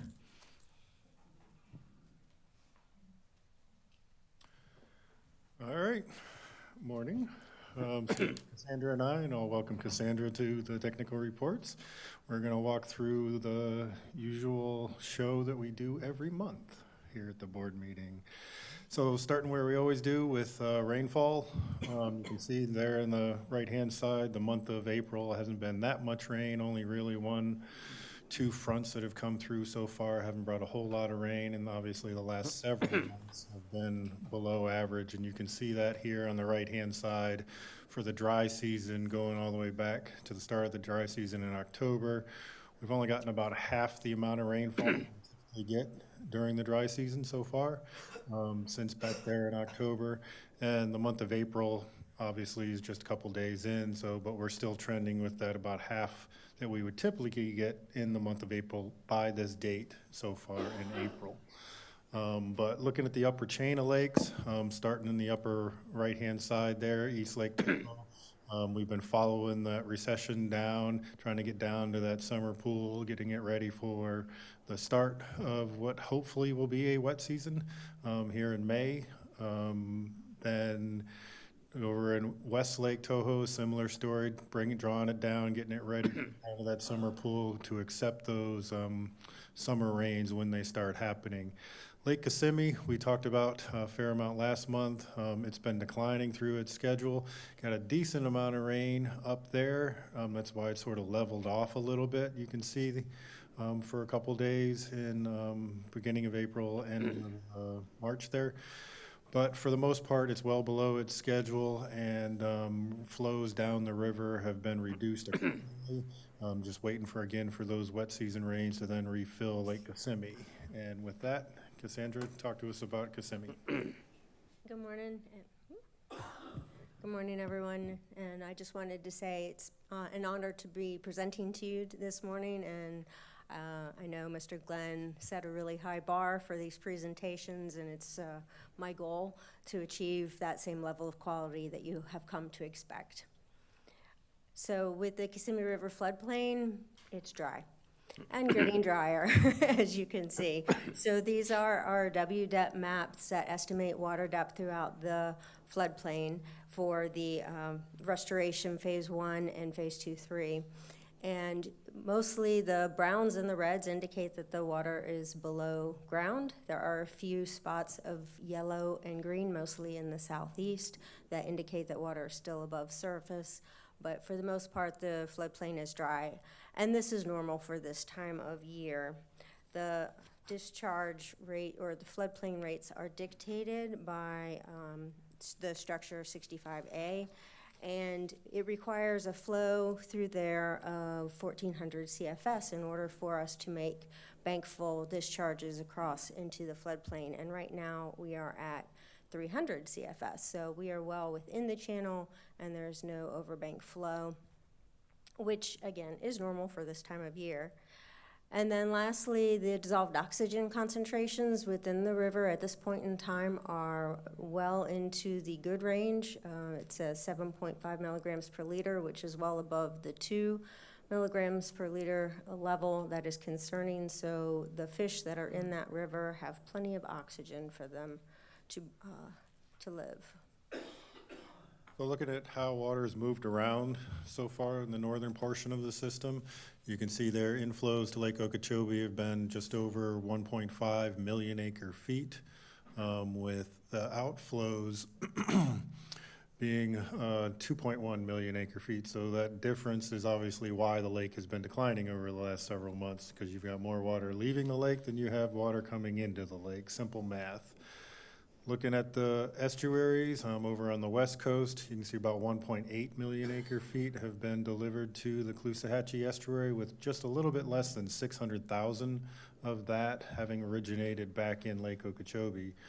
For the C44 basin in the St. Lucie estuary, you can see just over 350,000 acre feet have been moved through the C44 canal and the S80 structure, with about 164,000 acre feet of that originating back in Lake Okeechobee. In addition to those flows coming out of the C44 basin and the lake, add in roughly another 250,000 from the C23-24 basins to the St. Lucie estuary, and then up farther north around the Fort Pierce area, the C25, just over 120,000 acre feet to the Indian River Lagoon. So for Lake Okeechobee, this is the projection you've seen before for the district's conditional positional analysis. Again, this analysis takes into consideration what the climate forecast is going forward. It's represented up here at the top of the graphic. Typically, we kind of tend to follow this 50% line through here, and you can see it comes down by June 1st and just barely touches that 11 foot. That considers all kinds of different, the anticipated rainfall conditions as we move forward based on the Climate Prediction Center. For those of you that attend the Corps' biweekly meetings, you've probably seen this graphic a couple different times. This is the Corps' projection that they have produced, looking at 3 different scenarios for the future of Lake Okeechobee under recovery operations. Each of these 3 different scenarios assumes different conditions for flows east, south, and to the west. Obviously, all those flows to the east have been zeroed out now with the decision last week, but it looks at different scenarios for flowing to the west at the 1,400, 750, and then assuming that the wet season starts on May 15th, that predominantly basin runoff from the wet season would dominate those flows to the Caloosahatchee through S79. So that's why the zeros are Lake Okeechobee, but not necessarily S79 zeros. But looking at the different scenarios, you can see, depending on which one you want to pick off, the lake could potentially wind up somewhere around 11.2 to 11.5, which I think it was said a little bit earlier. Mr. Butler may have referenced it. This is the possible days below 12 feet, so there still looks a very high degree of likelihood that recovery operations will be successful and be below that 12-foot mark for at least a minimum of 90 days. With that. All right, the lake hydrology is reflecting the dry conditions that we're experiencing now. Inflow is minimal, mostly through the Kissimmee River at 250 CFS, and the outflows are continuing south through the 350s as well as west through S77. But I'd like to point out that Mother Nature is doing the heavy lift right now with over 3,000 CFS going into the atmosphere. The outflows are greater than the inflows, reflecting the recovery operations for the lowering the lake stages. And going forward, evapotranspiration is most likely going to be the largest flow out of the lake. The graph on the right represents the total flows going in and out of the lake in a stacked area for comparison. And as you can see, the total flows have declined over the past 8 weeks, as well as reduced flows outflows to the east and west, and those are in blue. This is the ecological envelope, and as you can see, we were actually below the envelope for this time of year, and that has resulted in the marsh on the west side of the lake drying out, which is not a bad thing. That's actually beneficial to the wading birds as well as SAV, which is the whole point of the recovery strategy. So we are well within the recovery envelope when we're getting towards the bottom of it. And let's see, yeah, there we go. So we, as was mentioned, we are looking for 90 days below 12 feet and 60 days below 11.5 feet. And those are our target ranges. And if we look at the length of those targets, you can see that the time spent, assuming that we stay within the recovery envelope, is going to be 135 days at 12 feet and 105 days at 11.5 feet. So we will meet our target for the 90 days in order to get that SAV growth. So definitely beneficial for SAV and wading birds. And to that, I wanted to show you a couple of pictures. So this is the Indian Prairie area of Lake Okeechobee. As you can see, the water is fairly shallow, and those little brown speckles there are SAV, Vallisneria to be exact. You can see some tilapia beds in the background here. Those are old tilapia beds. But all of this here is new SAV growth, and the water is clear, as you can see. So it looks really nice. Here's some more examples from that same area where you can see we've got some healthy SAV coming in. So our recovery strategy of gaining SAV seems to be working well. Now, for the wading birds, these lower levels are also beneficial for them. It increases the prey density by concentrating it into smaller areas. And what we have found is that there were 7 flocks on the lake as of April 3rd, with over 5,000 birds within them, which is over twice our 5-year average annual for that. And they are responding very positively to these lower lake levels.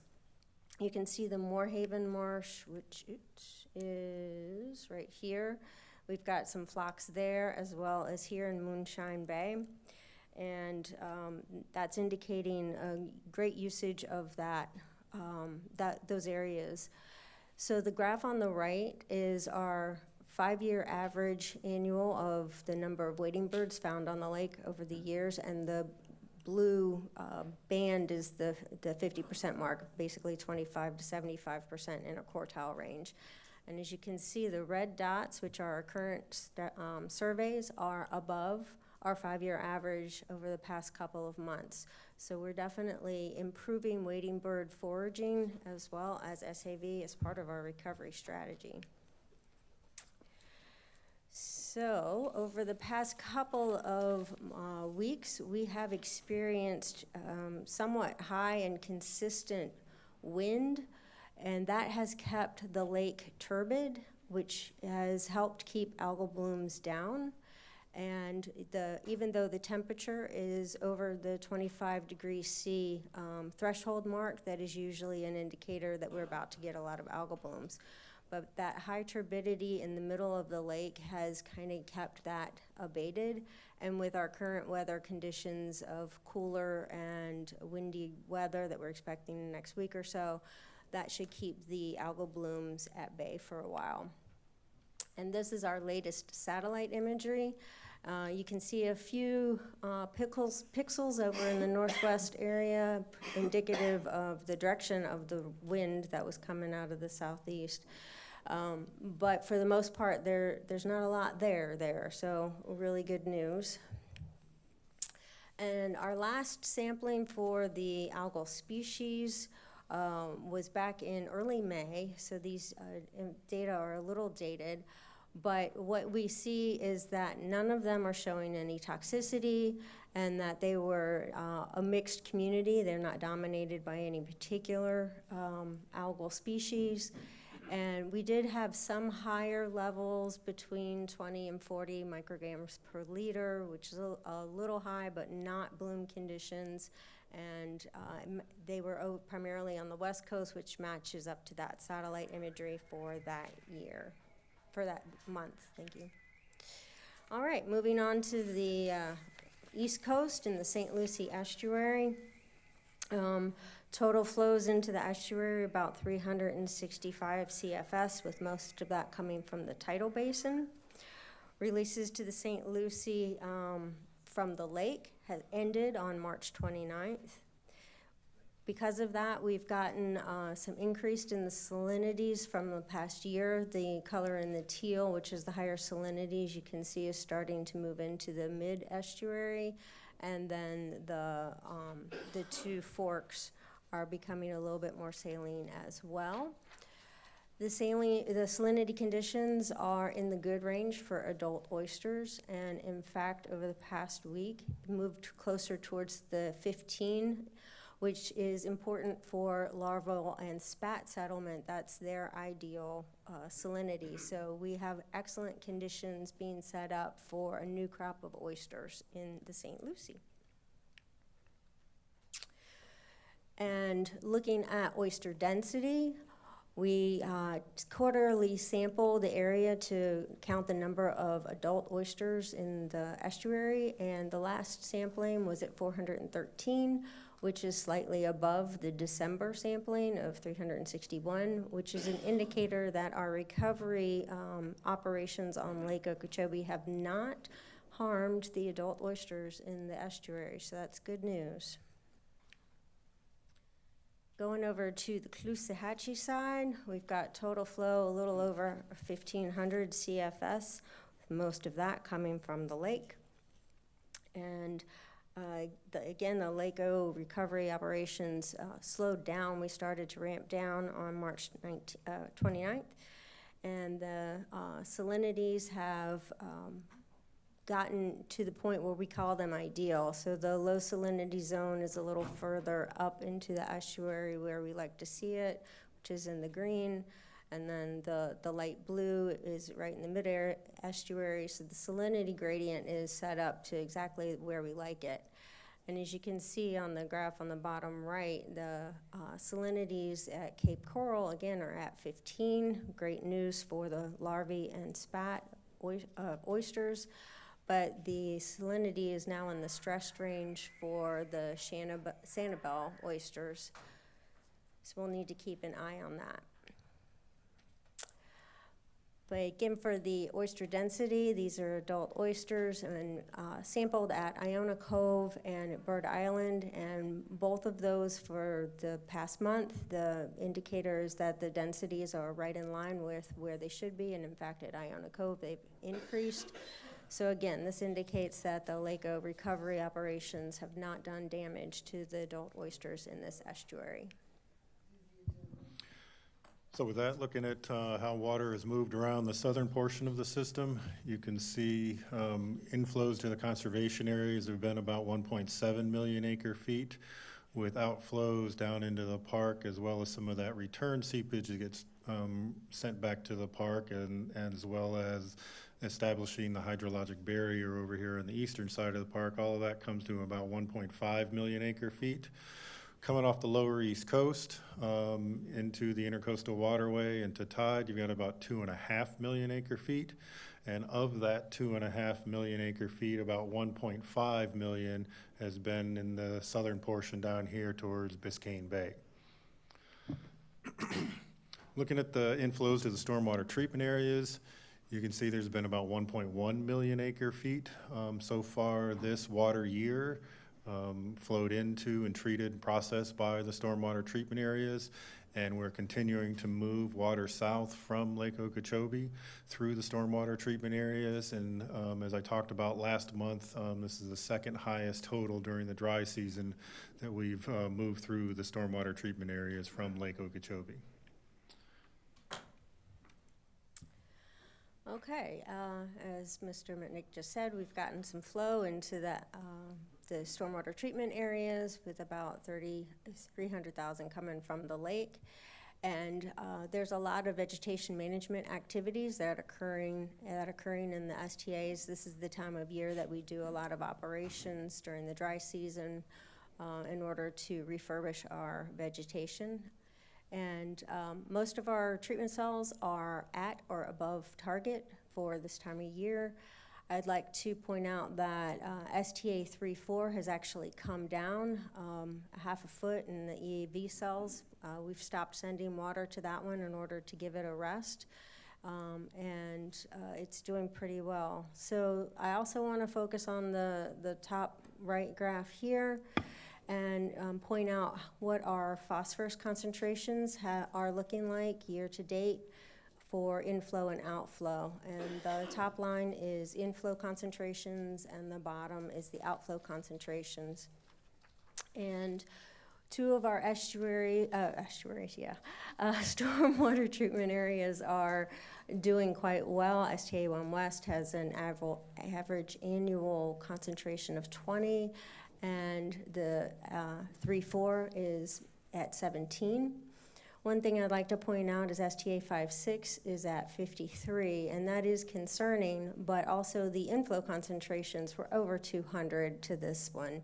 The actual performance of this STA is a 78% removal rate, which is spot on with all the rest of the STAs and is indicating a very high performance. It's just the inflow concentrations are such that it can't get down to that lower outflow concentration level at this point in time. So it'll be key to get that inflow concentration down in order to see proper performance for this STA.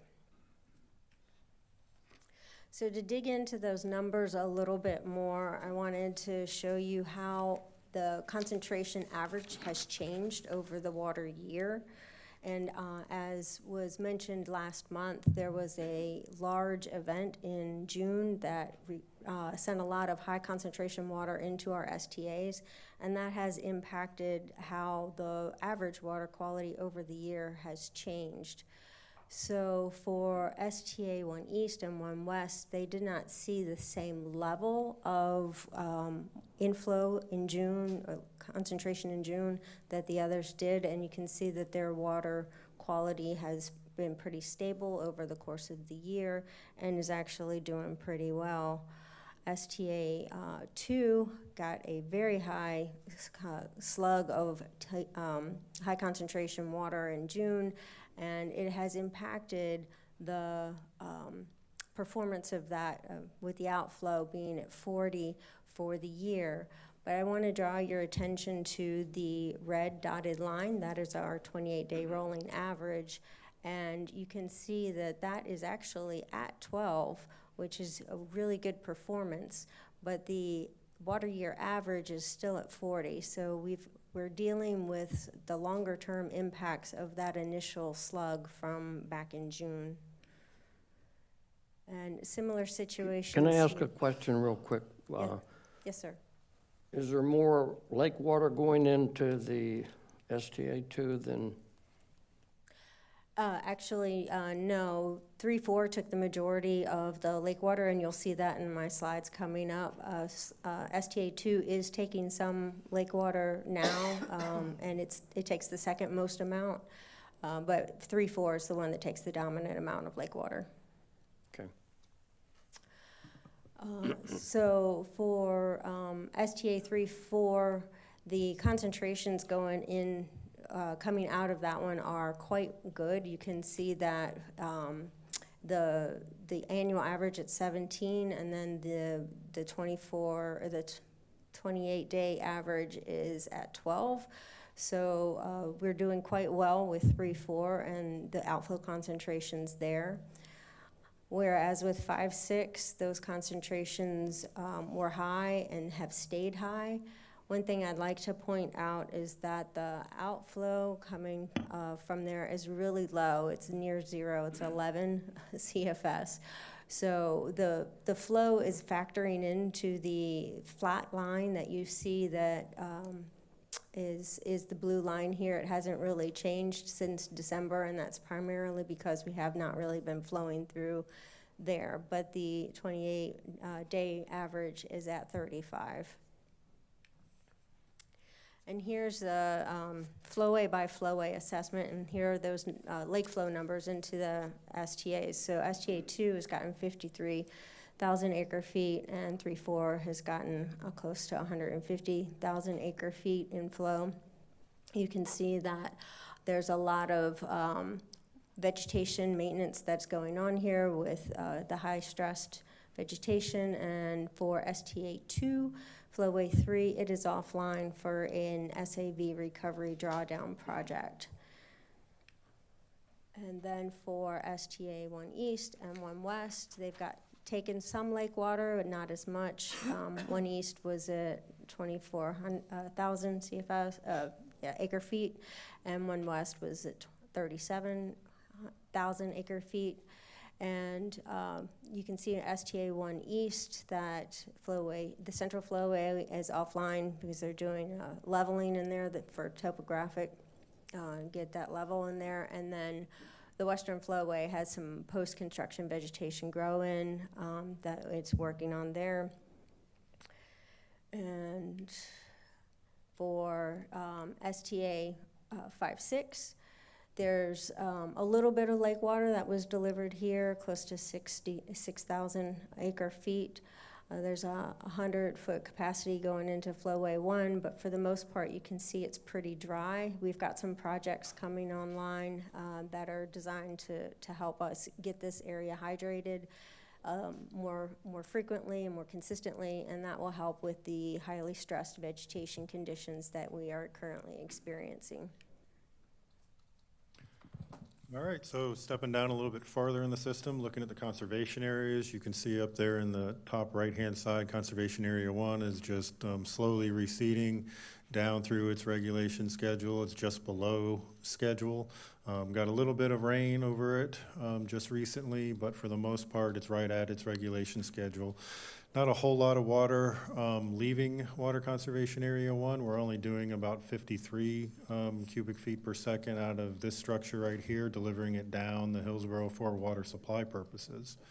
For Area 2, you can see Area 2 is actually below its regulation schedule and just above its floor elevation. You might recall that last month we had a decent conversation about the levels in Area 2 being above schedule, but over the last couple of weeks you can see it has rapidly dropped down through the schedule, and water levels have declined such that now it's below schedule and approaching its floor elevation. So that floor elevation is sort of this tan line that runs across the bottom of the schedule. What that means is that every drop of water that leaves Area 2 has got to be preceded by a drop of water entering Area 2. So for every gallon you take out, you have to put a gallon in. So right now we're making some minimal water supply deliveries to service Area 2, which is essentially Broward County. right in here through a structure right there. Also, ironically, it's 53 CFS last time I looked at it, just by coincidence. But should Area 2 drop below that floor elevation, then those water supply deliveries will be terminated. We've already started an accounting practice of trying to measure the water coming in to the conservation area, such that when it comes time, we can then proceed with those deliveries and resume once again supplying water to Broward County and that canal system to maintain those canal levels. Very similar story over in Conservation Area 3. It has dropped down through its schedule. It is also approaching its floor elevation. Right now, the Tamiami Trail flow formula calls for about 523 cubic feet per second coming out of Conservation Area 3A. That's being delivered through S12CD as well as the 333 structure into the L29 canal. Now, unlike Area 2, when Area 3 crosses its line, we still continue to deliver the flow formula, so that will not stop. That will always continue to go, but it does mean if there are any water supply deliveries that we may take out through the Miami Canal over here, then that would have to also be preceded by a gallon of water coming in. Again, we've already started that accounting and building up that bank, so to speak, such that if we need to continue water supply deliveries down the Miami Canal, we're able to do so. Going a little bit farther down, South Dade Conveyance System. The system is stable, however, we are making water supply deliveries down this to maintain those canal levels. 338 structure that heads off to the east coast has been closed, but we're trying to move some water from L30 down L31 and into the C111. So those operations will continue basically until it starts raining. And with that, what does Biscayne Bay look like? Biscayne Bay is doing pretty well with its salinity. We are below the hypersaline threshold that we monitor. You will notice that BBC W8, the blue line, stopped. It's offline. It stopped reporting a while ago, and so we're working to get that back online. But salinities, for the most part, indicate that we are staying within the around the 30, which is where we want to keep that area. Now moving on to the Everglades and water depth. You can see that the areas have started drying out pretty well throughout the area. And the recession rates have been concerning for the wading bird foraging and nesting, especially in northern 3A. You can see that there is a blue star here that points to that here. That is the Alley North Colony, and you'll see this blue star in the next several slides so that you can identify the area that we're talking about as indicating the Alley North Colony. And in southern 3A, it has not ponded, and the water levels are well below average for this time of year, but there's still water above ground. Most of Big Cypress is below 2 feet below surface, and it's getting drier. And while the hydraulic conductivity for Shark River Slough increased a bit, it is diminishing for Taylor Slough, and Lossman Slough is dry. All right, here are the gauge data for the gauges that we monitor for this report. And on the left is the recession rates, and on the right are the depths. You can see that northern 3A has a rapid recession rate that exceeds 0.19 feet per week. And the southern 3A is in the fair range, but the rate of acceleration is increasing, it's accelerating. Depths are below ground in northern 3A and very shallow in central 3A and near the Alley North Colony. And what does that mean for the white ibis in the northern 3A area? So while the water levels in that exact area are okay, and they actually met the criteria of 9.4 feet by March 15th to trigger for nesting, the area surround it is dry. And this picture was from back in February. And so what that means is that even though the birds are nesting in this area, which they currently are at about 3,000 nests, which is below our average of 10,000, those nests are likely to fail because the surrounding area does not have the prey availability that would otherwise be there for supporting those nests. Going a little bit further south into the central 3A area where the wood storks like to be, they need about 1.5 feet at the beginning of March and then to recede at about a half a foot by early June. The ideal depths for them is this blue box with the recession rate going through the middle of it. And as you can see, we've actually cut the corner over here and are below that ideal box. And so what that means is that these birds are likely to have started nesting. There's about 800 pairs out there, but there's not going to potentially be the long-term availability of prey that they need to maintain these nests for the duration of their nesting. These birds primarily are fish feeders, so they really need surface water to be there for their prey.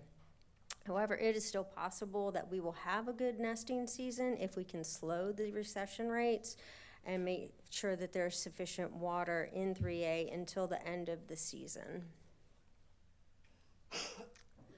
And moving on to Florida Bay, it is getting drier down there and salinities have started to increase. The below ground stage at Taylor Slough Bridge indicates that there's a lack of water in the head of Taylor Slough. However, Taylor Slough water levels are above the recent average for this time of year. Salinities are above the historic comparison for around circa 1900s, but they are in the lower range of more recent averages for the eastern and central regions, and in the middle of the range for the western region. And although the salinities in the western region are getting pretty close to the hypersalinity zone, this is not unusual for this area for this time of year.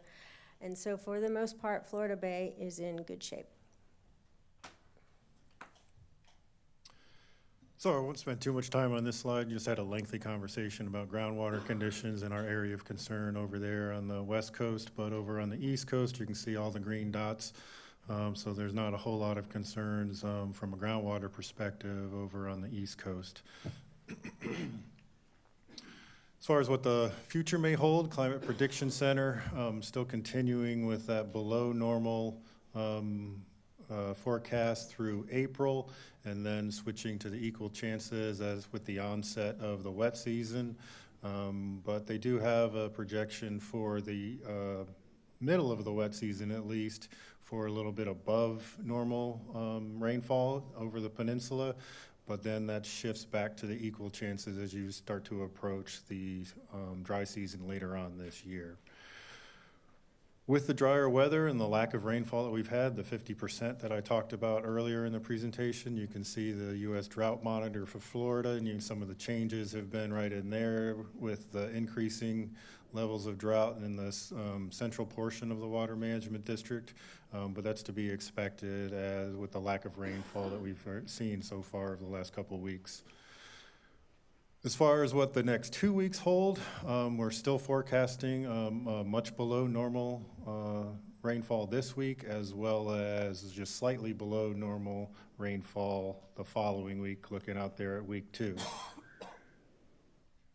Finally, Mr. Chair, we do some of the coolest work on the planet here. So if everybody wants to take the opportunity to scan the QR code, that'll take you to our website, and you can see what opportunities may lie in your future to come join the team and help us restore the Everglades, as well as the rest of South Florida. And then with that, Mr. Chair, I'll turn it back to you with the words of Mr. Butler and Mr. Martinez. Go Gators. What is that?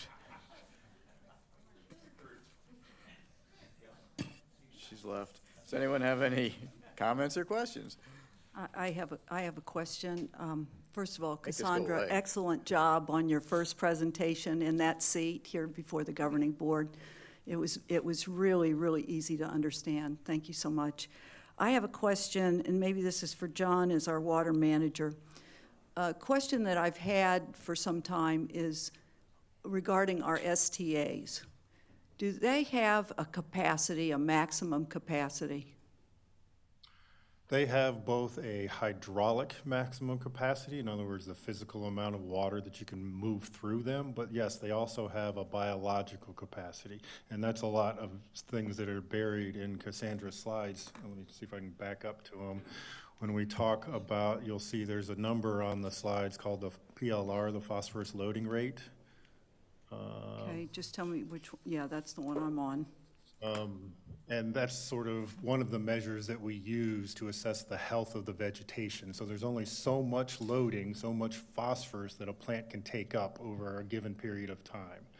And there's a number of different factors that go into that, the depth, how long it's that deep, the flow rate through the treatment cells. But yes, they have a limit.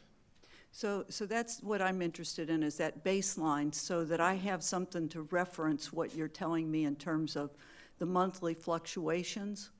And like 5.6, why does 5.6 always seem to not have enough water? What's the challenge there? The EAA reservoir is going to solve some of that, I take it? Yeah, no. No. So STA 5.6, it serves the C-139 basin, so it's those western where we had basins. that It's not connected to Lake Okeechobee, it's not connected to the rest of that regional system, it's just the C-139 basin. So when you look at this graph here on the right-hand side, you heard Cassandra talk about how the flow just drops off right there. That tan shaded goes down, it's only been about 11 cubic feet per second for the last several months, because that basin is very flashy. So when it gets into the dry season, there's not a lot of flow. And when you talk about the 53, which is the blue line on that graphic, that's an annual average, and it's a flow-weighted mean. So flow matters in that mathematical calculation, and the best evidence of that is for STA2. STA2, you see the big spike there with a massive rainfall event, and then the flow comes down. So then that's when the average concentration starts coming down. But you're fighting that uphill battle from that rain event early on. But jumping back to STA 5.6,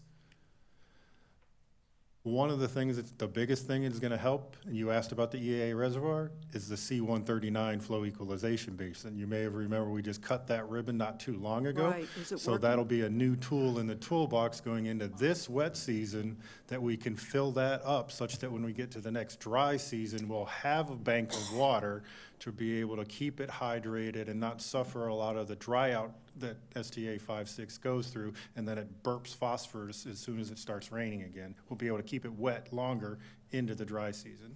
And so we're about a year away from that completely filling up, Oh, no, it'll get filled up this wet season as soon as this it wet starts season. raising. Yeah. So the results will be realized how soon, John? Going into the next water year, which will start May 1st.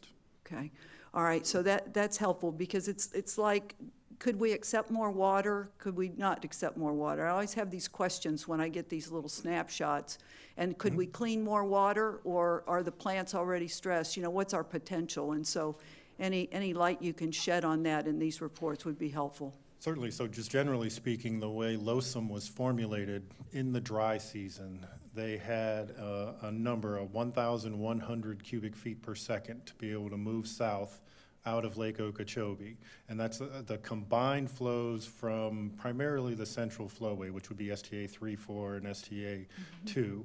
You can see here on the table in the upper left that STA 3.4 processed 146,000 acre feet so far just by itself. So that's the numeric number that was established in the LOSUM. And then, as Cassandra said, for STA 3.4 right now, we've curtailed a lot of those flows because it has processed that much water so far this dry season, that we're giving it a little bit of a respite going into what is hopefully going to be the wet season here in 2 to 3 weeks. And did you just tell me 1,100? Correct. Okay, and we're at 146,000? 1,100 cubic feet per second, 146,000 acre feet. So transfer those two and give me the same measurement. Cubic foot per second is a flow rate over time. Acre feet is a volume total. So over the last several months for STA 3.4, it by itself has been doing close to 600 cubic feet per second, which gets you to that 146,000 acre feet. So about half of what it's rated for or was planned for. No. So throwing a lot of numbers I'm at you challenging here. you. Yeah, it's like put them all in the same measurement. It So might be if- helpful. and there's a long history behind this, and a lot of data crunching and scientific analysis done. So when STA 3.4 was originally constructed back in the mid-2000s, there was a number that was contemplated for 250,000 acre feet. You fast forward through the evolution of all the different planning events, restoration strategies, the hurricanes that occurred in 06 and 07, and that's when you walked into Lohr's 08. And a lot of people remember a 60,000 acre foot number from Lohr's 08, right? Then fast forward again to LOSUM, which what we have now today, Lake Okeechobee System Operating Manual. And in there, it calls for about 204,000 acre feet to be able to move south out of Lake Okeechobee. So of the 204,000 acre feet in that general planning effort, and again, those planning efforts are an annual average over a 53-year period of record. So far, STA 3.4 has processed the majority of that at 146,000 acre feet. And if we jump to, whoops, wrong way. Jump to this slide, you can see right there, so far we've exceeded that number at 240,000 acre feet this water year with a total of 310,000 acre feet from all sources, but 240,000 acre feet just from Lake Okeechobee this year, whereas LOSUM envisioned 204. Okay. Go ahead.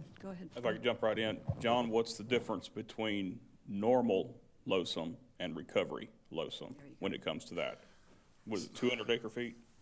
So as it pertains to the estuaries. Or to the obviously- STA here, we're okay. talking STA, So sorry. for the STAs, it's a nomenclature or a wording change. When you flip into recovery operation, the language changes to maximum practicable.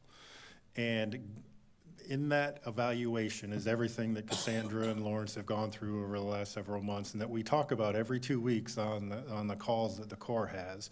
And again, it's going back to the same things that I've talked about, the phosphorus loading rate, the depth, how long they've been at that depth.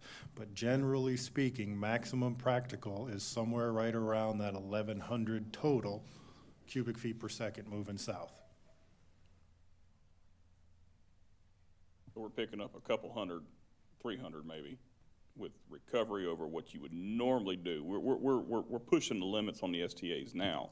Normally, we wouldn't want to push these limits every year, correct? Correct, not every year. And you heard me talk about last month that one of the reasons why we've been able to move that 240,000 acre feet, because it's a similar situation as we had back here in 2015 when we moved 380,000 acre feet, that there was no rainfall south of the lake. When you look back at the, going all the way back. When we look back at the overall dry season to date, you can see right there, the EAA, that's, trying to read the number, only 45% of what it would typically get during a dry season. So that lack of direct rainfall within the basin has afforded us the opportunity to move those high volumes from the lake down south to the Everglades. Thank you, Mr. Chair. I got one more. Just update the board, kind of it's one of the things that I've asked John and Drew to continue to look at as we come out of this recovery. And I think mentioned it earlier about trying to limit our ascension for the SAV to increase hopefully the results of the recovery mode. I've asked them to really push one of the things with LOSUM. One of the issues with the SAV is turbidity. And eventually here, we're going to see our first bit of rains and our first flush. And you know, you're going to get that spring, everything that's built up, flush down. That'll increase our turbidity. I've really pushed on them to work with our stakeholders, work with our partners to see what we can do to use all our tools in the toolbox. We've got these dispersed water projects that, because the lake level's so low and water supply issues, we may not be able to, there's restrictions on when they can run and that kind of thing, but trying to do as much as we can to capture that early spring, being mindful and respectful of the water supply issues.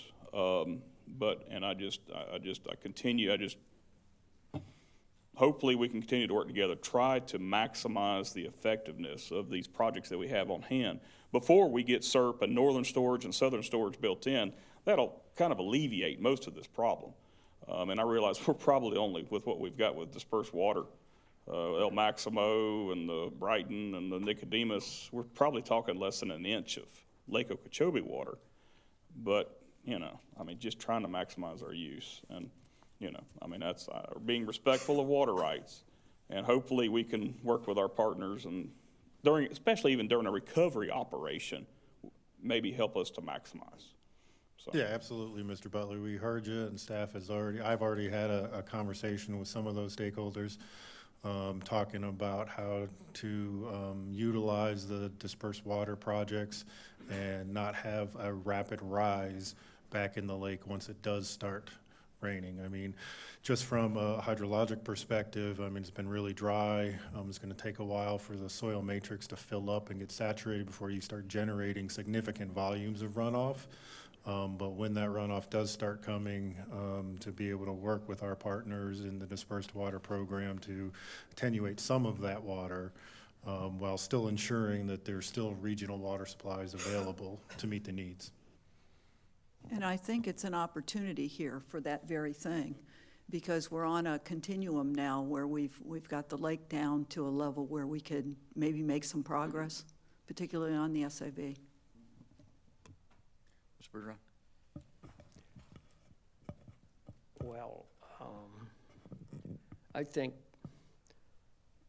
we're heading in the right direction, and the one thing that I hope we get to in the next year to no longer than 2 years is that the 2.5 million acre feet that we've been working towards for the benefit of the environment flowing from the lake to Florida Bay is not restricted at the trail and flowing by gravity.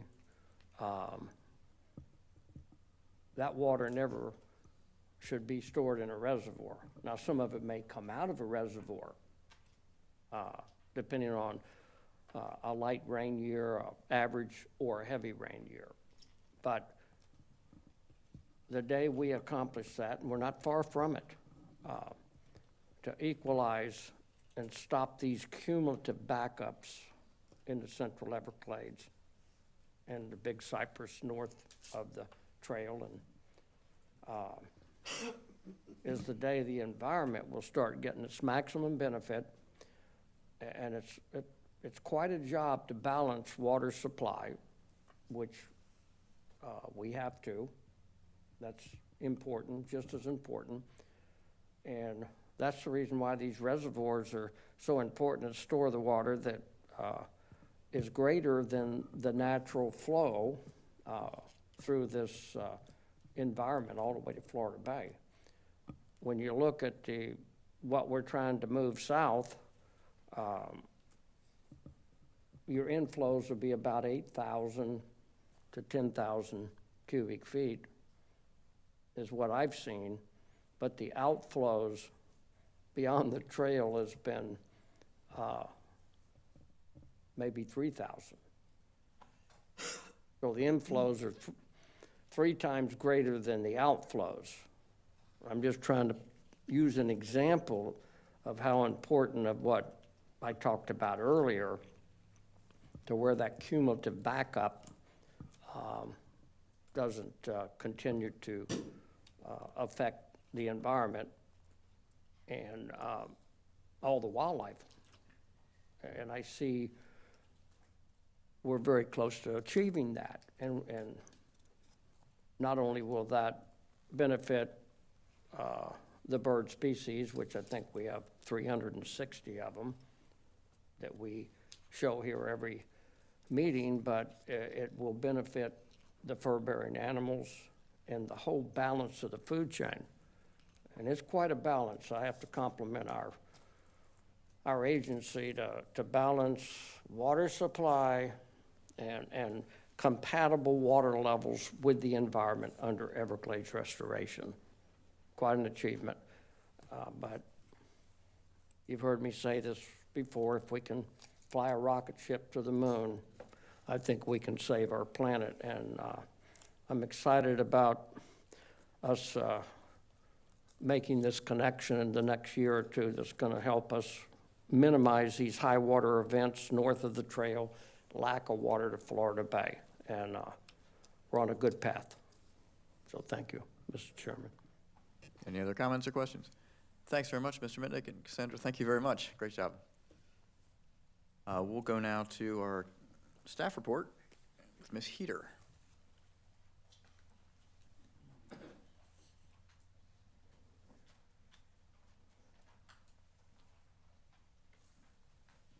Good afternoon. So I have a couple of items to discuss with you or give you a report on. The monthly financial report and then the disposition of fixed assets. So the first item, the monthly financial report, the report is through February 28th, 2025. It's about 40% of the fiscal year that's been completed. We've collected $718 million in new revenue through the month of February and expended $411. Comparing this year to last year, February of 2024 compared to February 2025, we've collected $210 million more this year than we did last year. That's through your intergovernmental. And we've spent $65 million more. The $718 million of revenue collections, it's your two largest revenue sources, intergovernmental, state revenues, and ad valorem. We've collected $359 million of state appropriated funds, mostly for Everglades restoration. We are averaging monthly about $40 to $60 million per month that we're spending and receiving revenues back. We collected $333 million from ad valorem thus far, and about $26 million through investment earnings, license permit fees, leases, sale of district property, and self-insurance. We've expended and obligated 57.2% of our budget. So that's contractual, obligations and expenditures. So moving on to the disposition of fixed assets. Chapter 274 Florida statute authorizes the South Florida Water Management District to dispose of obsolete tangible personal property as surplus. The governing board delegated its authority under the chapter to the executive director. The executive director further designated this authority to the director of administrative services. Section 274.07 Florida statute requires that the district record in its minutes the tangible personal property disposed of under Chapter 274. A list of tangible personal property declared as surplus is described as a separate document in the meeting packet under this agenda, item 23, and a hard copy of the document is available upon request. For fiscal year 24, staff removed 667 fixed assets that comprised of heavy equipment, vehicles, obsolete computers, water monitoring equipment, and other equipment with a net book value of $735,155 from the district's fixed asset records. By staff taking the opportunity to surplus some of the fixed assets that were in good enough condition to sell, they generated $439,303 in sales proceeds for these assets, resulting in a net loss of $295,852. The net loss represents 0.46% of the total net book value of $63,653,786 of district tangible personal property as of September 30th, 2024. So, Thanks. Does anyone have any questions or comments for Ms. Heater? Nope. Thank you. thank you. We'll go now to general public comment. Thank you, Mr. Chairman. We'll hear first from Alex Larson, followed by Chris Whitman.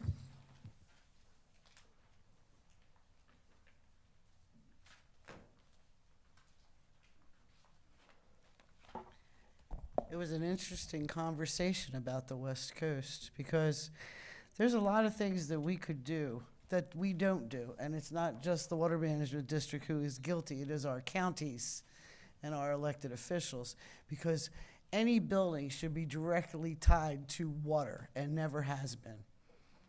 Is it available? It's not a question that's asked at any county commission meeting if there's gonna be any water available for these giant developments. Because like with grass, just build, throw Bahia out there. You don't have to water it. My neighbors used to always ask me, why is your grass so green? It's Bahia, the stuff they throw on the side of the road. We never watered it, never in 30 years, never, never, never. It grows, it's wonderful, it stays pretty green. You might have a bald spot once in a while, but these gated communities, they always have these massive yards that are full of green grass regardless. So I guess you better start sending those code people right inside those gated communities immediately, because that water is a real problem. Rosa would tell you that. I miss Rosa so bad. I really do, because Rosa did have the water down. She knew what she was doing, because development needs to be tied directly to development. It just absolutely is going to have to be.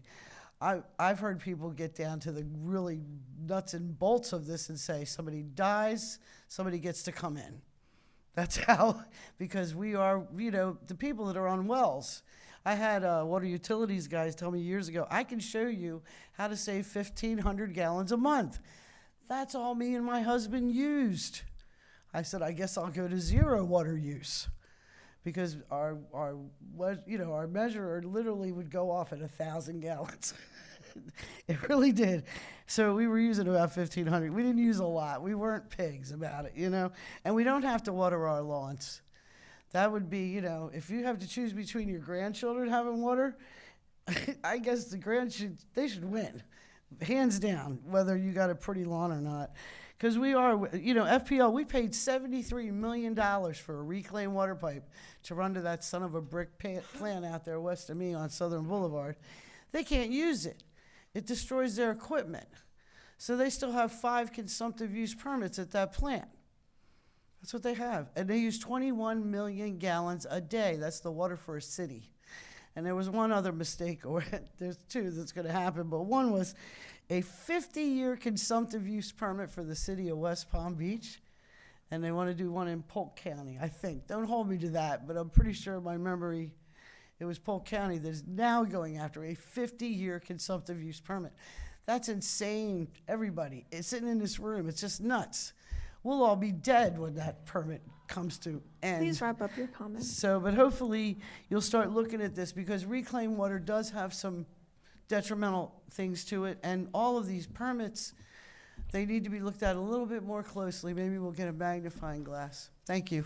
Thank you, Ms. Larson. We'll hear next from Chris Whitman.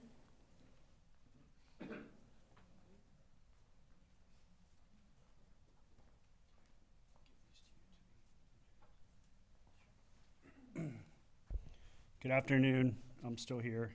I just handed your staff a letter from the Everglades Foundation to be entered into the record. I believe some of you may have seen it, but it outlines some of the concerns from their Chief Science Officer, Steve Davis. A lot of the same concerns were echoed by Mr. Bergeron about the impacts that mining activity could have, both on water quality as well as on the $4 billion EAA reservoir.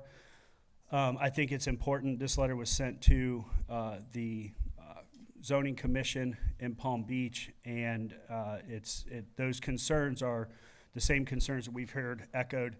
But what I'd like to address this afternoon very briefly is just that I want to thank, first of all, Alligator Ron and Chairman Goss and Charlie for your clear statements on where we're at in this process, and that this process is, well, I believe, a 7-step process, and where are we in those 7 steps? And I think that needs to be conveyed to the county commission, to the Palm Beach County Commission. In Executive Director Bartlett's comments earlier, multiple times he referenced this project as most likely, very likely to be beneficial for water quality, and that we need treatment in the area. I would agree, we do need treatment in the area. However, the project that is proposed, in the way that it is proposed currently, there is 0 treatment. That's something that would be known through the vetting process to determine if this project carries any viability and any value as a water resource project.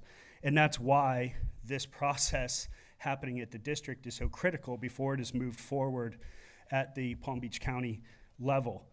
I believe that, up until now, there's been significant attempt to communicate from a staff level to a staff level, from the district to the county.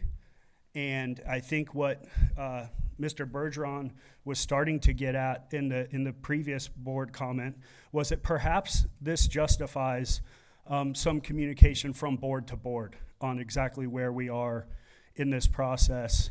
And I think the significance of the decisions and the actions that will happen based on those decisions certainly would justify that. I would like to ask, that the board send a letter or in person communicate with the district or with the commission's board directly on exactly where we are in this process. Thank you. Thank you, Captain Whipnan. Mr. Chairman, that concludes our public comment. Thank you. Thank you for your comments. I appreciate it. Before we go to board comment, I want to remind everyone that immediately following this meeting, we're going to hold the South Florida Water Management District Leasing Corporation annual meeting.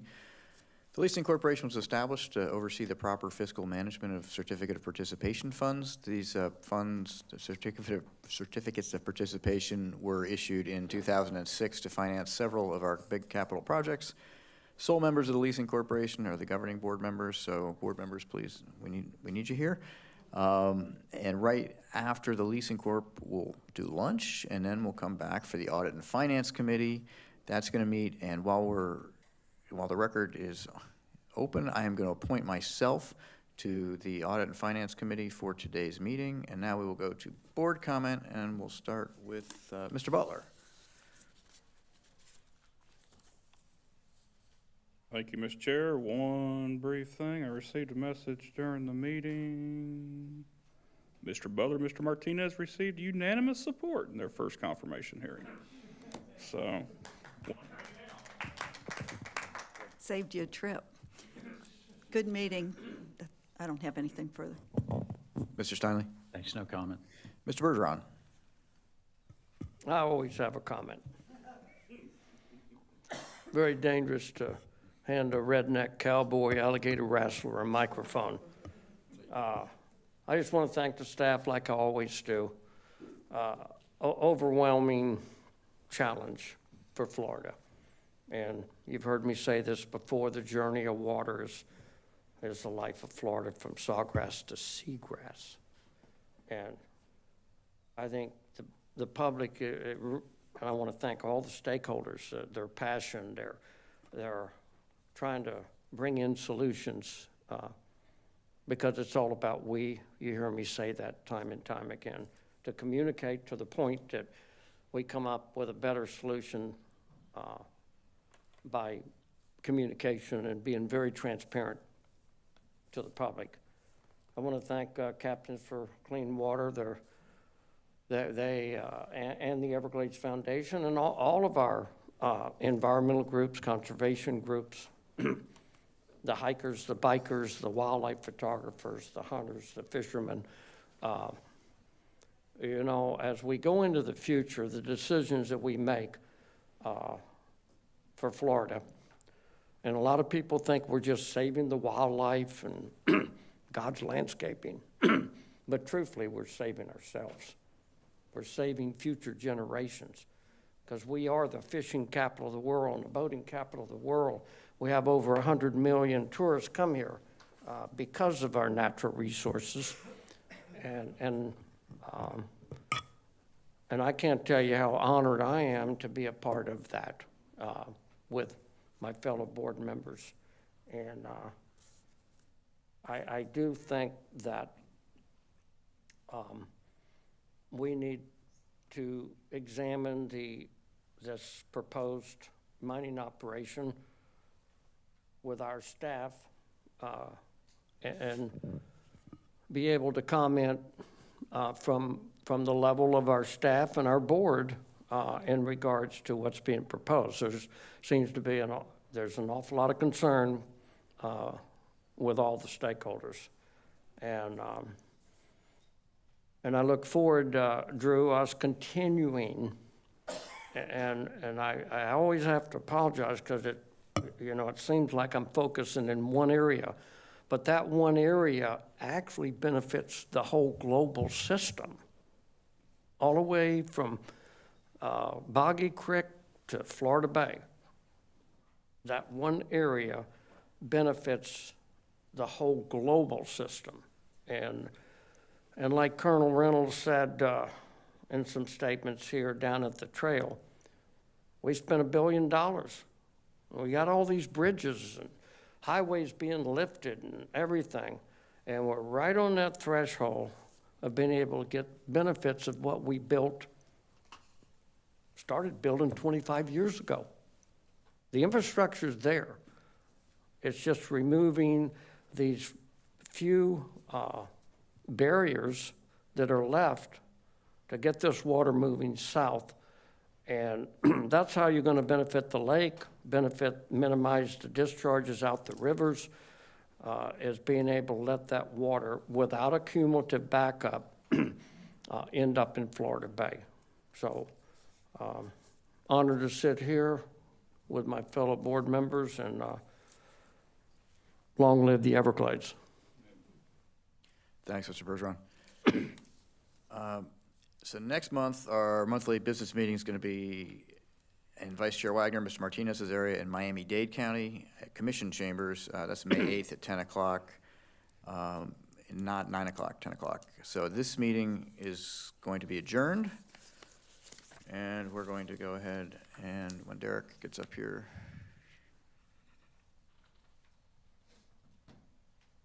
Flying along here. I'll call the meeting of the South Florida Water Management District Leasing Corporation to order. Molly, are there any changes to the agenda? There are none, Mr. Chairman. So if you've all looked at the minutes of the April 11th, 2024 meeting, I'd like a motion and a second to approve those. Move to approve. I have a motion. Is there a second? I'll second. I have a motion and a second. Is there further discussion? Hearing none, I'll call the question for the approval of the minutes. Mr. Bergeron? Yes. Mr. Steinle? Yes. I'm going to vote yes. Colonel Roman? Yes. Mr. Butler? Yes. Thank you. That passes unanimously. Mr. Brown? Good afternoon. I have two items for your consideration today. First is pursuant to the corporate bylaws is a ratification of the officers that are determined based upon the positions held here at the district. They remain the same as last year, with the president being Mr. Goss, the vice president being Mr. Wagner, the secretary being Mr. Bartlett, and the treasurer being Mr. Mitnick. Thanks. Do we have any public comment on that? We have none, Mr. Chairman. Thank you. Is there board discussion? Move to ratify the officers as presented. I'll Thank you. second. I have a motion and a second. Is there further discussion? Hearing none, we'll call that question. Mr. Bergeron? Yes. Mr. Steinle? Yes. I'll vote yes. Colonel Roman? Yes. Mr. Butler? Yes. Thank you. That passes unanimously.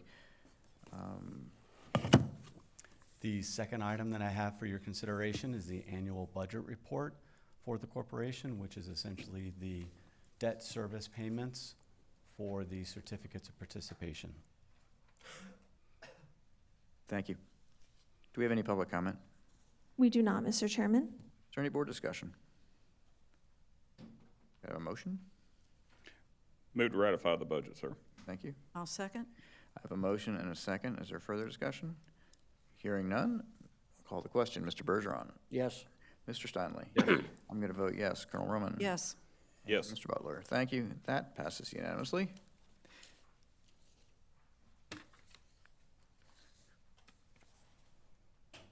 Is there any other public comment? No, Mr. Chairman. Thank you. I'm going to adjourn this meeting.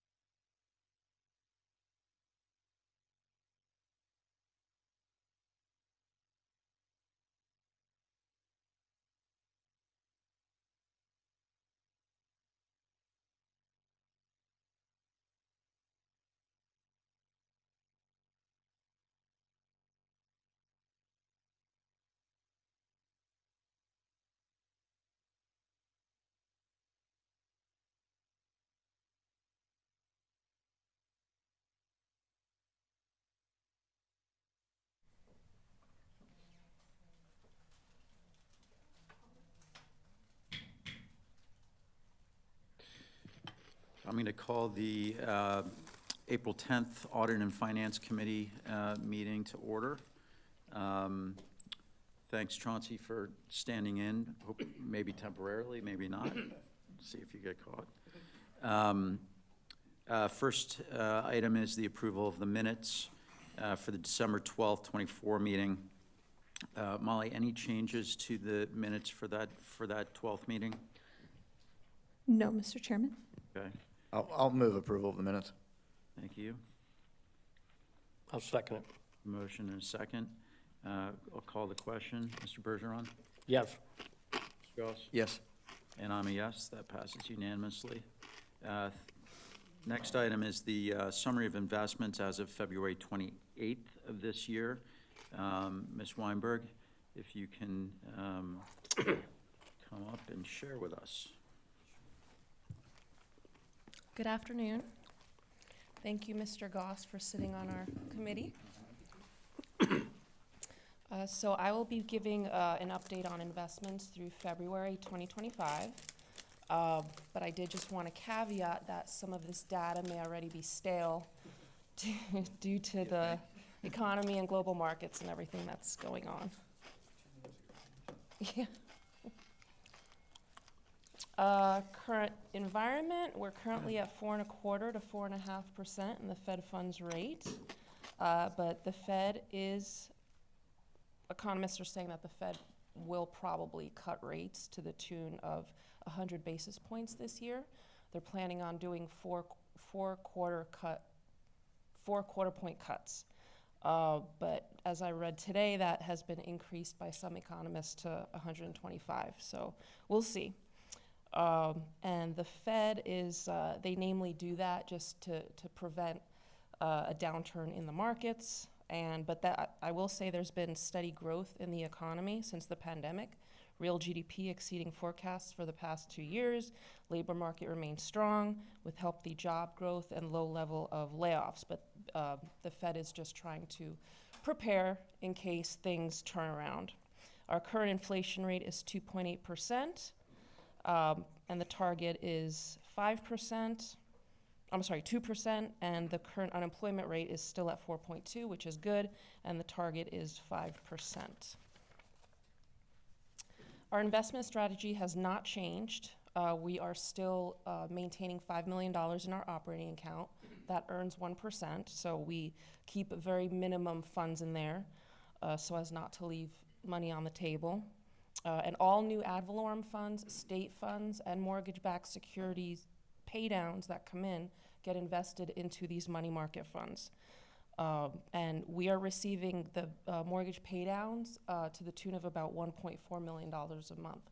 But since rates increased, it used to be $2 million to $4 million a month is what we were receiving in these paydowns on the mortgages. But since rates increased so quickly, that's why these paydowns have slowed down. But our current strategy, as I mentioned, is to keep the minimum balance of $5 million, put all our excess funds into money markets, and because we are now spending a lot more on capital projects, those are more expensive, so we need to remain liquid, and we need to be able to access our cash. On a good note, we are receiving $98.5 million between 2025 and 2027 from our U.S. agency securities. Those are the bonds, not the mortgages, but the U.S. agencies. We'll be receiving $3.5 million in 2025, $60 million in 2026, and $35 million in 2027. We will continue to monitor the mortgages, and as we see rates drop, if rates drop, we will, when it's more feasible to us, we will unwind out of those mortgages and put those funds into a more liquid avenue like the money market funds. And the whole reason with the mortgages, which Inspector General Tim is going to bring up, is because there was extension risk on them. At the time of purchase, we followed investment policy and Florida statutes, but just because rates literally shot up between 525 basis points between early 2022 and 2023, and when rates go up, pay down, slow down. So that's why these mortgages extended out beyond what was initially predicted by the brokers. So we are reviewing the investment policy to align with the Inspector General's recommendations. And again, since our spending on our capital projects has increased, our strategy needs to change. We can no longer invest as far out as we used to. Because in the past, we maintained several ladders of funds. We had overnight funds in the operating account, we had funds in the money markets, at the time it was Florida Prime, and then we had the agencies and the mortgages. And those funds didn't need to be used for years, so we could sit on them and earn income. But it's not the case anymore. Key interest rates, these have already changed. The 3-month T-bill actually increased a bit from my number to 4.35%. The 2-year went down to 3.91, and these are as of today. The 5-year went up to 4.06, and the 10-year went to 4.34.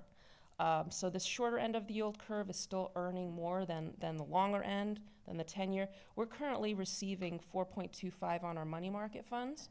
Now, you may say, well, why wouldn't you put your funds in the SBA, as that's earning, which is the Florida Prime, as that's earning 4.53%? And the main reason is because the money market funds that we're now offer us more flexibility.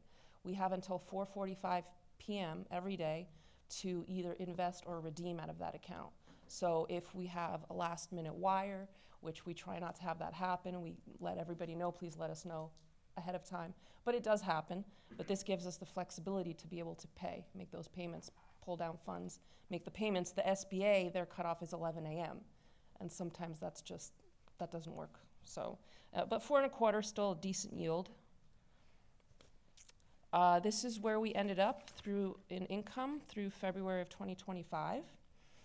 We earned $5 million in investment earnings, and what we budgeted was $6.3 million earnings. And I just actually wrapped up March, and we earned $1.6 million in March. So we're already at $7.5 million, and that's $1.2 million above the budget, and we're only in the first 6 months of the fiscal year.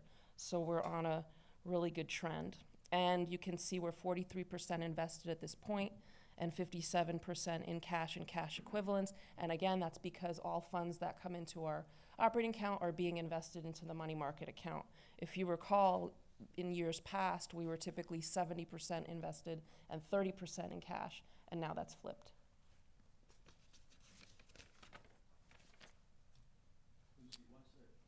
Interrupt during the presentation. Why do you think the difference between, I mean, we're just into the second quarter, right? In terms of having more than budget, I mean, our return is pretty projectable, right? Did you just get your ad valorem sooner than you expected? Well, we've been, and between that, well, we didn't receive it sooner than expected, but it wasn't just that, we're receiving state monies back faster. So when we spend money on projects, because staff is doing such a great job on the turnaround, because in the past, between outlay of cash and then waiting on that cash to come back was a much longer time frame. And now we're getting it back every day. So you're gonna revise budget for that going forward in terms of the turnaround. In other words, you won't have such a surplus sooner now that you're gonna assume that your payments are coming in quicker. Right, but then again, it also depends on the two variables of what short-term rates are gonna do going forward for the next 6 months and how quickly we're going to spend cash on, I mean, we know what AP is, we know what payroll is, we know what all those are, but it's what are these capital expenditures gonna be? If they increase, then we're gonna have less to invest. Yeah. But I agree with you. No, I mean, the only concern is that you're relying on that excess or that budgeted, right? We're not relying on it that much. A little bit of variability is not gonna kill us. Right. Okay.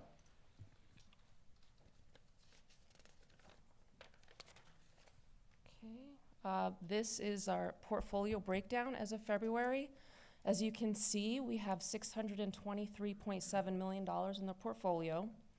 I just did a scan back as of February of 2020, 5 years ago. we were sitting at $809 million in the portfolio. So this shows, obviously, we're spending down fund balances, hence the importance of liquidity. And also, I just wanted to do make a quick mention that $100 million was transferred to us from the state for SERP projects. So if we back that out of the 623.7, we're at 523. And 523 compared with 809, that's a spend down of $286 million. That's pretty huge. This last slide just shows benchmark comparisons of us and the other water management districts. Now you'll see the St. John's is slightly higher than we are, Southwest is higher than we are. I took a look at their portfolios and they're heavy in the local government investment pool, cash, Florida Prime, money markets. I don't think they ever really went out far the way we do and did. So in years past, we were always surpassing them because mortgages were earning more. So we were always ahead of them. But now because the markets have flipped, cash is higher in yield. Now we're earning less than them. So that's the reason why. And just one last mention again that we have the 43% in long-term investments. And these pay down every month. The mortgages, we're getting the 1.4 million. It's not always 1.4. It could be 1.6, 1.3. It's not a set number. We receive that every month, and that's at par. So there's no loss on that ever. And that's how we receive the funds back from the mortgages. And those are split between principal and interest on each tranche. So our whole plan is, as rates come down, to unwind these and put these funds into more liquid funds, such as the money markets that we're in now, and not take any losses. At this point, we can't do anything because if we did anything, we would take a loss. So we just have to sit on them and just be patient until we can unwind out of them. How long are we locked into those investments? There's no set maturity date on those. It depends what rates do. If rates start coming down, we'll start seeing influx of cash come in sooner. So it's dependent on what the rates do and what the markets do. Is the rate go down as rates go down, or does the rate go up if rates go down? As rates go down, pay downs increase. So we'll get more, and those mortgage-backed securities will shorten. But as rates go up, then there's that extension risk, which is what happened in this situation. Yeah. Well, most likely it looks like it's going down. Yeah, and then we can take the next steps, and we're constantly looking at it because we don't want to be tied in any longer than we have to be. So the extension risk on our MBS is not limited? I thought we had some type of limitation in terms of extension. We do. We're in PACS, planned amortization classes. Tim will get more into that in his presentation. So when I purchase these securities, the brokers run a scenario analysis, and it shows they do up 300, down 300. If rates go up 300, go down 300. In where we're going to be, what is that time frame looking like? And back then, it was between 3 and 5 years. Now maybe it extended to 7 years. But still, it's important to realize all of these investments are top-tier, AAA, safe investments. So it's not like we risk losing principal on them. We will get the funds back. It's going to take a little bit longer to receive them back. I mean, they won't go out 30 years if that's what you're wondering. That's not going to happen. Right. It would seem like we would be better off with short-term investments. And that's the strategy we're going into now, only because of the need for cash. We need to fund these projects because they're coming up. Their costs are going up. They're more expensive. We need the funds. Of course. That wasn't the case in the past. The funds weren't being spent. They were sitting in our portfolio in the operating account at 1% or less. So it was pointless to keep them there, and that's why we invested a portion, not all, of course, a portion into the longer term. But again, that's not the case, and as spending changes, our strategy changes, and that's what we're doing. And maybe we'll talk about this during Tim's, but we talked a little bit in the briefing, do you want to discuss policy changes and weighting changes and balance? Or how did we decide to talk about that? Because given the district's spending profile right now, we've got more projects more quickly, more operations and management, more cash going out the door, less sitting in an account. To Ron's point, we're going to get more liquid. And that might also mean, by the way, right now, more liquid is giving us higher rates, higher return. That's not going to be the case always in the future, if at all. So it might not benefit us from an earnings perspective, but if that's the direction which makes sense to me, that we're going in terms of the portfolio balance. Do you need, my sense is that we have the outline in place, or the flexibility in place right now to do that, but do you need clearer parameters in terms of the policy? The only one that I would suggest increasing, because last time when we redid the policy, it was May of 2017, I believe, PFM suggested we decrease the money market to 50%. I would suggest we increase it to 80%, and I know you had mentioned in the briefing, why not 100%? Because that's liquid. The operating account is 100%, but that's 1%. So I would just suggest changing that just to give us more flexibility. And then just a point I wanted to make is that, no, the short-term rates are not going to be at 4.25% forever. We can't expect that. Right. They're going to go lower, and we're going to make less interest because, and to Mr. Bergeron's point, we're not a bank, right? We're not an investment bank. We're not here to make money. That's not our goal. Our goal is to Everglades restoration, flood control, water resources. That's our goal. So we're not here to make money. The only reason we did in the past is because we had money sitting that we could earn interest on. But now that's not the case. We don't really have money sitting. We need to make use of those funds. So why don't you, unless you need it right away, do you want to just propose for the next meeting, we just outline new policy specifically around money markets? Because I don't think, listen, maybe this period is the only period where you'll need that flexibility to go up to 100%. I doubt we'll ever use it, but you've got an inverted yield curve right now still. Yeah. So you're better off short term than long term.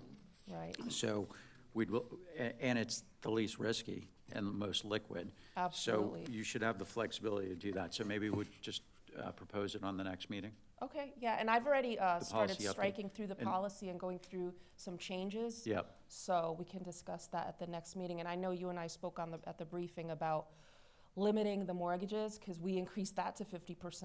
Yep. But you didn't think that was necessary to bring it back down to 30%, because just because that's our maximum doesn't mean we have to put 50%. That's my perspective.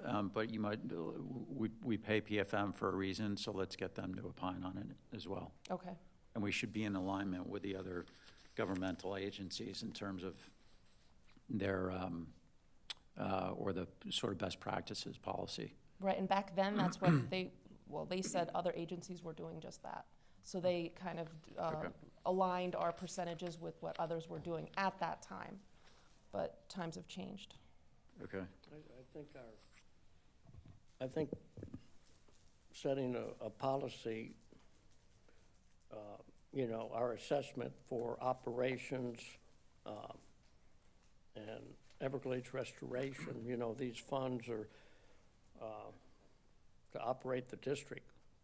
And so I think the short-term investments are temporary, and then the money's used for operation, it's used for Everglades restoration as we award jobs. Then to take money in long-term, I don't think is what we're here for. No, right. We don't want money sitting without earning a return but I think that's important that Jay, we look at new policies here. Yeah. Agreed. And as Lucy said, in some ways, we were banking more in the past when we had less project velocity. So, in some ways now, it should be more of a flow-through profile where you get funding that immediately goes out the door for projects. Okay. Right, exactly. And this might be a question for Candy, but just in terms of tariff impact on the district, I assume it's de minimis in terms of the materials and, machinery that we rely on. I would expect that we're typically domestically oriented. She's behind you.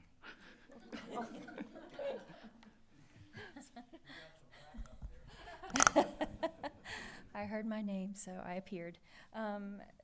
So related to that, we, with our projects, our capital projects, it depends on obviously where they're getting their materials, et cetera, but that will need to be probably a policy type discussion if it becomes a repetitive request or a repetitive issue for the district.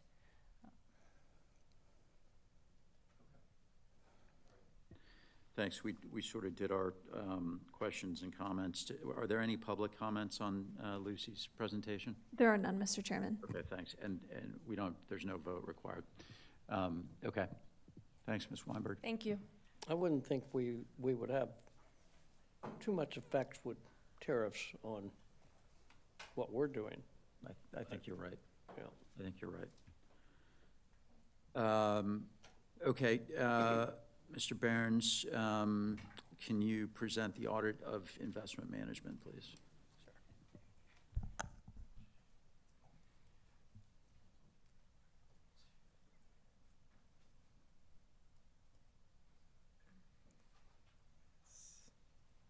There it is. Okay. Okay, this was an audit of the investment management process. The objective and scope was to determine whether there were adequate internal controls relating to the investment management process, ensure that they were in place, that they were functioning properly to ensure that the investment purchases were made in accordance with the investment policy. Also, we determined that the investment transactions were properly recorded in the district's financial records. We also, as part of this audit, looked at the ACH payment process because we're paying vendors more and more with direct payment versus writing checks. And so because there's been a lot of fraud in this area out there in the industry, I want to look and make sure we had good controls over that process. The audit period was from October 1st, 2019 through September 30th, 2024, a 5-year period. This slide here gives a snapshot of what the cash investments were as of September 30th, and obviously Lucy just gave you an updated, newer snapshot of this. As you can see, the cash was much lower because in September, that's when we're getting towards the low point of our cash and investment because the taxes start coming in a couple months later.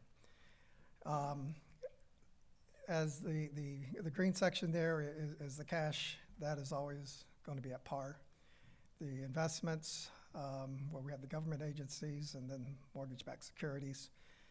And as you can see, the mortgage, I give a section down there that shows what the discount was as of September 30th, where the agencies were at a discount of 4.2 million, and the mortgage backs were 30.4, for a total of $34.6 million of discounts at that time. Overall, we found the funds were invested in accordance with the district's investment policy. The investment transactions we also found were properly recorded in the accounting system, and the controls were generally found to be sufficient. We did, however, identify there were 16 out of the 56 mortgage-backed securities where the estimated weighted average life on the trade tickets at time of purchase exceeded the maximum maturity permitted by the investment policy. As far as the policy, some of these, the maturity was changed at one point during the middle of what our audit scope period was. So at one point it was 5 years, and then it was increased to 5.5. So we applied whatever policy was in place at the time that they were purchased for the audit purposes. As far as the ACH process, there's been a lot of fraudulent schemes being used for these. And one of the, particularly with the increase in artificial intelligence, and one of the high profile cases that we hear at fraud seminars and so forth was where someone had even created a video of the CFO of the company, or the CEO of the company actually, calling a person and asking them to send the ACH payment to a different account. And it was totally fraudulently made, looked just like the person, sounded just like him and everything. This is what they can do with artificial intelligence, and that is the one thing that is increasing the risk in this particular area. And so one of the things in particular that I looked at in looking at these controls that I was glad to see that we had in place is that we do not accept any verbal or email requests to make a change. We have a process we've set up.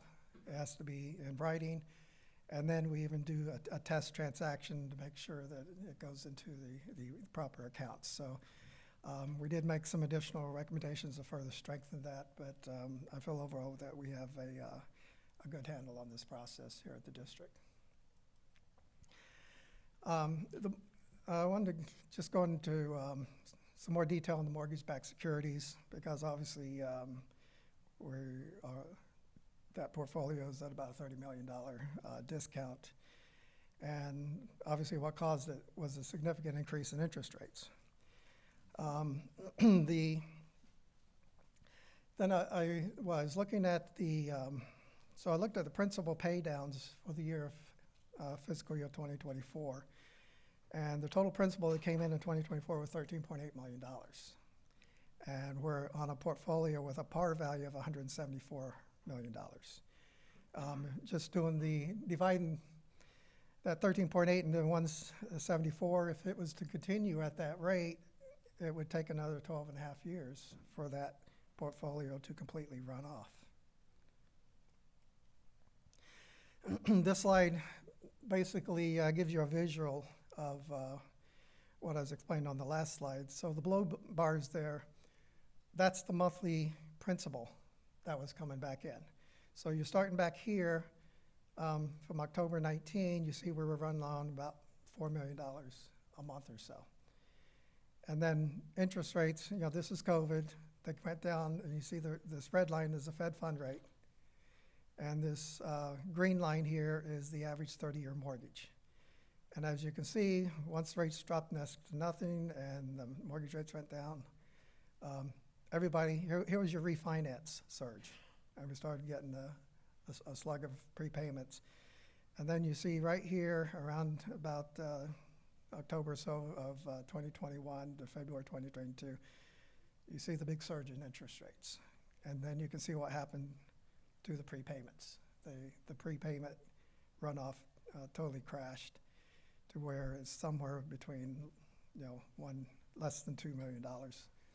I believe the average was about $1.3 million a month. So looking at that, I put a graph together here of what it would look like if that runoff on mortgages stayed at that rate, which there's no way have a crystal ball to determine whether they will or not, but just based upon that assumption, the green part of the bar here represents the mortgages. The gold section of these bars is the agency-backed securities, which have a fixed principal maturity date, where they just pay interest during the term of the bond, you get the full principal back on a particular date. So we can count on what day we're gonna, the actual date we're gonna get that principal back. And as you can see, some of it's maturing here in this year, most of it's in 26 and 27. And then after that point, all we'll have is whatever is left in that, in the mortgage-backed securities for however long those run off for. And we already talked a little bit about that, to give a little bit of history, that back in 2016, we engaged PMFM to come in and review our investment policy.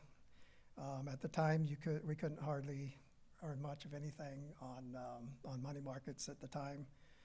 And they made the recommendation that we could increase our investment returns substantially by investing a higher percentage in the mortgage-backed securities. And these are government-owned corporations, agencies such as Fannie Mae and Federal Farm Credit Bank, Federal Home Loan Mortgage Corporation, Ginnie Mae's, et cetera. So the investment policy was revised in May 11th, 2017, to incorporate these recommendations. And also, as part of that, the weighted average life, maximum average life was increased from 5 to 5.5 years. This slide just to explain how a mortgage-backed security is created. You start over here, someone buys a house, takes out a mortgage at a bank. Bank, then they sell them to one of the federal agencies. The agency then bundles them together, typically like in a $10 million bond denomination. And then after they bundle them all together, then they go and they slice it back up into what's called tranches, which is a French word that just means a slice of something. And then those are sold to investors. So why do they create these tranches is that it creates a product that satisfies different investors' needs. So like with the district, where we want to invest in something that's more short-term, so for example, the tranche A may be the more conservative, where it returns your principal faster, and so it gets a preference on the principal.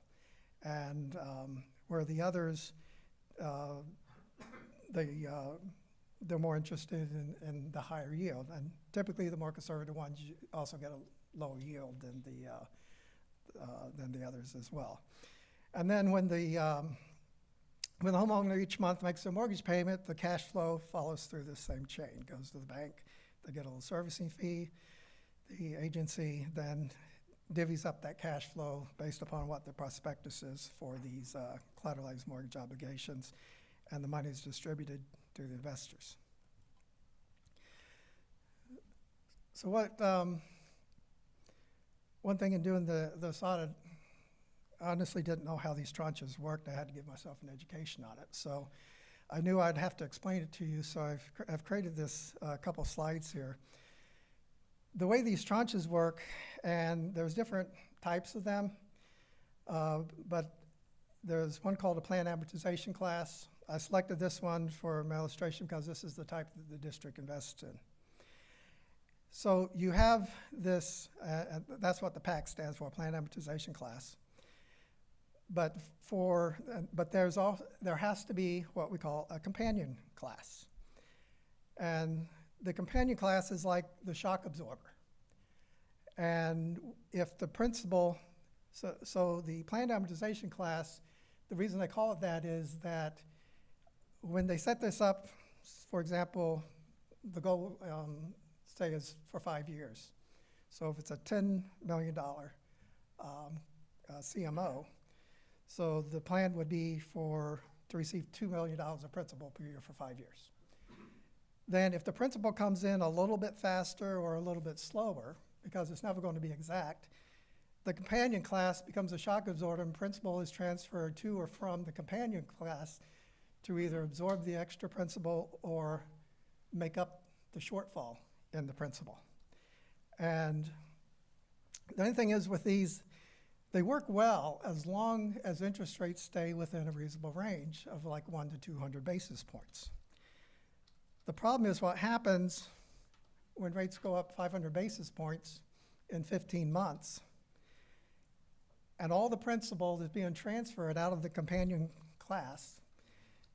The planned amortization class tranche is receiving all the principal that's coming in, but it's still not enough to meet whatever that planned amortization was. And this is what they call a broken tranche. And this is the situation that we find ourselves in, and this is what creates extension risk. Now, the principal is still secure, and you'll still get the principal. The only problem is it's going to take longer to get it back. And so with that, then I went back and I looked back at our investment policy, where we actually list objectives in order of priority. Our number one objective in our policy is preservation of principal, so which seeks to keep the capital losses at a minimum. And that is achieved by limiting what type of securities that we can invest in, those that are low credit risk. Number two, after preservation of principal, is maintenance of liquidity in order to manage our investments to be able to meet our cash flow requirements and to minimize the market fluctuation risks. And we achieve this by limiting the length of the investments. So, and like that 5.5 year on the mortgage-backed securities, that is the maximum that's permitted in anything. Because obviously, as far as you understand, the longer, say, a bond is, the more it'll fluctuate with interest rates. And then third, the return on investment to attain a fair return within the boundaries of 1 and 2. So I looked at how well did the mortgage-backed securities fulfill the district's investment policy objectives. It fulfills number one, because mortgage-backed securities are low credit risk securities. But the maintenance of liquidity is where it started to break down for us, because now with the extension risk, it creates some stress on our liquidity, and the only way to not realize a loss on these is to hold them until maturity and all the principal runs off. And as of September 30th, we were 17.5% below the par value. Then in the return on investment, though, we have to look back at what was the situation at the time we went into these. At the time, federal fund rates were like about 5 or 10 basis points. So to put that in perspective, that means $1 million would only earn you $500 to $1,000 in a year.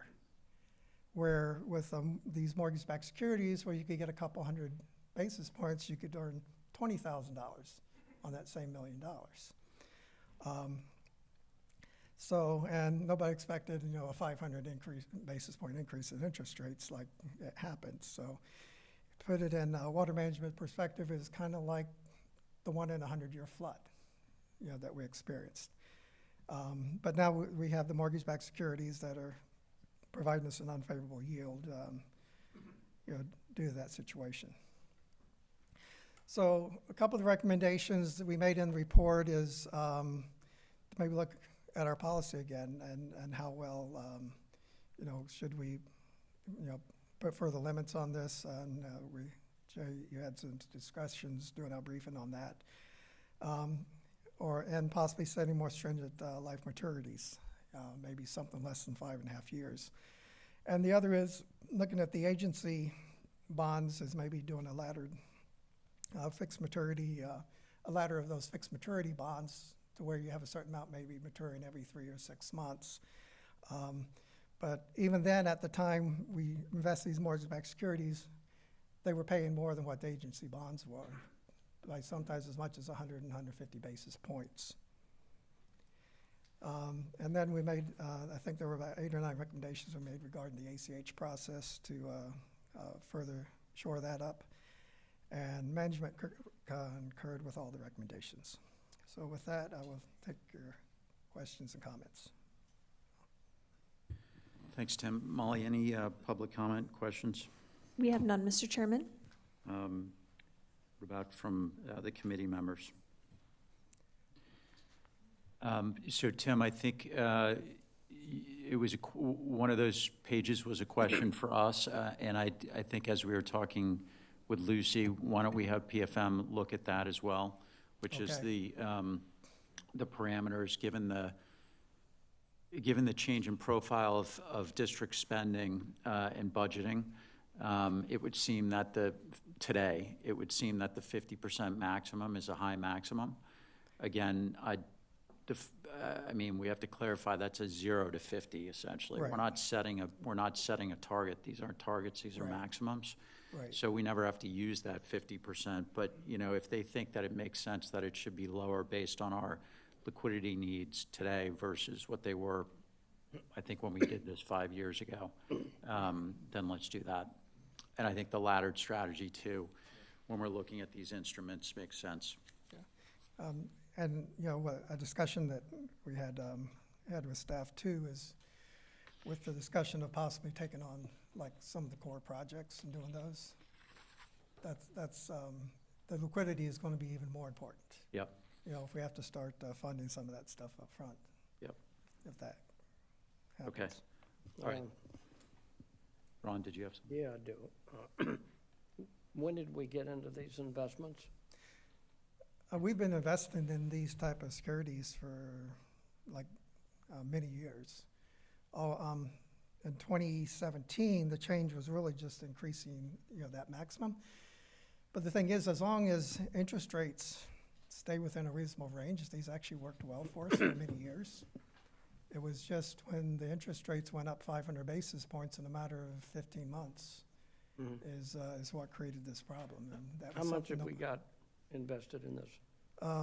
According to Lucy's, it was 174 as of our audit cutoff date, which was September 30th. 174 million? But it's, I think the recent number Lucy just had on the screen was 168, so it's gone down another 6 million. Yeah. $174 million? 168 million. Yeah. And. Which is 27% of the portfolio. Yeah, so about a quarter of our portfolio. And right now, it's, par value is down 17.5%. As of September 30th, and I think we talked about that the other day, Lucy. I think it was about the same today. What's your number, 30? The discount on the mortgage-backed securities. If you, It's not changing that quickly. Lucy? Rates are about the same. That's probably around that same amount. It might fluctuate. Ron, if your question was so the par value is not changing. There's a discount to par because of the interest rate. We're holding to par. Right. So we don't have to mark, correct me if I'm wrong, we're not marking these to discount. We're holding these to par, and so that's an implied discount. But it's not something that, if we had to trade today, that's what the discount would be. Yeah. Unrealized. Yeah, loss. exactly. Now, just to clarify that though, for accounting purposes, for our financial statements, we do have to mark these to market for financial statement purposes. Oh, you do? Yes. And does that affect us in any way in terms of like a penalty? No, or- because it's just a journal entry on the books. Okay. Yeah, but for generally accepted accounting principles require us to do that. Okay. I just don't think we should be in these long-range forecasts. Like a investment banker. I think if we're these short-term for money to operate, money for Everglades restoration,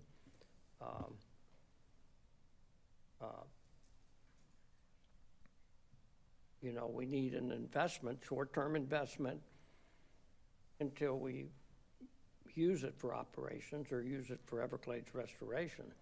And if we don't have a need for it, we lower the assessment to the citizens. I think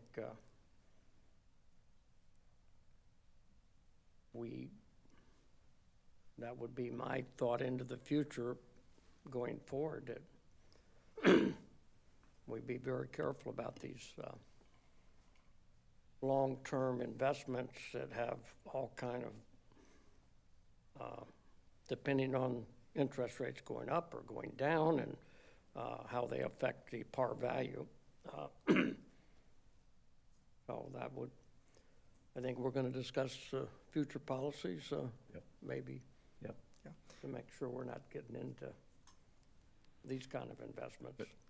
So, I mean, if you look at the broker statement and what the current yield on these are based upon the market value, I mean, it's like 6% or so. What is it?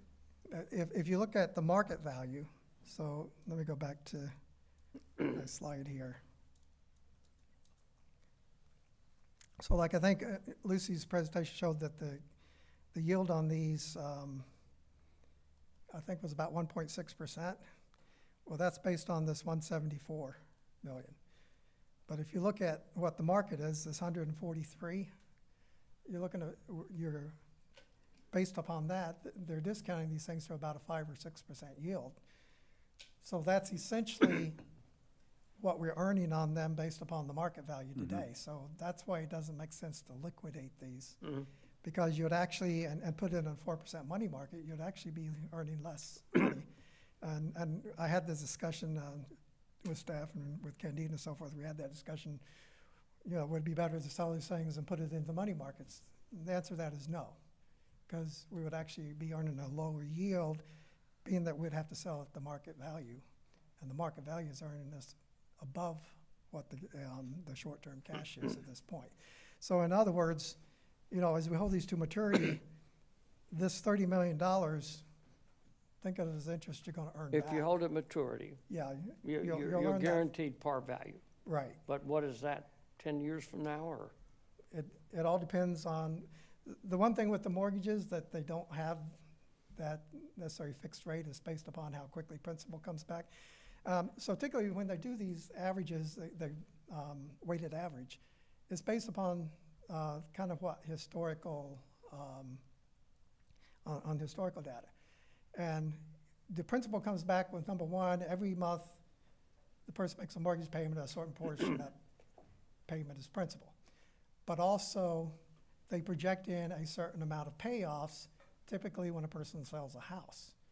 Well, housing, we know what happened to housing sales. Everybody's sitting in their house, they're not selling them, and they're hanging on to their 3% mortgages. So as a result, the transactional and the payoffs is really is what's been hit, which has totally thrown what those weighted averages out of whack. Yeah, but my point is, we're a drainage district. We're certainly going to have funds that are allocated for Everglades restoration and operations, and these are funds that are projected. But if we have these kind of funds, and we don't have a use for them, it would seem like we would lower the assessment to the taxpayers than to try to figure out a way to be a investment banker with that kind of money. But I think new policies, to me, we need to definitely look at. How much money is in here? About 168 million. 150 million. 168 million. In those instruments. Yeah. Ron, I think, I think noted and agreed, we from a financial perspective, we can't start at a zero balance every year. That's just not, we wouldn't be able to manage that way, but I know, I hear what you're saying, and we have parameters around low duration, short duration, I should say, 5 years or less. In this case, there's extenuating circumstances and a low-risk portfolio. I'm not concerned about whether this is money good or whether this is not money good. It's money good. It just, like you said, we have a little bit of extension risk on this, and we can for future moves, and I think that's the whole point, which is the spending profile of the district has changed, and the investment profile will change to accommodate that. Okay. Did you have?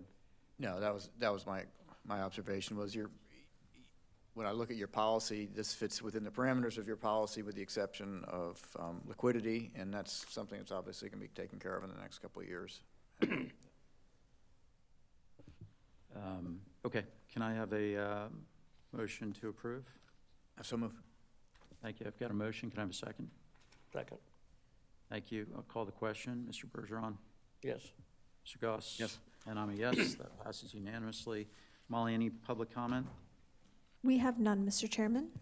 Okay, thanks. I'll adjourn this meeting. The next Audit and Finance Committee meeting is scheduled on June 5th here in West Palm. Thank you.